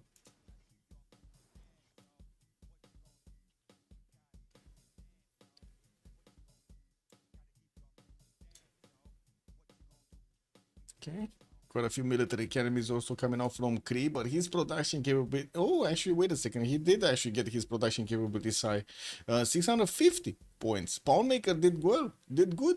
Unfortunately, it doesn't seem like Coupe is going to stay alive for the remainder of the game, but maybe we do see a Poundmaker staying alive longer than another team. You know, that might happen. You never actually take out that possibility from happening.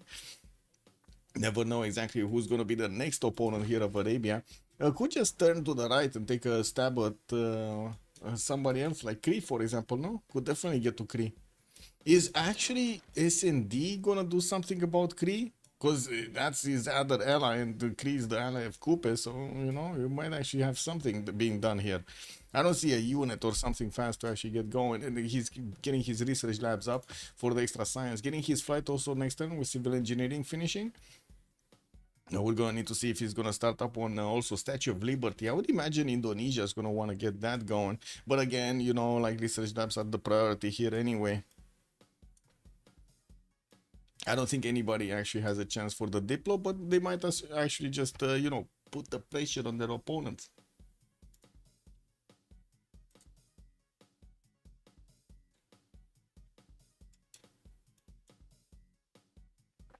Can we need to see the first moves here?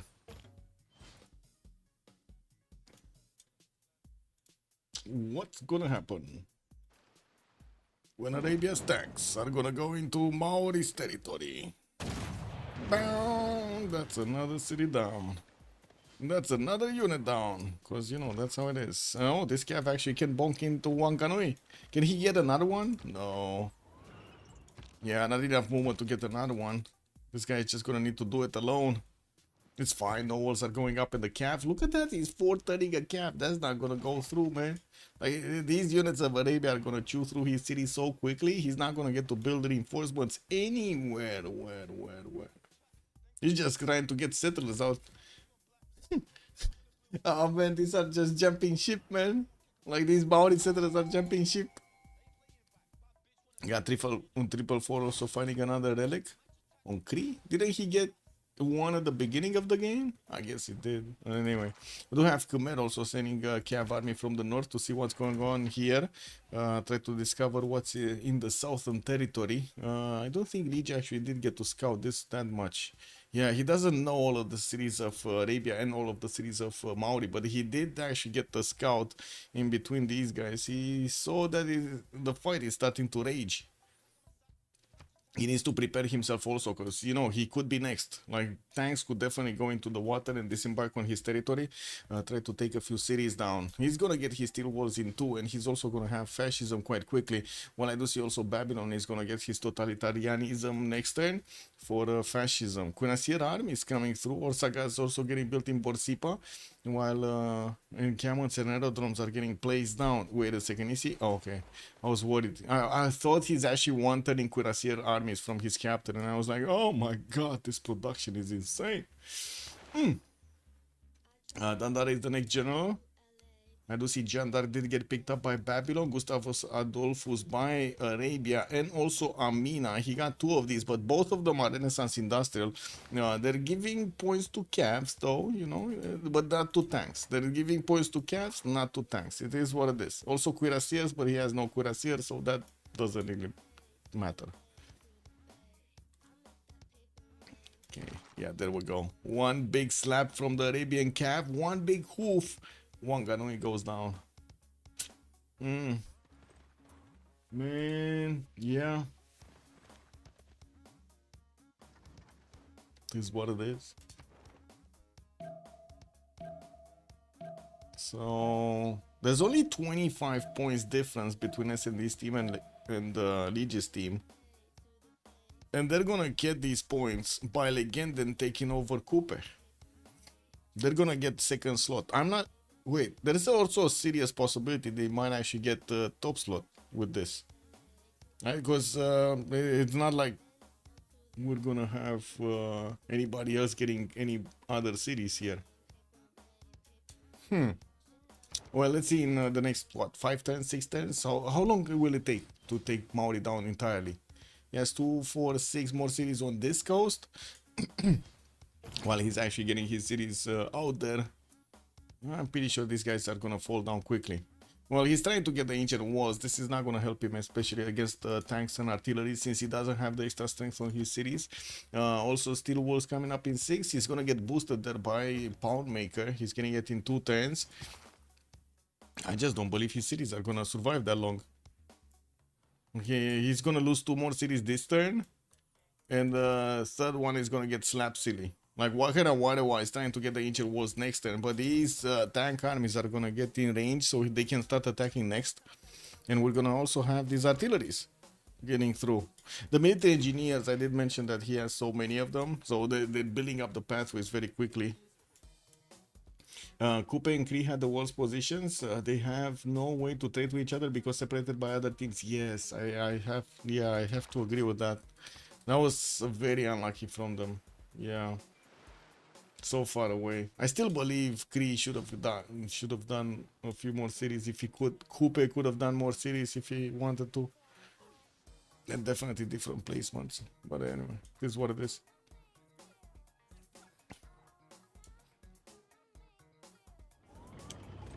Okay, so Pariru actually. Pariru is gonna be taken next. Wanganui got taken.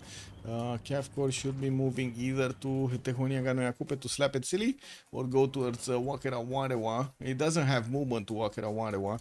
It's only this Cav that's gonna get down one. Oh, he got the settler in the water, man. Arabia just didn't stop. You see that? You saw that, man? Again, it was like, whoa, you put a settler next to my coast. I'm not Liege, man. I'm gonna take it, make it my own. Precious. Indo and Babylon had the best in Arabia and England next best. Khmer and Gaul had it kind of rough, being quite far, but since they can trade now, yes. True. Okay, do we have actually Babylon doing damage? No. I'm not sure what he's doing. Babylon, you got the tank, you got the strength, you can just go and take Opango down and can we here before they can even smell you coming. I don't know why he's not doing it though. Also, Commander King, good evening, sir, and welcome. I thought a military unit can take a unit. It cannot take a unit in the water? Yes, it cannot if both units are in the water. But if one unit is in the water and the other one is on the coast, for some reason, the mechanic of embarking is actually allowing you to take a settler. I have no idea how this works. Like, think of it, they jumped onto a ship from the shoreline. It's like in the 300, you know, like 300 movie, you just see ships passing by, you just take your sword and you're like, yeah, banzai!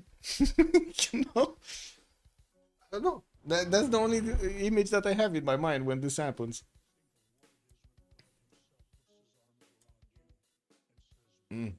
General screen, come on.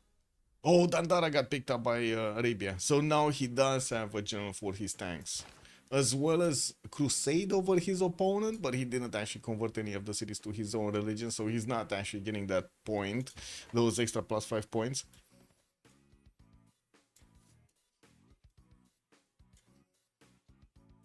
Okay, banks, quite a few more military engineers coming through. He's probably going to want to get those railroads also towards the east so he can increase his goal pattern with his ally here. He slowed down a little bit in the goal pattern, but I wouldn't really say it matters that much. I did also notice 1200 points of production on S&D. This guy is getting big muscles. Yeah, Cuirassier course coming up from Sheffield. We do have encampments, also builders, research labs. For him, he is on 600 science, but shy from the 631 of Sewi. And also, did you see the 900 gold attain on Sewi? That's big, bro.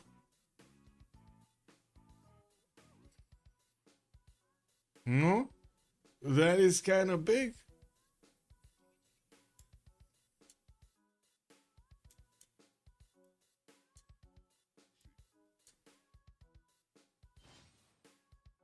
Calves. Lots of calves coming out from Indonesia. I would imagine he's actually going to want to get helicopters, actually. Rifling next turn, mobilization in 2. While he does have quite a few of these aerodromes being placed down, he did get in some of them the hangars up, and I don't see any biplane anywhere. Like, I don't see him actually, you know, flaunting. What? Say we lost his third settler? What? How did in this game he lost 3 settlers this game? Oh my god, man. Where was that settler? Chris stole it again? How did he got the third? Oh my god. What is the settler? What is the settler? What is that settler? I don't see it. I don't even think they have a war going on. I know he lost it at the beginning because we were. Oh. Yes, you're right. He did steal the third city. Yes, it was here, like he was sending it here, and then Kree got it all the way around and settled Pashkavashik with it. Yes, true. Oh, wait a second. Kree just declared war on Liege, or Liege declared war on something. He got the settler, man. Khmer got the settler. Yeah, there's another one from out in the north, but one just got taken. And I do see Khmer is realizing that Kupe is not going to survive for long. He's seeing the capital city is going to be taken, and I do see also Wakarawara is going to fall down. I do see Arabia does want to get as many of these yields as possible from his opponent, especially pillaging up those trade routes. It's very juicy right now. Still, I'm a bit surprised about Babylon's lack of action here. It's not like Maori had any kind of defensive structures.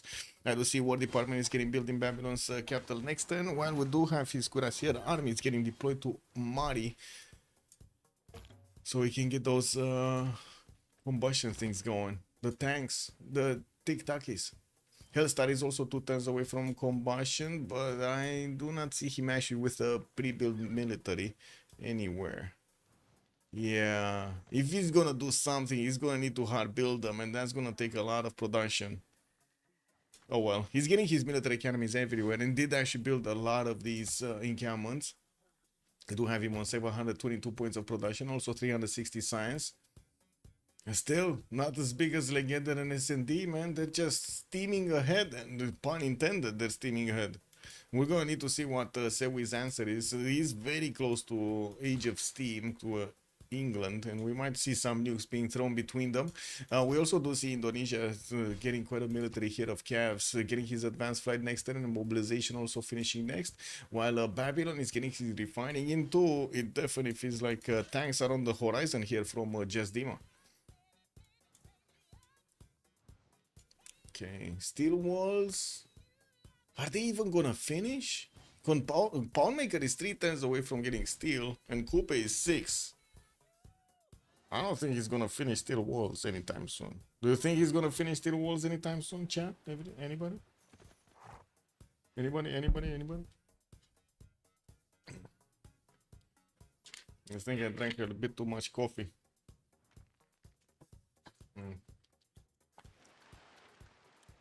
Who cares anyway?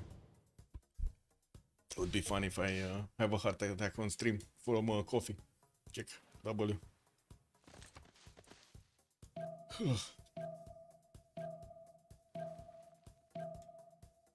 Wait, did he? No. Okay, he's switching to square rigging. Check W.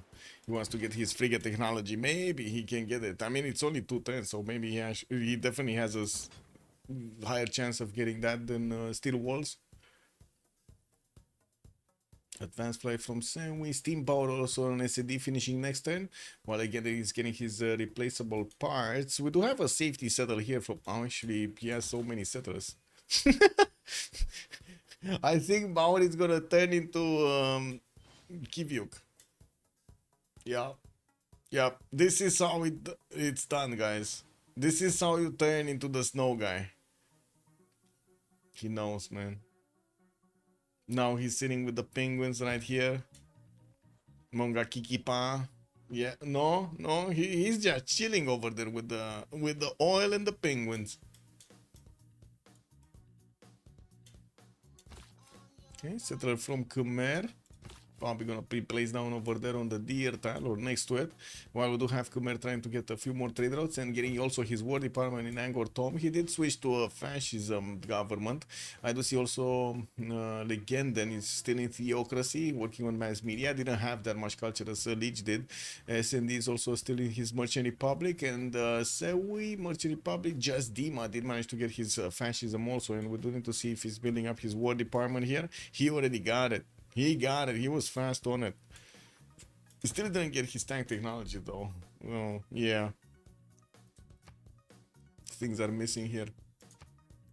Okay, so Legenden with SND got the slot away from Legion Hellstar with the points. And I'm pretty sure they're gonna overtake Just Dima and Sewi. Like, there's no way he's not gonna overtake them.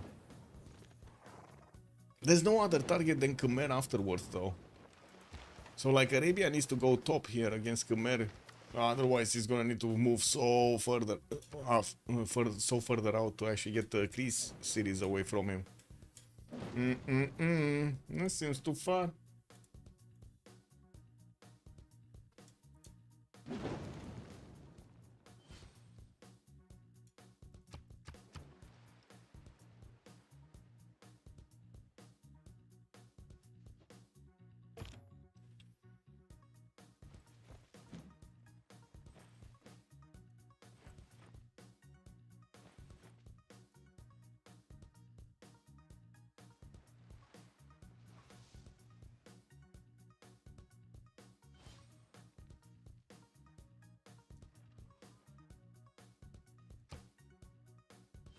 Anyway, so Kawi here got taken, capital city of Kupe did get taken, Wakarawa, his second one got taken.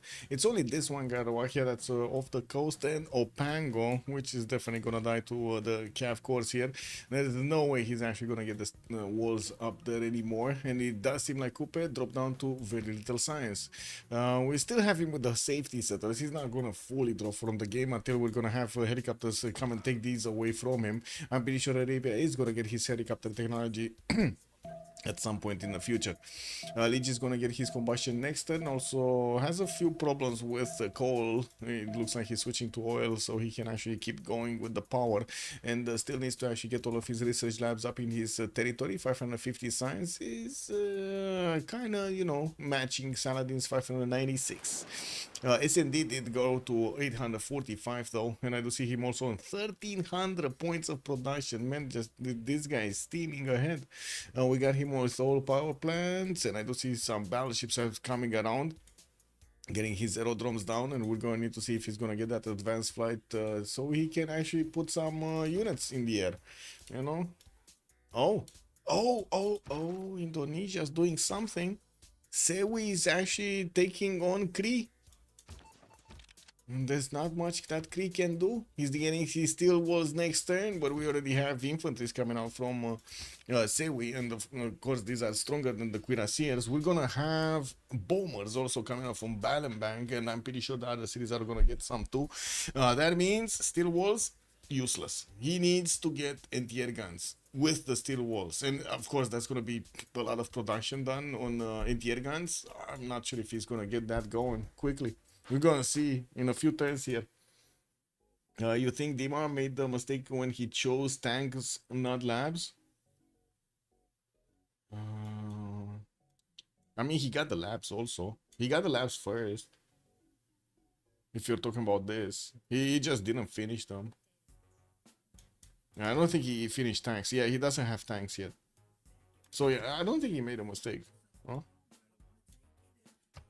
But yeah, science number did slow down. 365. He was up there. He was like a few, I don't know, 15 turns ago. He was up there with the science. He was one of the top ones. Now doesn't look that much. Yeah, Babylon just faltered, fell off a cliff here. Anyway. We do have a mountain tunnel here from Surabaya that will allow these units to get through onto that campus from Kree. While I do see the Indonesian calves that are going to need to get through there, we're going to need to see them stomping. I'm pretty sure he also has, first of all, nationalism, so he can core up his units, making them stronger. And I would imagine with his size number, he should be able to get to the stronger unit quickly, especially tanks. Refining finishing up next turn. He does need steel walls also, and then combustion. And I do see Kree does have a level 3 spy, level 2 spy on him. Ooh, that's pretty good, but both of them are actually doing the damage. Actually, there are like 4 spies here. This one, Cineburga, is trying to get some intel. This one sabotaging production, this one sabotaging production, and this one stealing gold. Everybody's doing something here.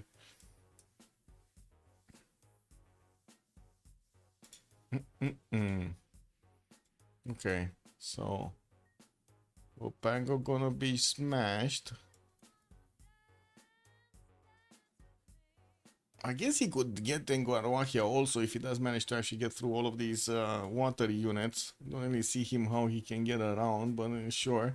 As in, I'm pretty sure the second he actually puts a unit in the water, every one of these quadrims, even if they're shooting arrows, they're still gonna shoot them. Shooting arrows at tanks in the water. That sounds like a good thing. Wait, what is this war?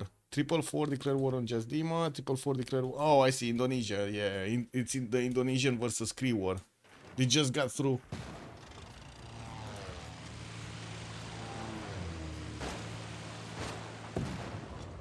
Okay. Starting to see them getting the damage done. And it seems like one of the teams is just going to be cannibalized over here. One by Legenden, and like that's Coupe. And the other one is going to be Kree here. That's going to be taken out by Indonesia.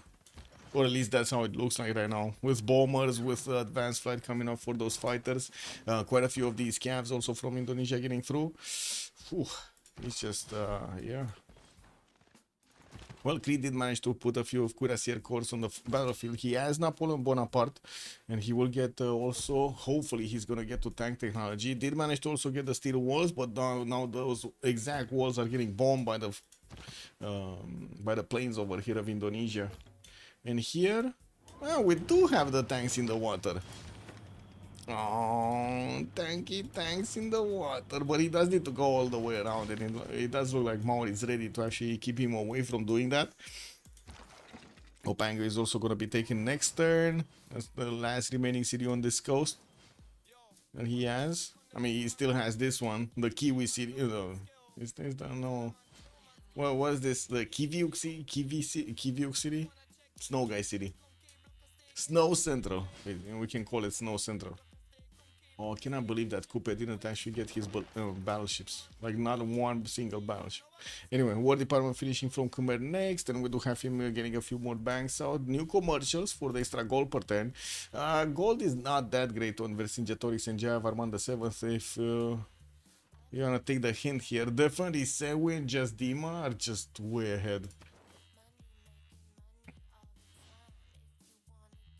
And looks like in the point screen, Legendary and SND do have 800, 1788. So they got almost 90 points over just by taking over Coupe. This is what I meant. This is what I meant. And Legendary did jump up in science. He got to, how to say, increase the science of all of these campuses. His madrasas also switched from universities. 500 faith points, 646 points of production, looking very good, very strong for Saladin and SND. Let's see what Vercingetorix and Jaya Varman are gonna do here. Legion, Hellstar are gonna have quite a problem, I would say. Why is this settler still sitting here? As in, why is it not settled? That's what I mean.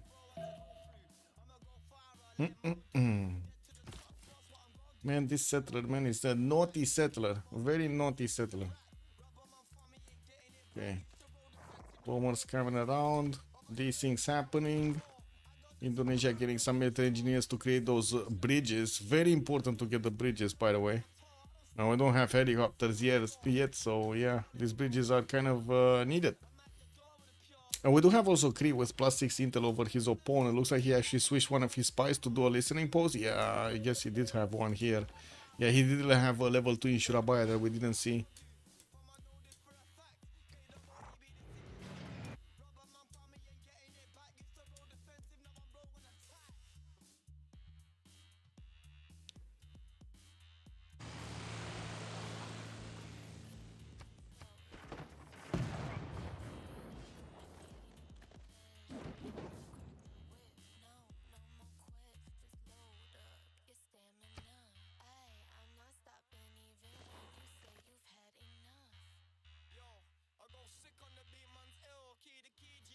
Anyway, and the air guns here. We do have Kree managing to deploy quite a few units in the south, and they're going to keep away the calves of his opponent. We do need to see when those planes are going to come out from Indonesia so they can rip their opponents apart. Bombers, 2 more bombers coming out next turn. Indonesia kept on bombing Pashvavashik, and we do have an anti-air gun in 2 turns getting out from that city center, but that's going to be too late. The walls are going to go down. Opango is about to be taken over by Arabia. I think I'm not sure exactly why he's getting all of this military to this city center. It's not like he, well, I guess he could actually. He could go further into Hammurabi's territory, no? Yeah, he definitely could go further. He does have tank armies, and I don't think Babylon actually has a general. He has John Dark as a general, but I don't think he actually had made enough points. Oh, he's gonna make enough points for Jose de San Martin. 260 out of 270. Goal is also 250 out of 270. He's gonna get this. Mary Catherine Goddard is also available in the merchant screen for the extra intel, but it's very expensive. Like, they need 840 points, and Creed, the top one there, is 299. They need so much more, so many more points. Chemistry also for Saladin next turn. Wait a second, that's science without research labs? Ooh, he's gonna have more than 1,000 science when he's gonna build everything. I think I just clipped my right jaw. Or cheek, I guess. Check. This is what it is.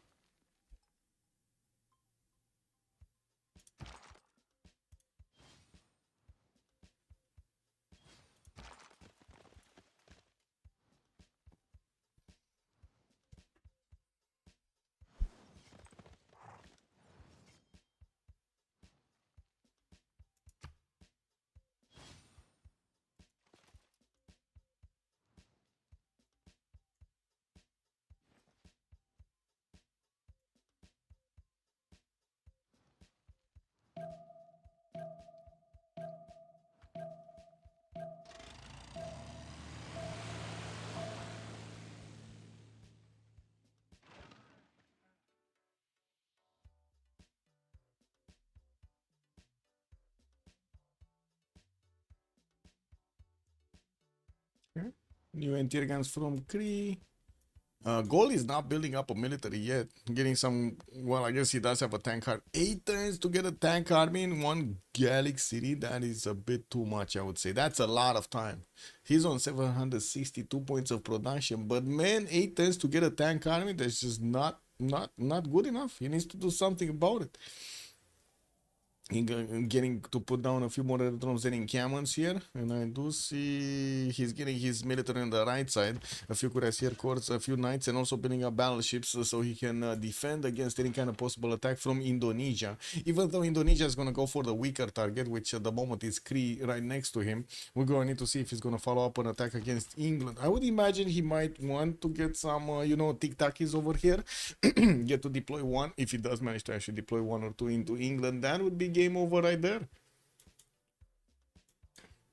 Okay, so these units in the water didn't actually do anything. Maury did manage to upgrade a few of these frigates and also caravel, so he's keeping away, yeah, he's keeping away the calves of Arabia and also the tanks of Arabia. Do we have Dandara here? Amina? No? What is Dandara? So Gustavus Adolphus is here. Oh, I see. He needs one more turn to actually get to Opango. Got it. I want to see the damage on these tank armies.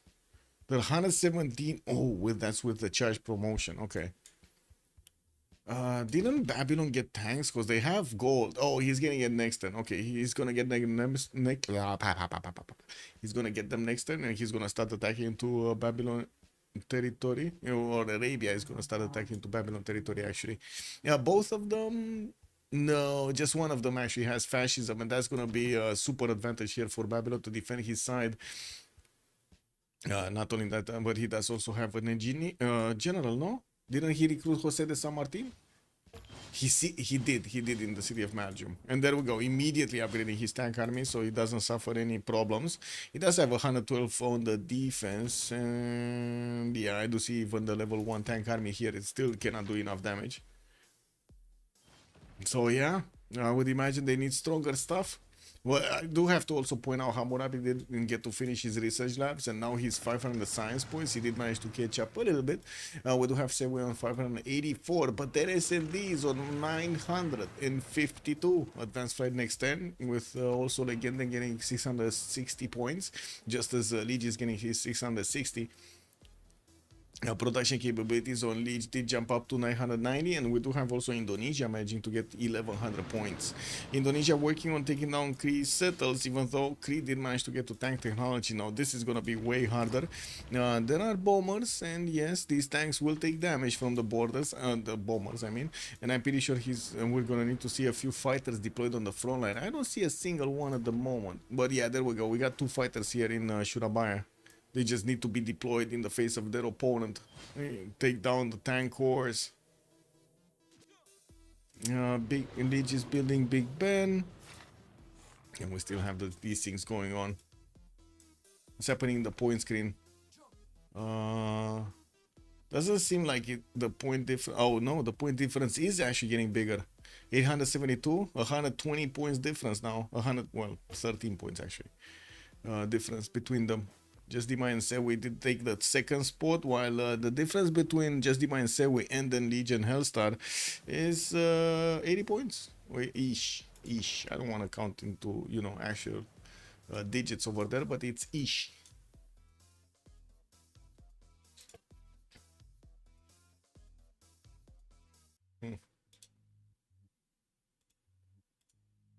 Kicked up.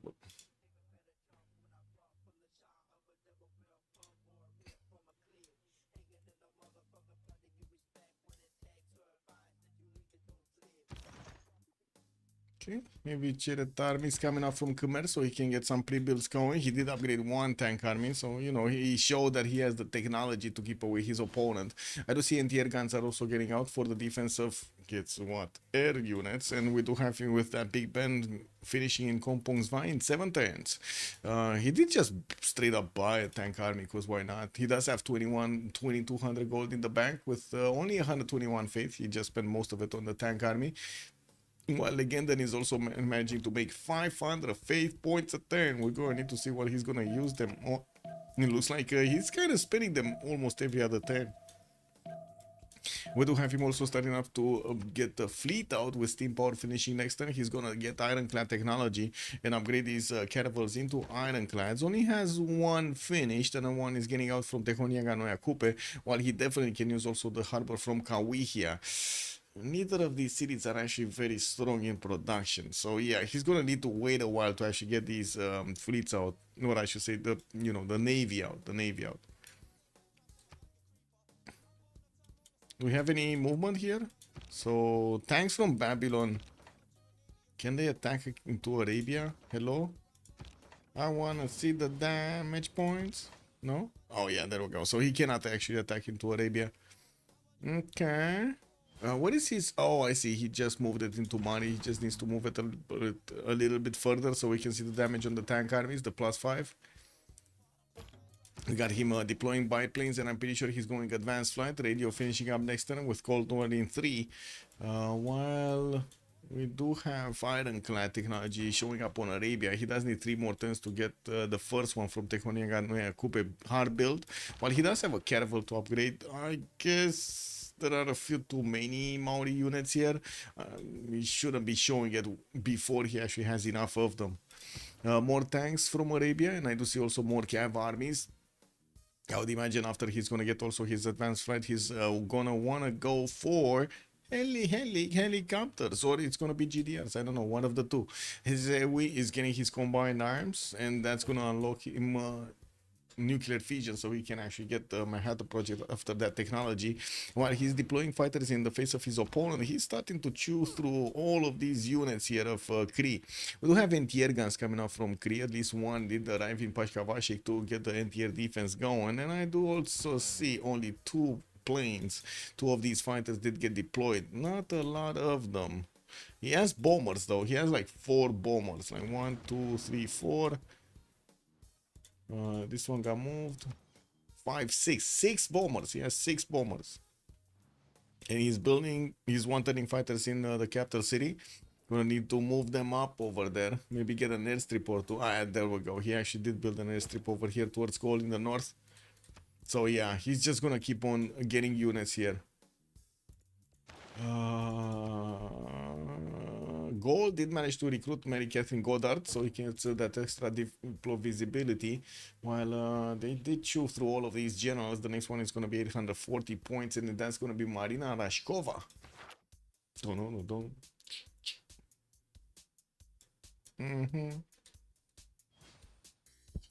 Yep.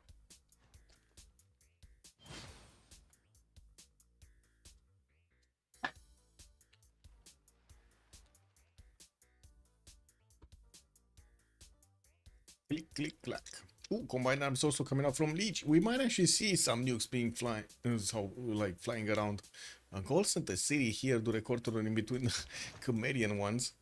I mean, might want to get Arena in there for the extra gold. We do have also tank armies coming from Khmer, from quite a few cities, 3, 4 turning them, 5 turning them, and we might actually see them all deployed towards Indonesia in the south here. I do want to check if he does have a general. Yes, he does have Rani Lakshmi Bai. He recruited it. Okay, so he has a general over Indonesia. This is going to be hurting Indonesia quite a bit if he does manage to actually get... If Gold does manage to actually get all of these tanks, and he's gonna catch over here in Indonesia without a single unit defending Jakarta, because let's be real, he doesn't have a single unit. That Jong over there is not gonna be strong enough. That's gonna be a bit of an issue. Even though we do have fighters, we got bombers everywhere, that's still gonna be an issue.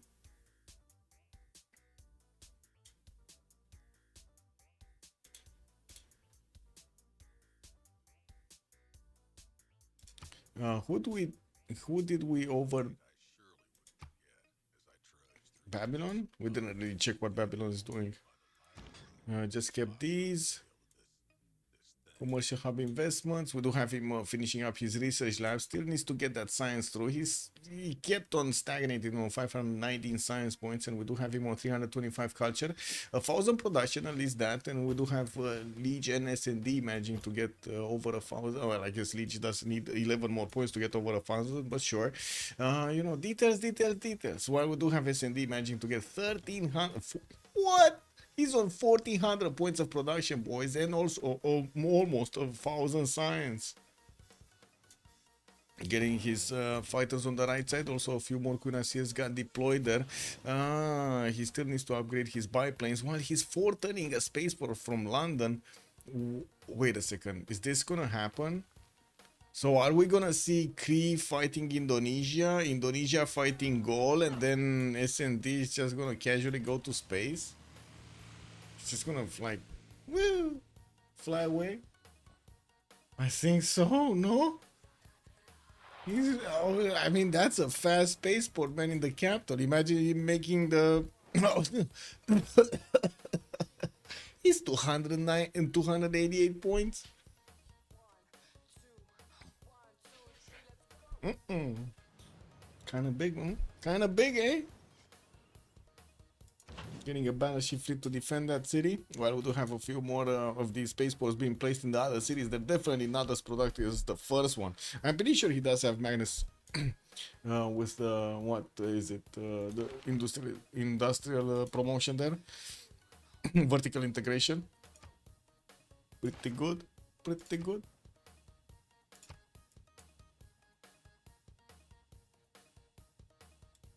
Any movement here? No. Arabia getting settlers. Definitely could settle more. Where is he going? He wants to get the diamonds? Oh man, he wants to get the diamonds. Still working on ironclads, and I do see War is actually going to work on a research lab. We did have another preserve build. Wow, okay. With aerodromes starting to come out from the Arabian cities, we do have him also placing down a few art museums for that extra culture. He didn't get fascism yet. He definitely needs to get it, and he's 2 turns away from totalitarianism, which is also going to allow him to get the 3rd building of choice in the city of Cairo.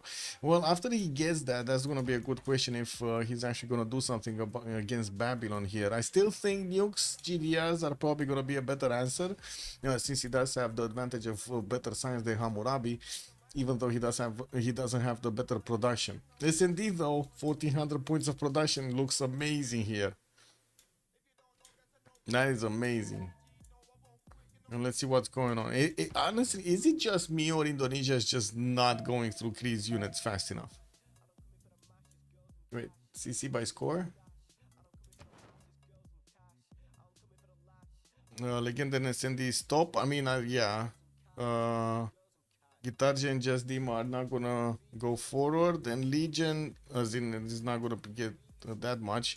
But there is a chance that Hellstar might actually do a damage to Indonesia, even though I think they're just gonna erase themselves. This is not like it's like Shaka, you know, with extra damage or something later on. It's not gonna be that amazing to see the tanks from Gaul just stomping their opponents, or trying to stomp their opponents. Because I'm pretty sure Indonesia is just gonna have a big air force, like big air force. Getting his own tanks out. I don't know. What do you think? I guess they're talking to each other, because it's still paused. Are they?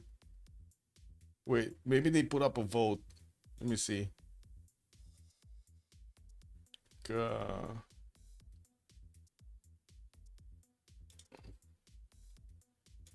Yeah, look, Sewu is writing.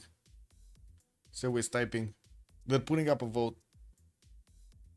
This is our channel in Discord where the CPL bot is, how to say, delivering the votes for the players. Pretty good work from Cisco. Amazing. Man, I gotta say, Discord actually helped out so much to build a platform, like to build something for as a community, a platform for the community, I mean. Amazing. Okay, there we go. Is the secret vote going on? CC to Liege? What? CC to Liege? I think that's the wrong vote, say we. I think that's the wrong vote.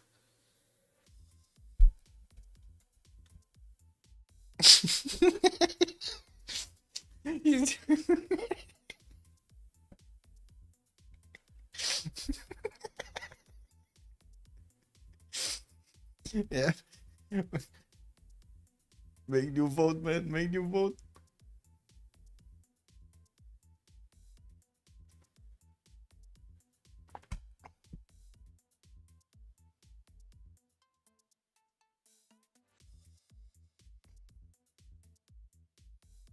No, I think Leech cannot actually vote. Yeah, I think Leech cannot vote. Oh, it says awaiting. Oh, yeah, it did. I don't know, man. I don't know. This is what it is. Let's see what he votes. Let's see what they vote.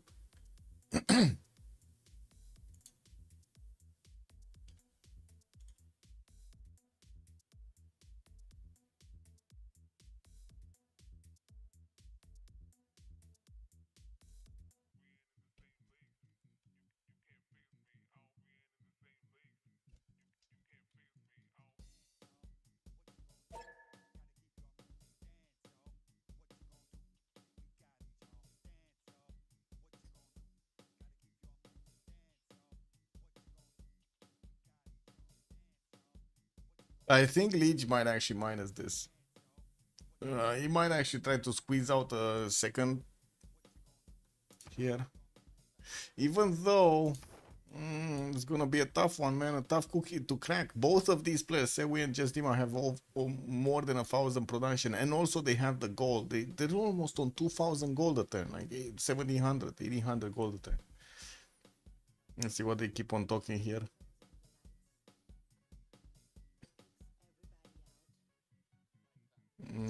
Vote finish 6 yeses and 2 nos. And this is turn 90, no? I'm not sure.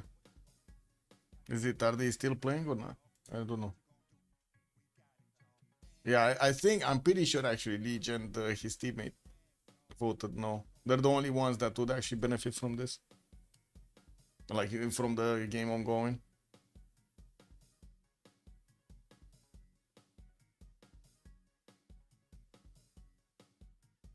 From the game going on, actually. Still a pause.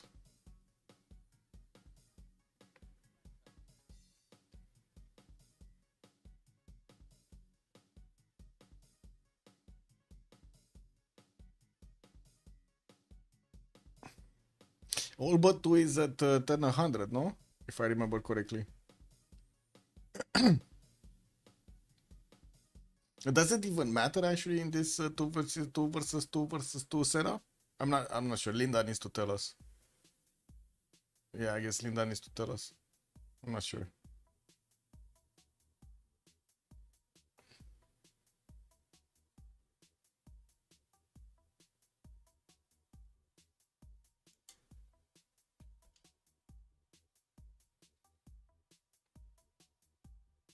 That's a good question. That's Cindy is saying. I assume every team has a veto in this mode, so like basically one team votes down, boom, the game keeps going.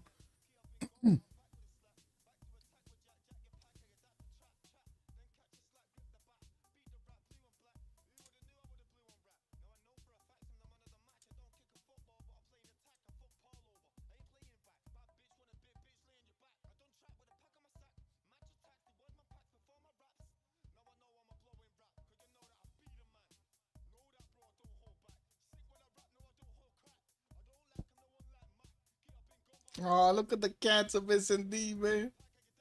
Cute cats.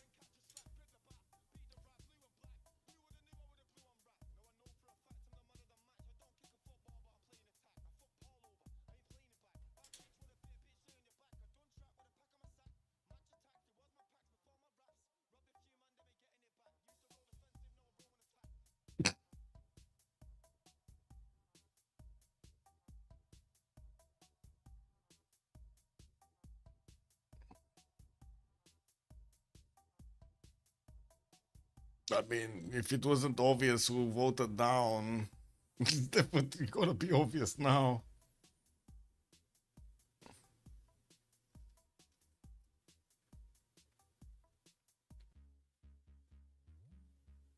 Yeah, I wonder who's the no. It's a mystery, guys. It's a big mystery.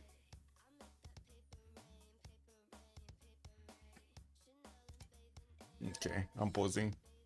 This is what it is. Let's see. let's see if Hellstar is actually going to do something here. And of course, we're going to need to see if Khmer is going to get bigger. He's trying to get that big pen up for the economic policy slot in Kompong Svai.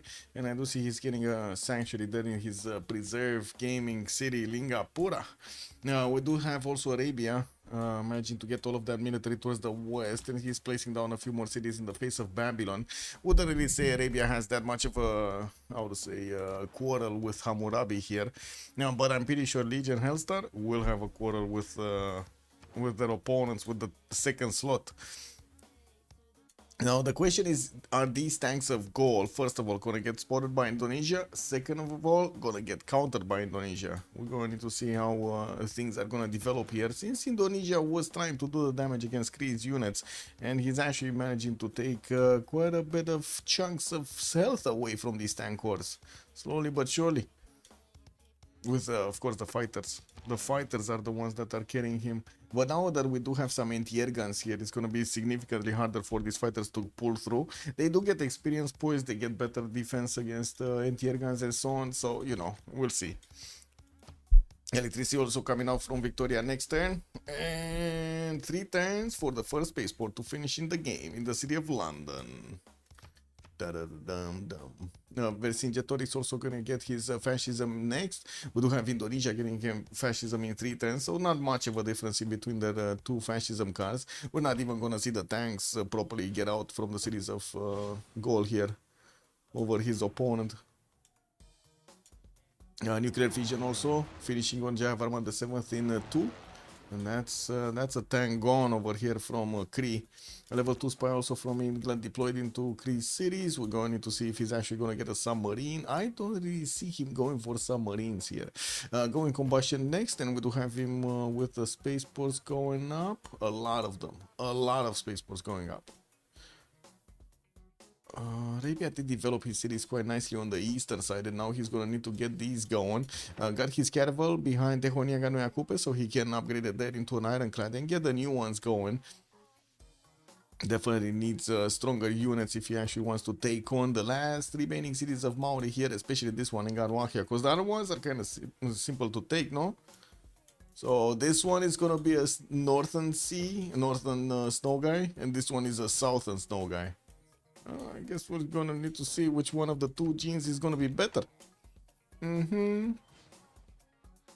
Legend and synthetic materials, also Hellstar synthetic materials coming up in 2 turns, so we're gonna see a lot of these Cav armies starting to turn into helicopters, while Civ6 is gonna get his advanced ballistics next. We do need to see if he's gonna get a defense in Jakarta. This is super important to get a defense here.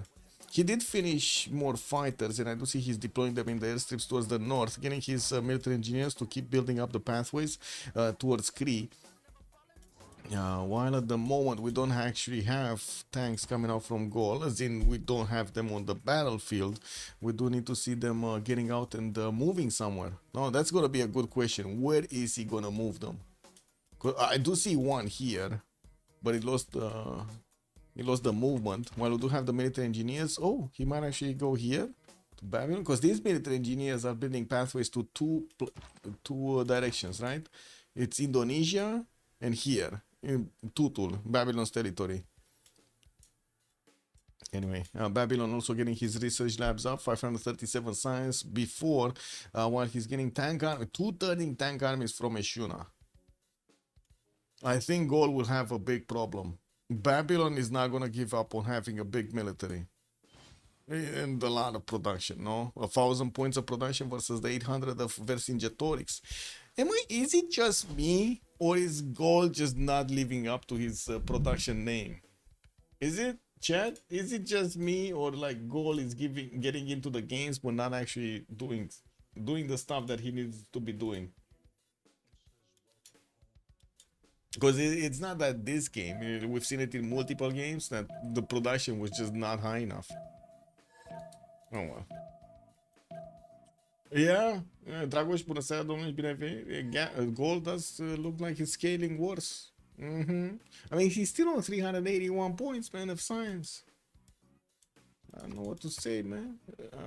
Sanitation coming up. The guy doesn't even have sewers, man. Sanitation coming up in 2 turns. He has tanks, but he doesn't have swords. Also, did anybody tell Faraxis anytime soon, at any point in the last 7 years, that swords were invented a long time ago? Like a long time ago? Like swords were not invented recently. Anybody say that? Because I think they just don't know history, man. In before Civ7 is gonna have planes in 2000 BC. It totally makes sense, no?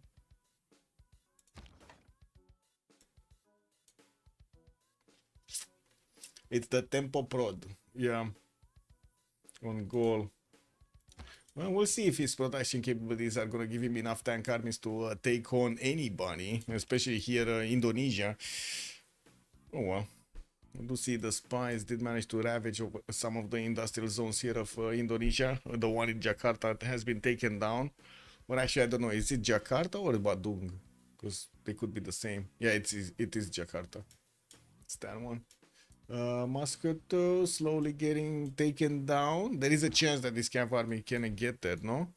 If he takes down this tank with the fighters, we might actually need to see Kree shift enter one of his units on that commercial hub.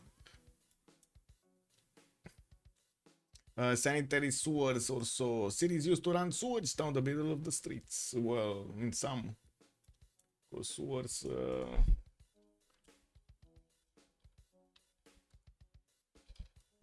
Man, the Romans built the sewers a long time ago. It's just English. Look. What is this?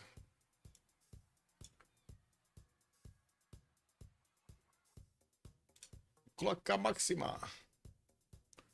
I don't know what you're talking about, Linda. Swords were invented and built by the Romans a long time ago. Everybody else just copied them. It's just Faraxis just doesn't know history. It is what it is.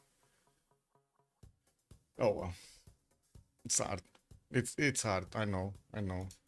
Actually paying somebody for good history.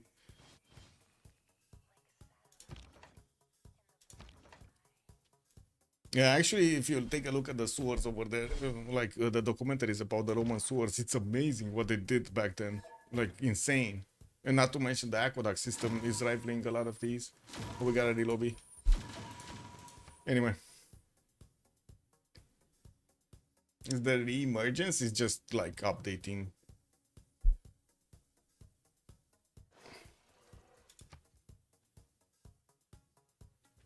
Oh, let me see. Get the link. I need the link.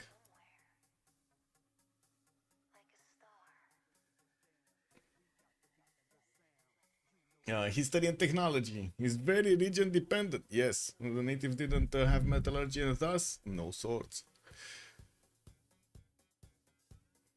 Well, some of them they buy the swords from others.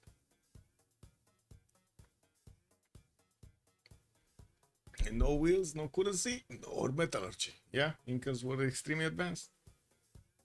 Some of them.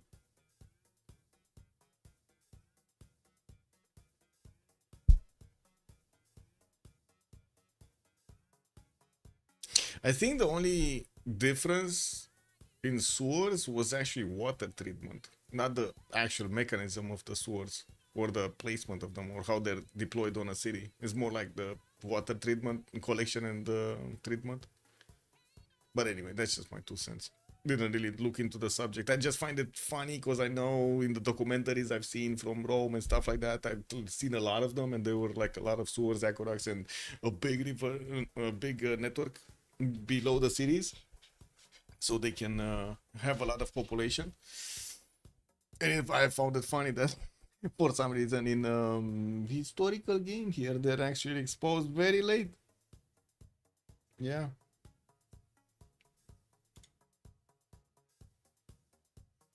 They built massive farms in the rough mountains, the terrace farms. Yeah, the Incans were amazing on the terrace farms. I saw the documentaries about them also. Very nice. Very, very cool.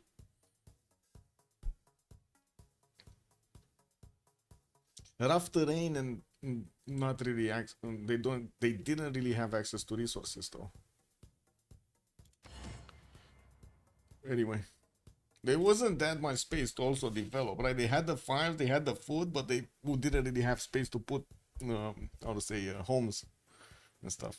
Yeah, kind of nasty when you're going into the mountains. Same problems we have right now with one of our big cities, like Cluj. Cluj is a city in between the mountains in Transylvania, and it's becoming quite a center for IT and stuff like that.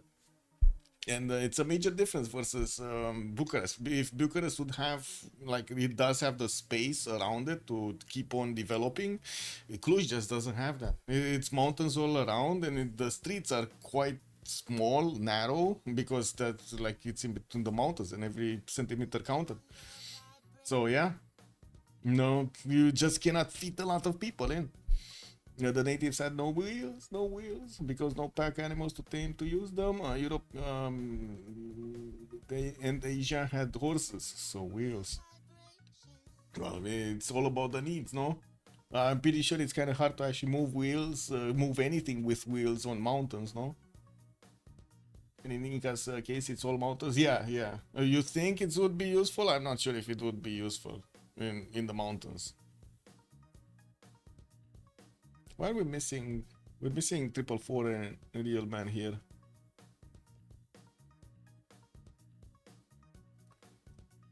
Let me actually rejoin, because I don't know. Maybe they got in. I think they're railing or something. Wait. Secret vote. Oh, that's a different game. This is a different game. Okay, he's getting back in. America only had the alpacas. Oh, wooden. Yeah, wooden. Yes.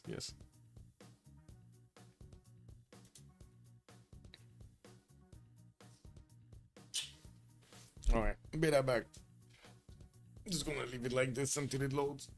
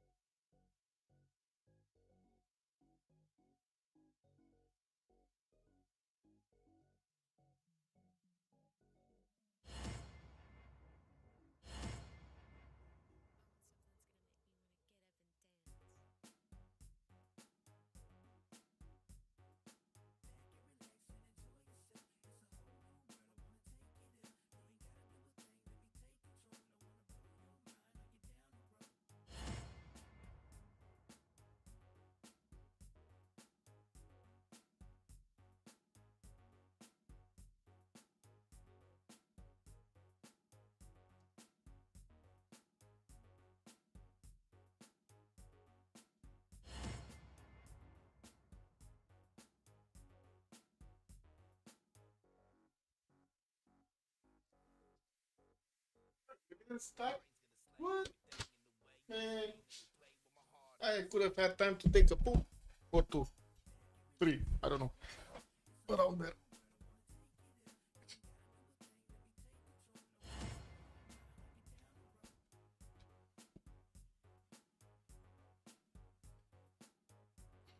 Happening in the points. What do we have here? Oh, two live results. Never mind. Let's refresh this.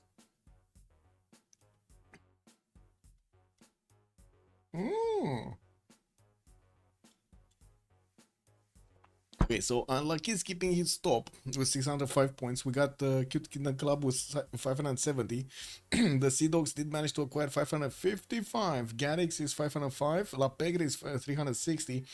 D-Shark is 335. From Mars 320. And the Skull Script is 100. Da-da-da-dun-dun. And we're... Seems like we're loading in. Slowly. Hopefully.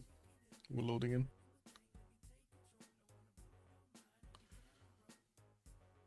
Uh-oh. Linda is still writing over here. Irel vote fails. Uh-oh. Wait, who's the Irel vote? Irel goals. Oh, I see this one. Irel goal script turn 90-ish. Yeah, it's actually turn 90, but sure. It's fine. Not sure where Linda was plugged into one of these votes, but oh, this one. Irel goal script, got it. Well, hopefully we're not gonna double load this time. It's moving. The globe is moving.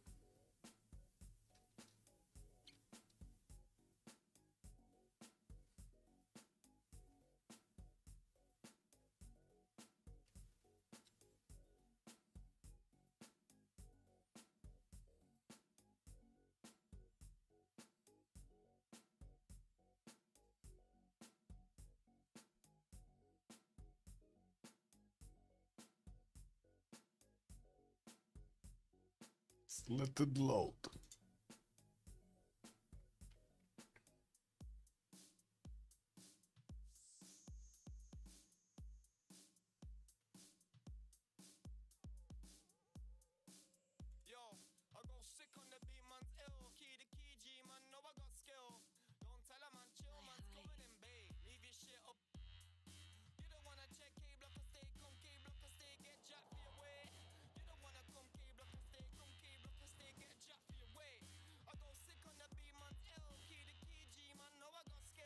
Okay, we load again. We actually loaded in. We do have the first ironclad popping out from Arabia City, the newly acquired city of Coupe's capital. While we do need to see him upgrade another one here, we do have with this one enough damage to do quite a bit of no, it's not enough damage. I'm pretty sure the frigates are just gonna overwhelm it. Now we do have Arabia bringing back that citadel that he was taking to Antananarivo, while Babylon deployed quite a few tank armies to that city center. Looks like he's just keeping away his opponent, Arabia, here from expanding. We do have him with still a few cities that he emplaced towards the south of newly acquired cities of Coupe here. And even if he's to the south of the cap, he can still place a few cities if he wants to, because to be honest, he has a lot of them anyway. Guitarja also getting his nukes up, nuclear fission finishing up, and I do see also totalitarianism is gonna get out next turn. He's getting his machine guns, and we do have him with quite a few weak bombers, since they did actually try to do the damage against his opponent through these anti-air guns. Yeah, we were thinking he might actually take one of these tank cores down, but it looks like nope. He doesn't have enough damage on his fighters to do it. And we do have some machine gun cores that oh, actually this is gonna turn into a machine gun army. Okay. Bombers getting deployed back in Jakarta. I'm actually very curious if he's gonna sniff that Gaul is making a big army. Because we do have Gaul actually deploying most of his military towards Samarobriva, and that is towards Babylon. That is towards Jasdima. Jasdima has his Jose de San Martin redeployed towards Tutul, so he can get the damage done against the possible attack of Gaul.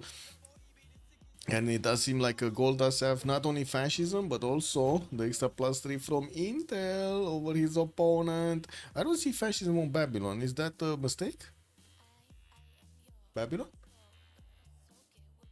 Babylon is in democracy, so he must have the fascism card, the fascism legacy card. I hope so. Let's actually take a look. He's using autocratic legacy right now. Yeah, he does have it. So he has Fascism Legacy, the Finest Town, also Twilight Valor. Ooh, he could do quite a bit of damage. He did plug in Lightning Warfare and started getting quite a few tank armies out. He's still turning them. He's much faster on the production than Goal. Because we're talking about what is this? 1,000 points of production versus the 800 of Vercingetorix. And both of them do have encampments everywhere and stuff like that. So they can, and industrial zones everywhere. So they can get them out quickly and armied up directly. Few more fighters deployed in the north. He did put one of his tanks on the aerodrome, so he keeps it safe. While let's take a look on Khmer cities. We got nuclear power plants coming around, a few anti-air guns to keep up the peace over here, and also his sanctuary is going to finish next turn in his grove. Still building up the Big Ben, 3 turns away from finishing, while we're only 2 turns away from switching this era. I do see we're going to have a lot more Golden Ages or Heroic Ages actually. Liege, Heroic Age, we do have Hellstar, Heroic Age, 444, Heroic Age. I do see also Sewe is gonna keep on having a golden, and also Just Dima is gonna get his Heroic Age. A lot of gold is gonna be generated next. We did have Sewe and Just Dima making the most gold in the game for quite some time. And I do see SND as Legenden are starting to actually get their gold in check. They did manage to get this beautiful connection on the international trade routers, and boom. Oh, wait a second, Big Ben in Venice in 4. I don't think he can get an engineer anymore unless he has one. Gold did manage to get Mary Catherine Goddard, right? And it looks like Cree also did manage to get the last prophet. Not that it matters anymore, but sure. England did get Robert Goddard. This is what I wanted to check for the 20% production towards space-age projects, and he will finish his first spaceport in the city of London next. Deployed quite a bit of a military, so he keeps away any pesky Indonesian units from his side. While I do see they are keeping quite tightly their first spot over here with 120 points, 124 points over their opponents. Seaports coming through, battleships for the anti-air defense, and we do have Sewe getting that nuclear fission. Let's see if he's gonna start off on Manhattan Project. He does have Mahapakit, his capital city, with 240 points, 38.7 points of production. Pretty good to get the Manhattan Project and maybe get a few tic-tacis out. It's always nice to have tic-tacis, no? And like minty and stuff.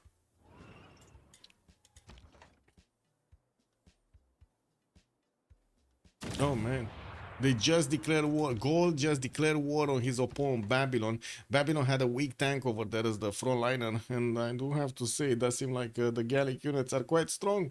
They do have the fascism, because again, we don't have Hammurabi actually benefiting from the correct cards. He might actually switch them because he just found out about the warfare, so he might actually get to switch them. Next, in 2 turns, he's gonna get his switch if he doesn't pay for it next. Let's see. Okay, he sacrificed the tank. We do have goal also with fascism, with the war department finish, so he's recovering health whenever he's taking down units here. Come on, we gotta see Babylon getting that upgrade. Also, fascism on Gitarja just finished, getting an extra +5 on his units. He's not at war with Gaul yet, with Vercingetorix. I guess that's kind of an advantage for Gaul here, because otherwise these fighters would just tear them apart, tear his units apart. Khmer, working on Manhattan Project in 2 turns from Yasudarapura. He's gonna get that possibility to get a nuclear bomb going. He's on 800 points of science and 300 culture. Also did grow up over 1,000 points of production, but SND's production, man, 1,500 points of production, and he cannot get there. He cannot get to SND. That's the issue. One turning Earth satellite here is in SND's territory. He's getting the first spaceport project. Well, I do notice Khmer, first of all, has Arabia towards the south, which is also going to try to get his Manhattan Project going. I do see anti-air guns coming out from a lot of Arabian cities. He does want to protect himself against a possible attack. Air Force or not, nuke or not. SND is going to get his satellites next turn. And we're gonna need to see if he's gonna get some GDR technology going. Still building up his spaceport count mostly everywhere here. And the seaports for the extra points. Well, I don't see any kind of headway being made by Indonesia going against Kree. There's like nothing happening here. Yeah, we got anti-air guns, we got some Kree tanks, we got some Indonesian tanks and machine guns, but that's about it. We don't actually see them doing much. Seeing basic cathedral also being placed now in Indonesia's territory. Not gonna give him that many points. One turning war department in Mahapahit, so he can get also that upgrade. Two turning tank armies in Badung. It does seem like a goal here. He's gonna want to take a stab at his opponent. Did he just get into the borders? Like, did he declare war? Are they at war? Let me see. Senwi. Is he at war with Vercingetorix? It kind of looks like he's at war, no? We got a big accumulation of tanks here from Gaul, and we got quite a bit of an air force from Indonesia. Yeah, they're at war. They are at war. Okay, well, I guess this is happening, boys. This is happening.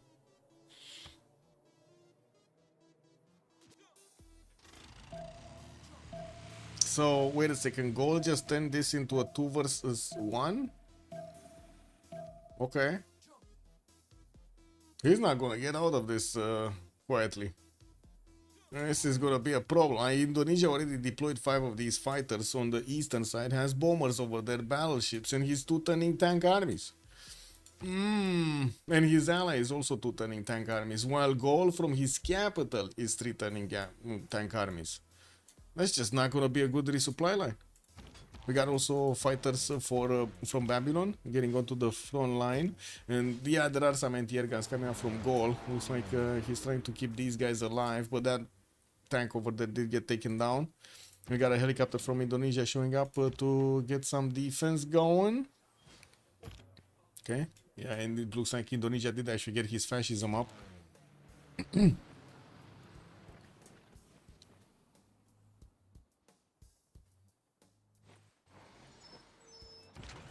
Jose San Martin deployed from Babylon, putting down a new airstrip so he can get more tanks, so he can get more planes here. Well, he's also deploying a few artilleries. These guys are not doing much. They're not doing anything, actually. And Just Dima does need to actually switch his cards. I hope he realizes, actually. He might not realize. So he put his finest hour, but we don't have Fascism Legacy. We don't have the extra +5. Yeah, there we go. He could have done this, but he wanted the trench warfare instead. And of course the tanks, the faster production on tanks.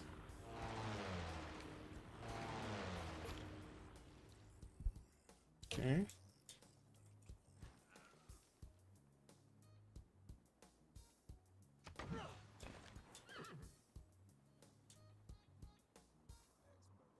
Wait, the tank army actually wanted from Badung? Ha! It did wanted from Badung. That's amazing. Anyway, machine gun corps and that will turn into armies are gonna also take up the defense in Jakarta. These are deadly against tank armies.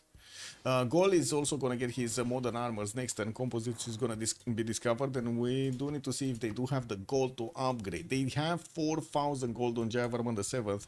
He's also gonna finish Big Ben, so I would say for sure they're gonna have a lot of gold.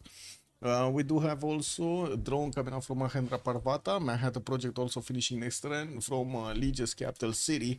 No, sorry, the second city. And I do see him also discovering his rocketry. Legendary is also going to get a nuclear fission, even though his capital is not as productive. He's only 112 points of production. We're going to need to see if he's going to manage to get the Manhattan Project finished. I was expecting it also in England, but it looks like he just keeps on going. He's getting his moon landing in 3 turns, while we're also going to have the Congress started up next. We did have Kree getting Heroic Age, Vercingetorix getting Heroic Age, Jayavarman the 7th getting Heroic Age, and Just Dima getting Heroic Age. Sewi is going to stay on his Golden Age, and he did choose to go for 2 arms.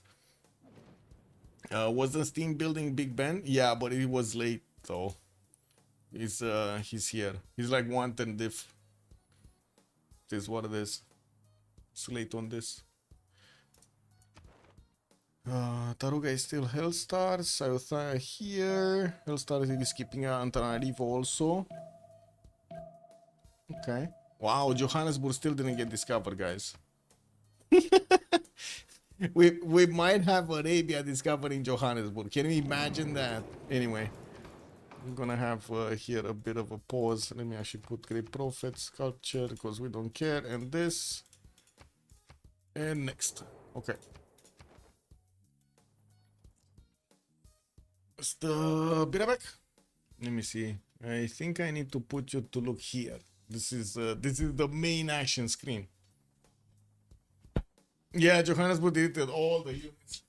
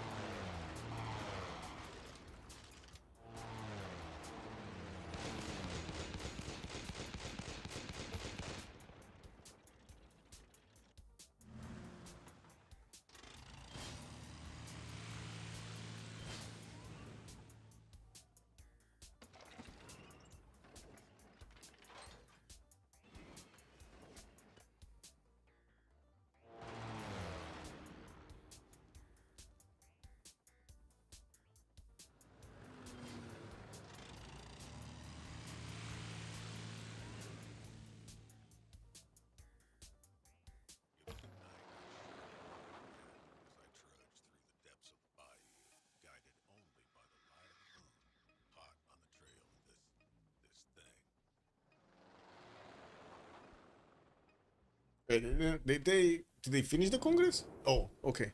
So double the great general points. We got sculptures doubled, and it looks like 2 diplo points for Kupe this time around. So yeah, Indonesia didn't get them. He's still on 7 out of 20, and nobody built the Statue of Liberty, but I don't think it matters anymore. We got the Indonesian fighters also getting in closer to the Gallic mainland. It looks like quite a few more did get deployed, and we do have machine gun armies showing up also. They can tear apart these modern armors also if they're in good enough shape, or I should say numbers, not shape. I do see also Babylon does need his modern armors. He does have the upgrade button. It's just a matter of putting the gold, and they do have 2500 gold. Shouldn't be a problem to get them out. Looks like he's also getting them very quickly, returning them from his capital city. What I do see at the moment, he actually tied Gallic production. They're both of them. They're returning from the capital city. So Big Ben did finish. We do have Hellstar benefiting from the majority of the gold of the fund, so he can actually get to upgrade his units.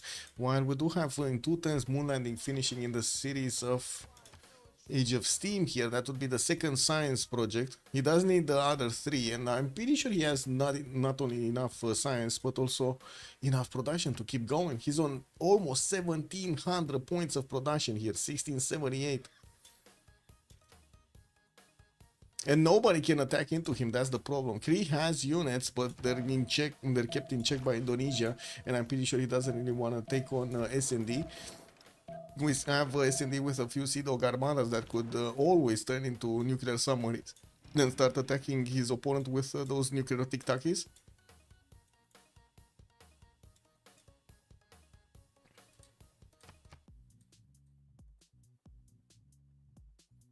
Manhattan project finishing up in 3 times in Indonesia's territory, while we do have the first nuke getting out in 4 times over here from Yasodharapura from Khmer. We did see Arabia did also go for his nuclear fission, but we didn't see him actually putting the project in, like Manhattan project. He doesn't have Manhattan project. Okay, this ironclad just sitting over here. He's just gonna ignore Maori, doesn't want to take him on. Now, while we do have Babylon's majority of the military moving towards keeping Gaul in check here, I'm quite a bit surprised we don't see him actually upgrading, because his tank armies are basically dying to the modern armors, right? Why is he not upgrading them? Oh well. Lygia starting to get bombed. We do have Gaul losing a few of his modern armors here in the face of Indonesia's air force, while he's trying to replace them as quickly as possible from his cities. He's also trying to put as many of these anti-air guns as possible. We do have jet bombers here from Indonesia, which are not gonna care that much, to be honest, about the anti-air guns. They're gonna just keep on taking down cities. And we do have also a military engineer that's gonna wanna build a bit of a pathway here so he can get faster to Lygia. Okay, 110 moon landing. Quite a few more spaceports also finishing in the meantime. You do need a lot of them for the last part of the project here, for the science projects, so you can get that Lagrange laser stations going, or I should say both laser stations going, the projects, so the building so the spaceship moves faster. Kek W. Wait, only at left. What is, did Johannesburg get discovered yet? Oh wow, Maori is even getting with a settler here. Can you imagine that? He's actually gonna put a city next to Johannesburg. Well, wait a second. England just figured out where Johannesburg is, no? Yeah, SND got it. Because, you know, he got satellites, so he saw it, KW. Now he's gonna get all of the points. That's how he's getting the extra production numbers. That's how he went to 1755 points of production. Oh my god, man. 70% over his opponents of production. That is something. Okay, Babylonian units did turn into modern armors, and these are gonna keep away the Gallic units from his side, while we do have Indonesia trying to push into Gallic territory. Now this is gonna be a question: how will Khmer actually try to get this back? He's not close to Age of Steam. The Age of Steam is on the other side of the planet. If he's actually gonna have a chance, I guess he's starting to build military engineer, starting to build road pathways. He's not getting the infrastructure. Like, talking about actually nuking SND is out of the question here. So I guess his only chance is to try to nuke Saladin and take quite a few more cities from him before the science victory finishes, so maybe they can get second. But they want... No, wait. They cannot even get second, no? Can they get second? They need to get over Sewi and Jasdima. 1923 points. Yeah, I guess they could get second. It's only 70 points difference in between them. Not even 70. It's like 60-ish. 58 point difference in between them. So I would imagine if Arabia loses like 3 cities over here, that's it. 3-4 cities and boom, that's the points that Khmer's team need. If, of course, and that's a big if, we don't see Gaul starting to lose cities. If we see Gaul starting to lose cities, which kind of looks like it's gonna happen, he just lost one of them. Man, imagine declaring war and having all of your military destroyed. Kick double, man.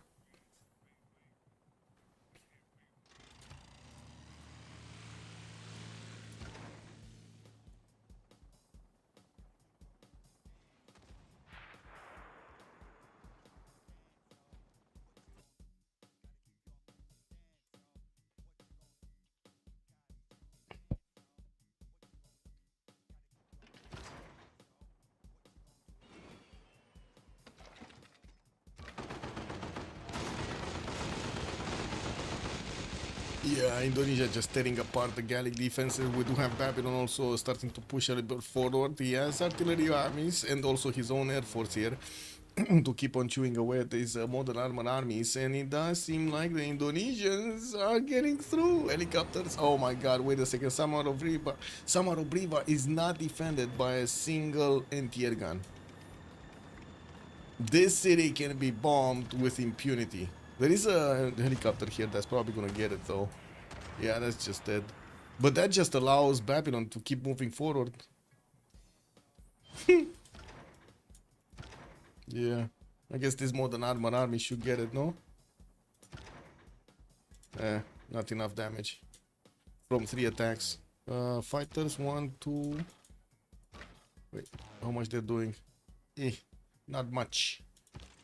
But they're like four of them in range. This one I think is too far away, no? 2, 4, 5. No, it should be in range. 2, 4. Yeah, it's in range. It's in range. Okay, starting to get the bombs on Samara Briva from the city of Barus. He has jet bomber. Indonesia does have jet bombers deployed on the east side quite a bit.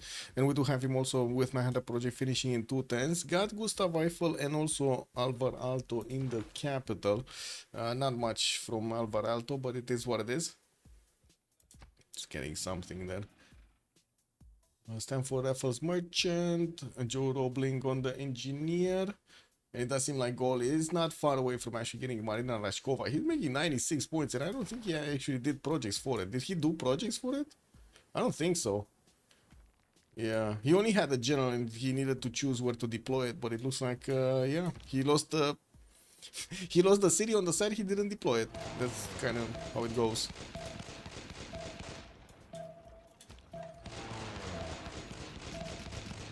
Oh, that's another anti-air gun and a modern army taken down by Indonesia. These are significant losses for gold. Even if they have the gold, that's a major problem. And it looks like they spend most of the gold on upgrades probably, especially those modern armors do cost a lot. We do have the nuclear bomb coming up in 210s here from Yasudarapura, and I do not yet see somewhere like a deployable device, like something like a nuclear bomber or a submarine or missile silo. Let's see. Lasers on Jazdima. He's gonna get jet fighters. Legion's also gonna get lasers. We do have Vercingetorix just now getting chemistry. Can you imagine that? Woo, baby, that's just nasty, man.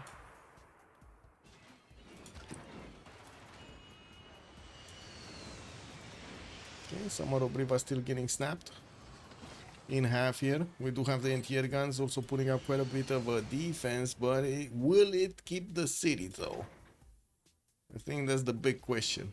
Can they keep the city?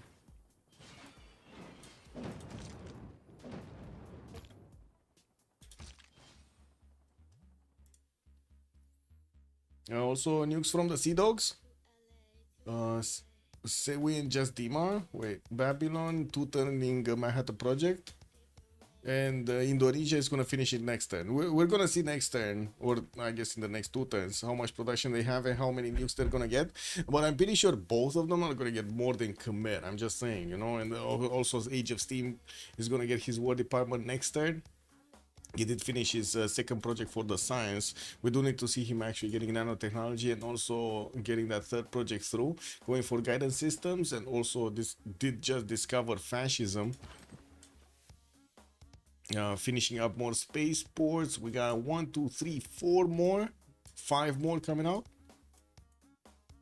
And it looks like he does have a decent defense on the east side. Well, nobody's coming through. It doesn't seem like Indonesia is interested, because I mean he has other targets to pick on, right? He could just start to bomb Tervana, just tear apart the Gallic territory here.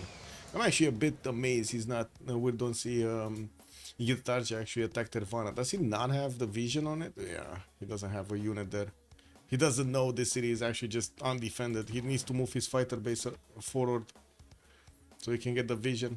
Extremely helpful to actually have the fighters in the air. You get so much more vision than normally.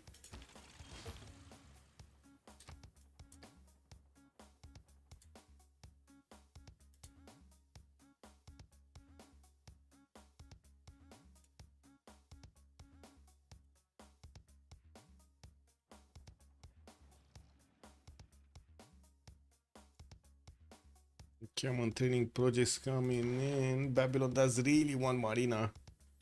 He's on 200 points. He made quite a few projects, and it does look like he's gonna get more. I do also see he's building up the Panama Canal in Durkurigalzo. Oh, I see. It's just 2 tiles of a Panama Canal. I mean, it still looks good, no? Kind of looks nice. Modern army is coming through.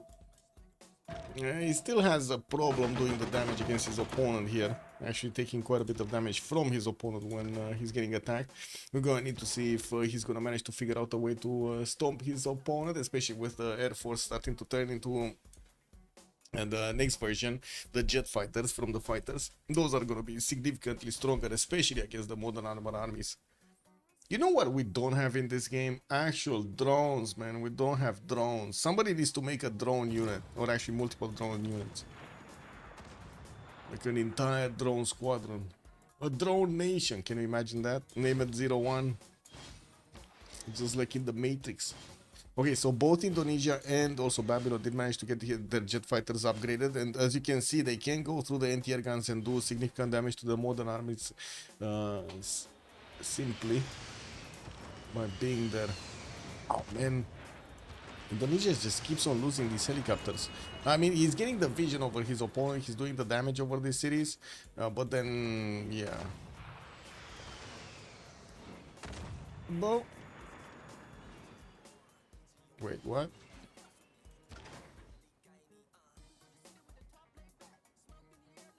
Oh, he got a helicopter out. I was thinking, like, wow, that happened quick, right? I was thinking the modern armor army actually attacked into an Indonesian helicopter and destroyed it, but it was actually a Gallic unit. And my mind had a bit of a brain fart in the meantime.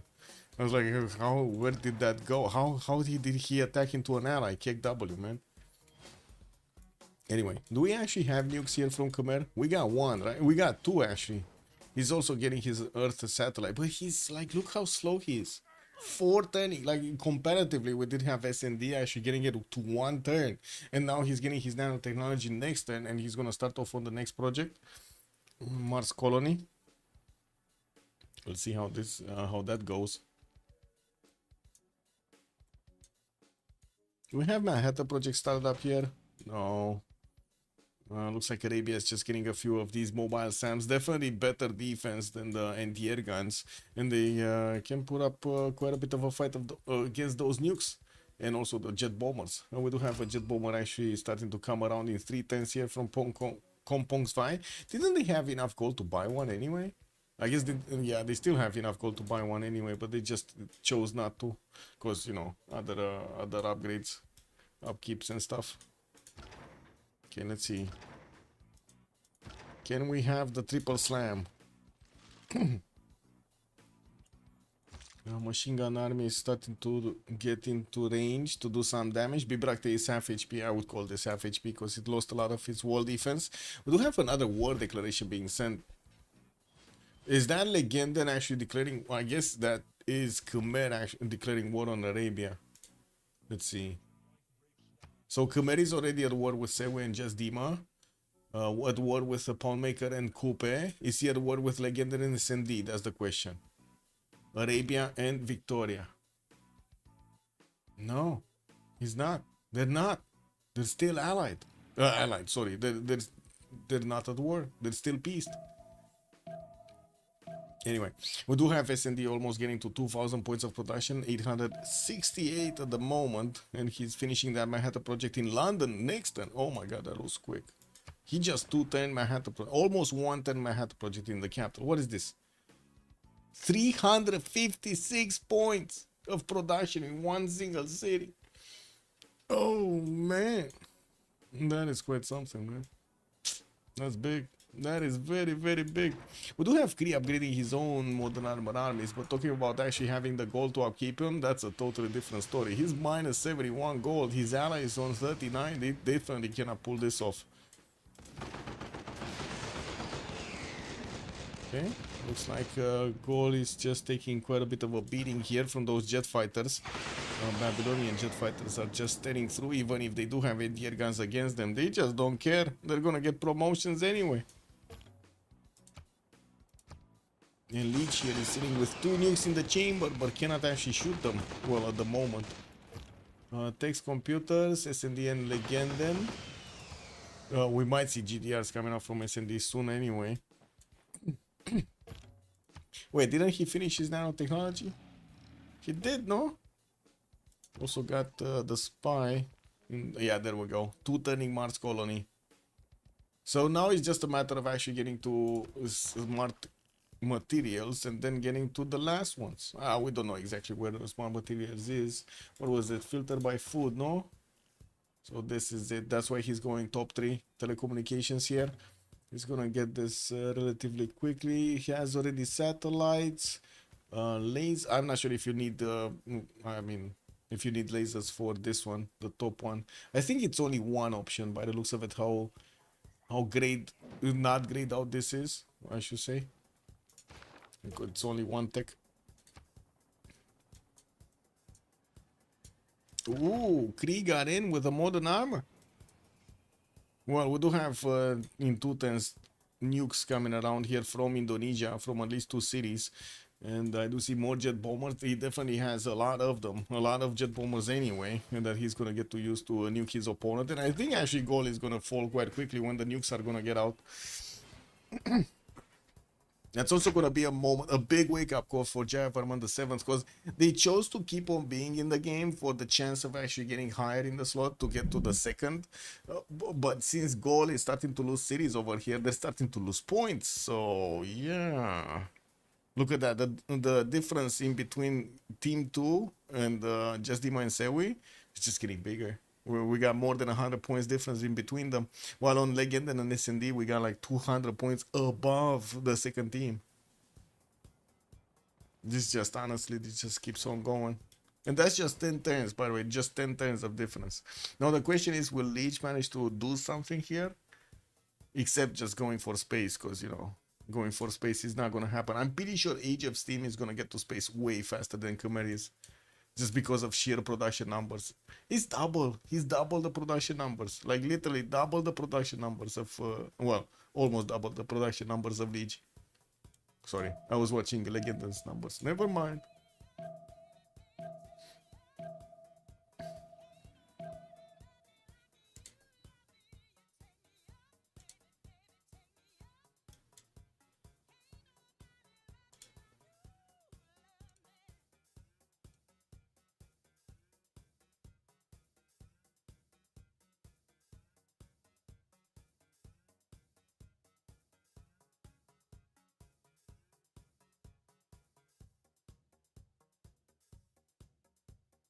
Hey, Richard Boom started streaming again. I just saw him. Oh my god. Pretty good, eh? So many people are streaming, by the way, today, Civ6. So many people. There's one dude that for some reason has may contain sexual themes in his stream, and I'm like, oh, this is Civilization. No, how do you do that? Anyway, I guess it is what it is.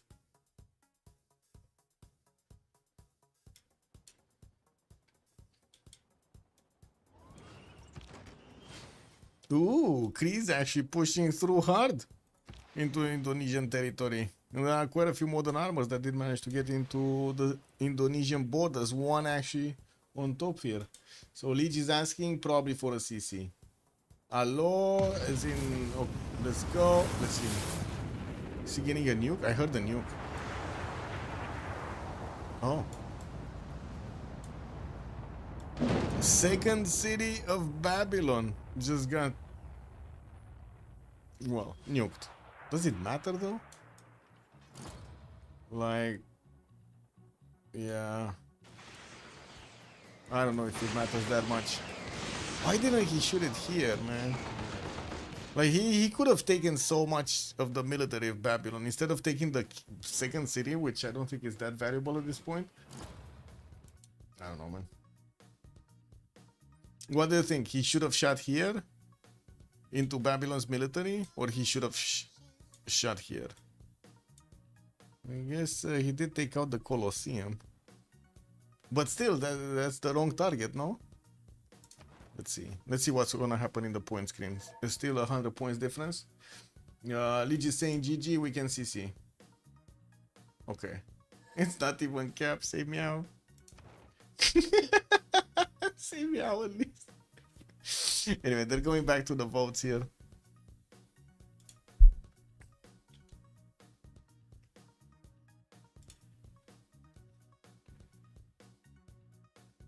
Yeah, that's how you do it, man. You put the vote in the mail. What's up now? French reporter, good evening, sir, and welcome. I'm just waiting for it to go. To see the vote. But yeah, very good game coming out from quite a few players. SND did do amazing to get his sim up. Legenda did do amazing to not only get his sim up but also take out Coupe. Leech did try to get his sim up, but unfortunately didn't have actually an opponent to go against unless you take into account Arabia, which not really a good target to go against. We did have also Kree trying to catch up for his teammate Coupe, but unfortunately, even if he did manage to keep away Indonesia from his borders, got the techs, got the gold, got whatever he needed, the anti-air guns to actually keep away Indonesian fighters from tearing down his cities, it just wasn't enough. Wasn't enough to keep him going here. He was losing his gold per turn. Didn't have nearly enough science as his opponent. He was like half science, half culture. We did have goal also trying to get back to help out Leech carry the game, but unfortunately both Babylon and also Indonesia turned on him while he was turning on them. So boom, he just couldn't do it. Just couldn't do it, man.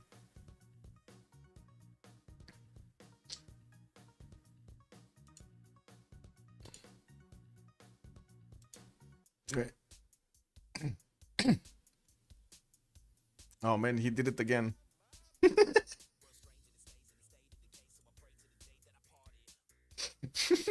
did it again. It's amazing.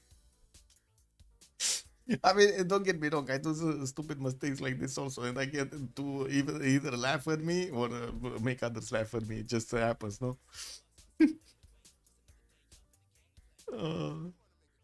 uh, what was the schedule? We need to take a look at the schedule for tomorrow. Wait, not PL. What is the CCC? I think I asked for, like, I don't know, tomorrow. Give me a second. Tomorrow, oh yeah, the 2v2 round 4. We're gonna take the 2v2 round 4. 1400 GMT tomorrow. That's like 5 my time. I think it's 1400. Let me check. Okay, this is the schedule. What is this? Yeah, it's the 1400 GMT. Was this are the times in GMT? And I'm gonna see what second game we can take. Like we may take another one of these 2v2v2s. Iron Man Inland Sea is already getting streamed by Golden and Toilet, so I'm not gonna dive into that. Maybe one of the duo rounds. I don't know. I guess it kind of depends on how quick the 2v2 finishes, so we can see what other game can we pick, or we just save our energy for Sunday. One of the two. Anyway, GG, well played. Massive game over here on the 2v2v2v2 and the start of the CCC. So I hope you guys enjoyed your time with me tonight. I'm gonna go catch some sleep and get ready for tomorrow, and in the meantime I do hope you guys are gonna have fun with more CCC content. I'm gonna send it to one of the streamers here, not sure exactly which one at the moment. I need to take a look at the list and decide. Also, after accent, good evening sir, looks like nobody gonna stop Vicky. Yes, fleeing the earth. It looks like she's going into space, man. Thank you so much for the follows, much appreciated also for the subs, and I do hope you're gonna leave a comment over there on the YouTube account, and see you next time. Bye.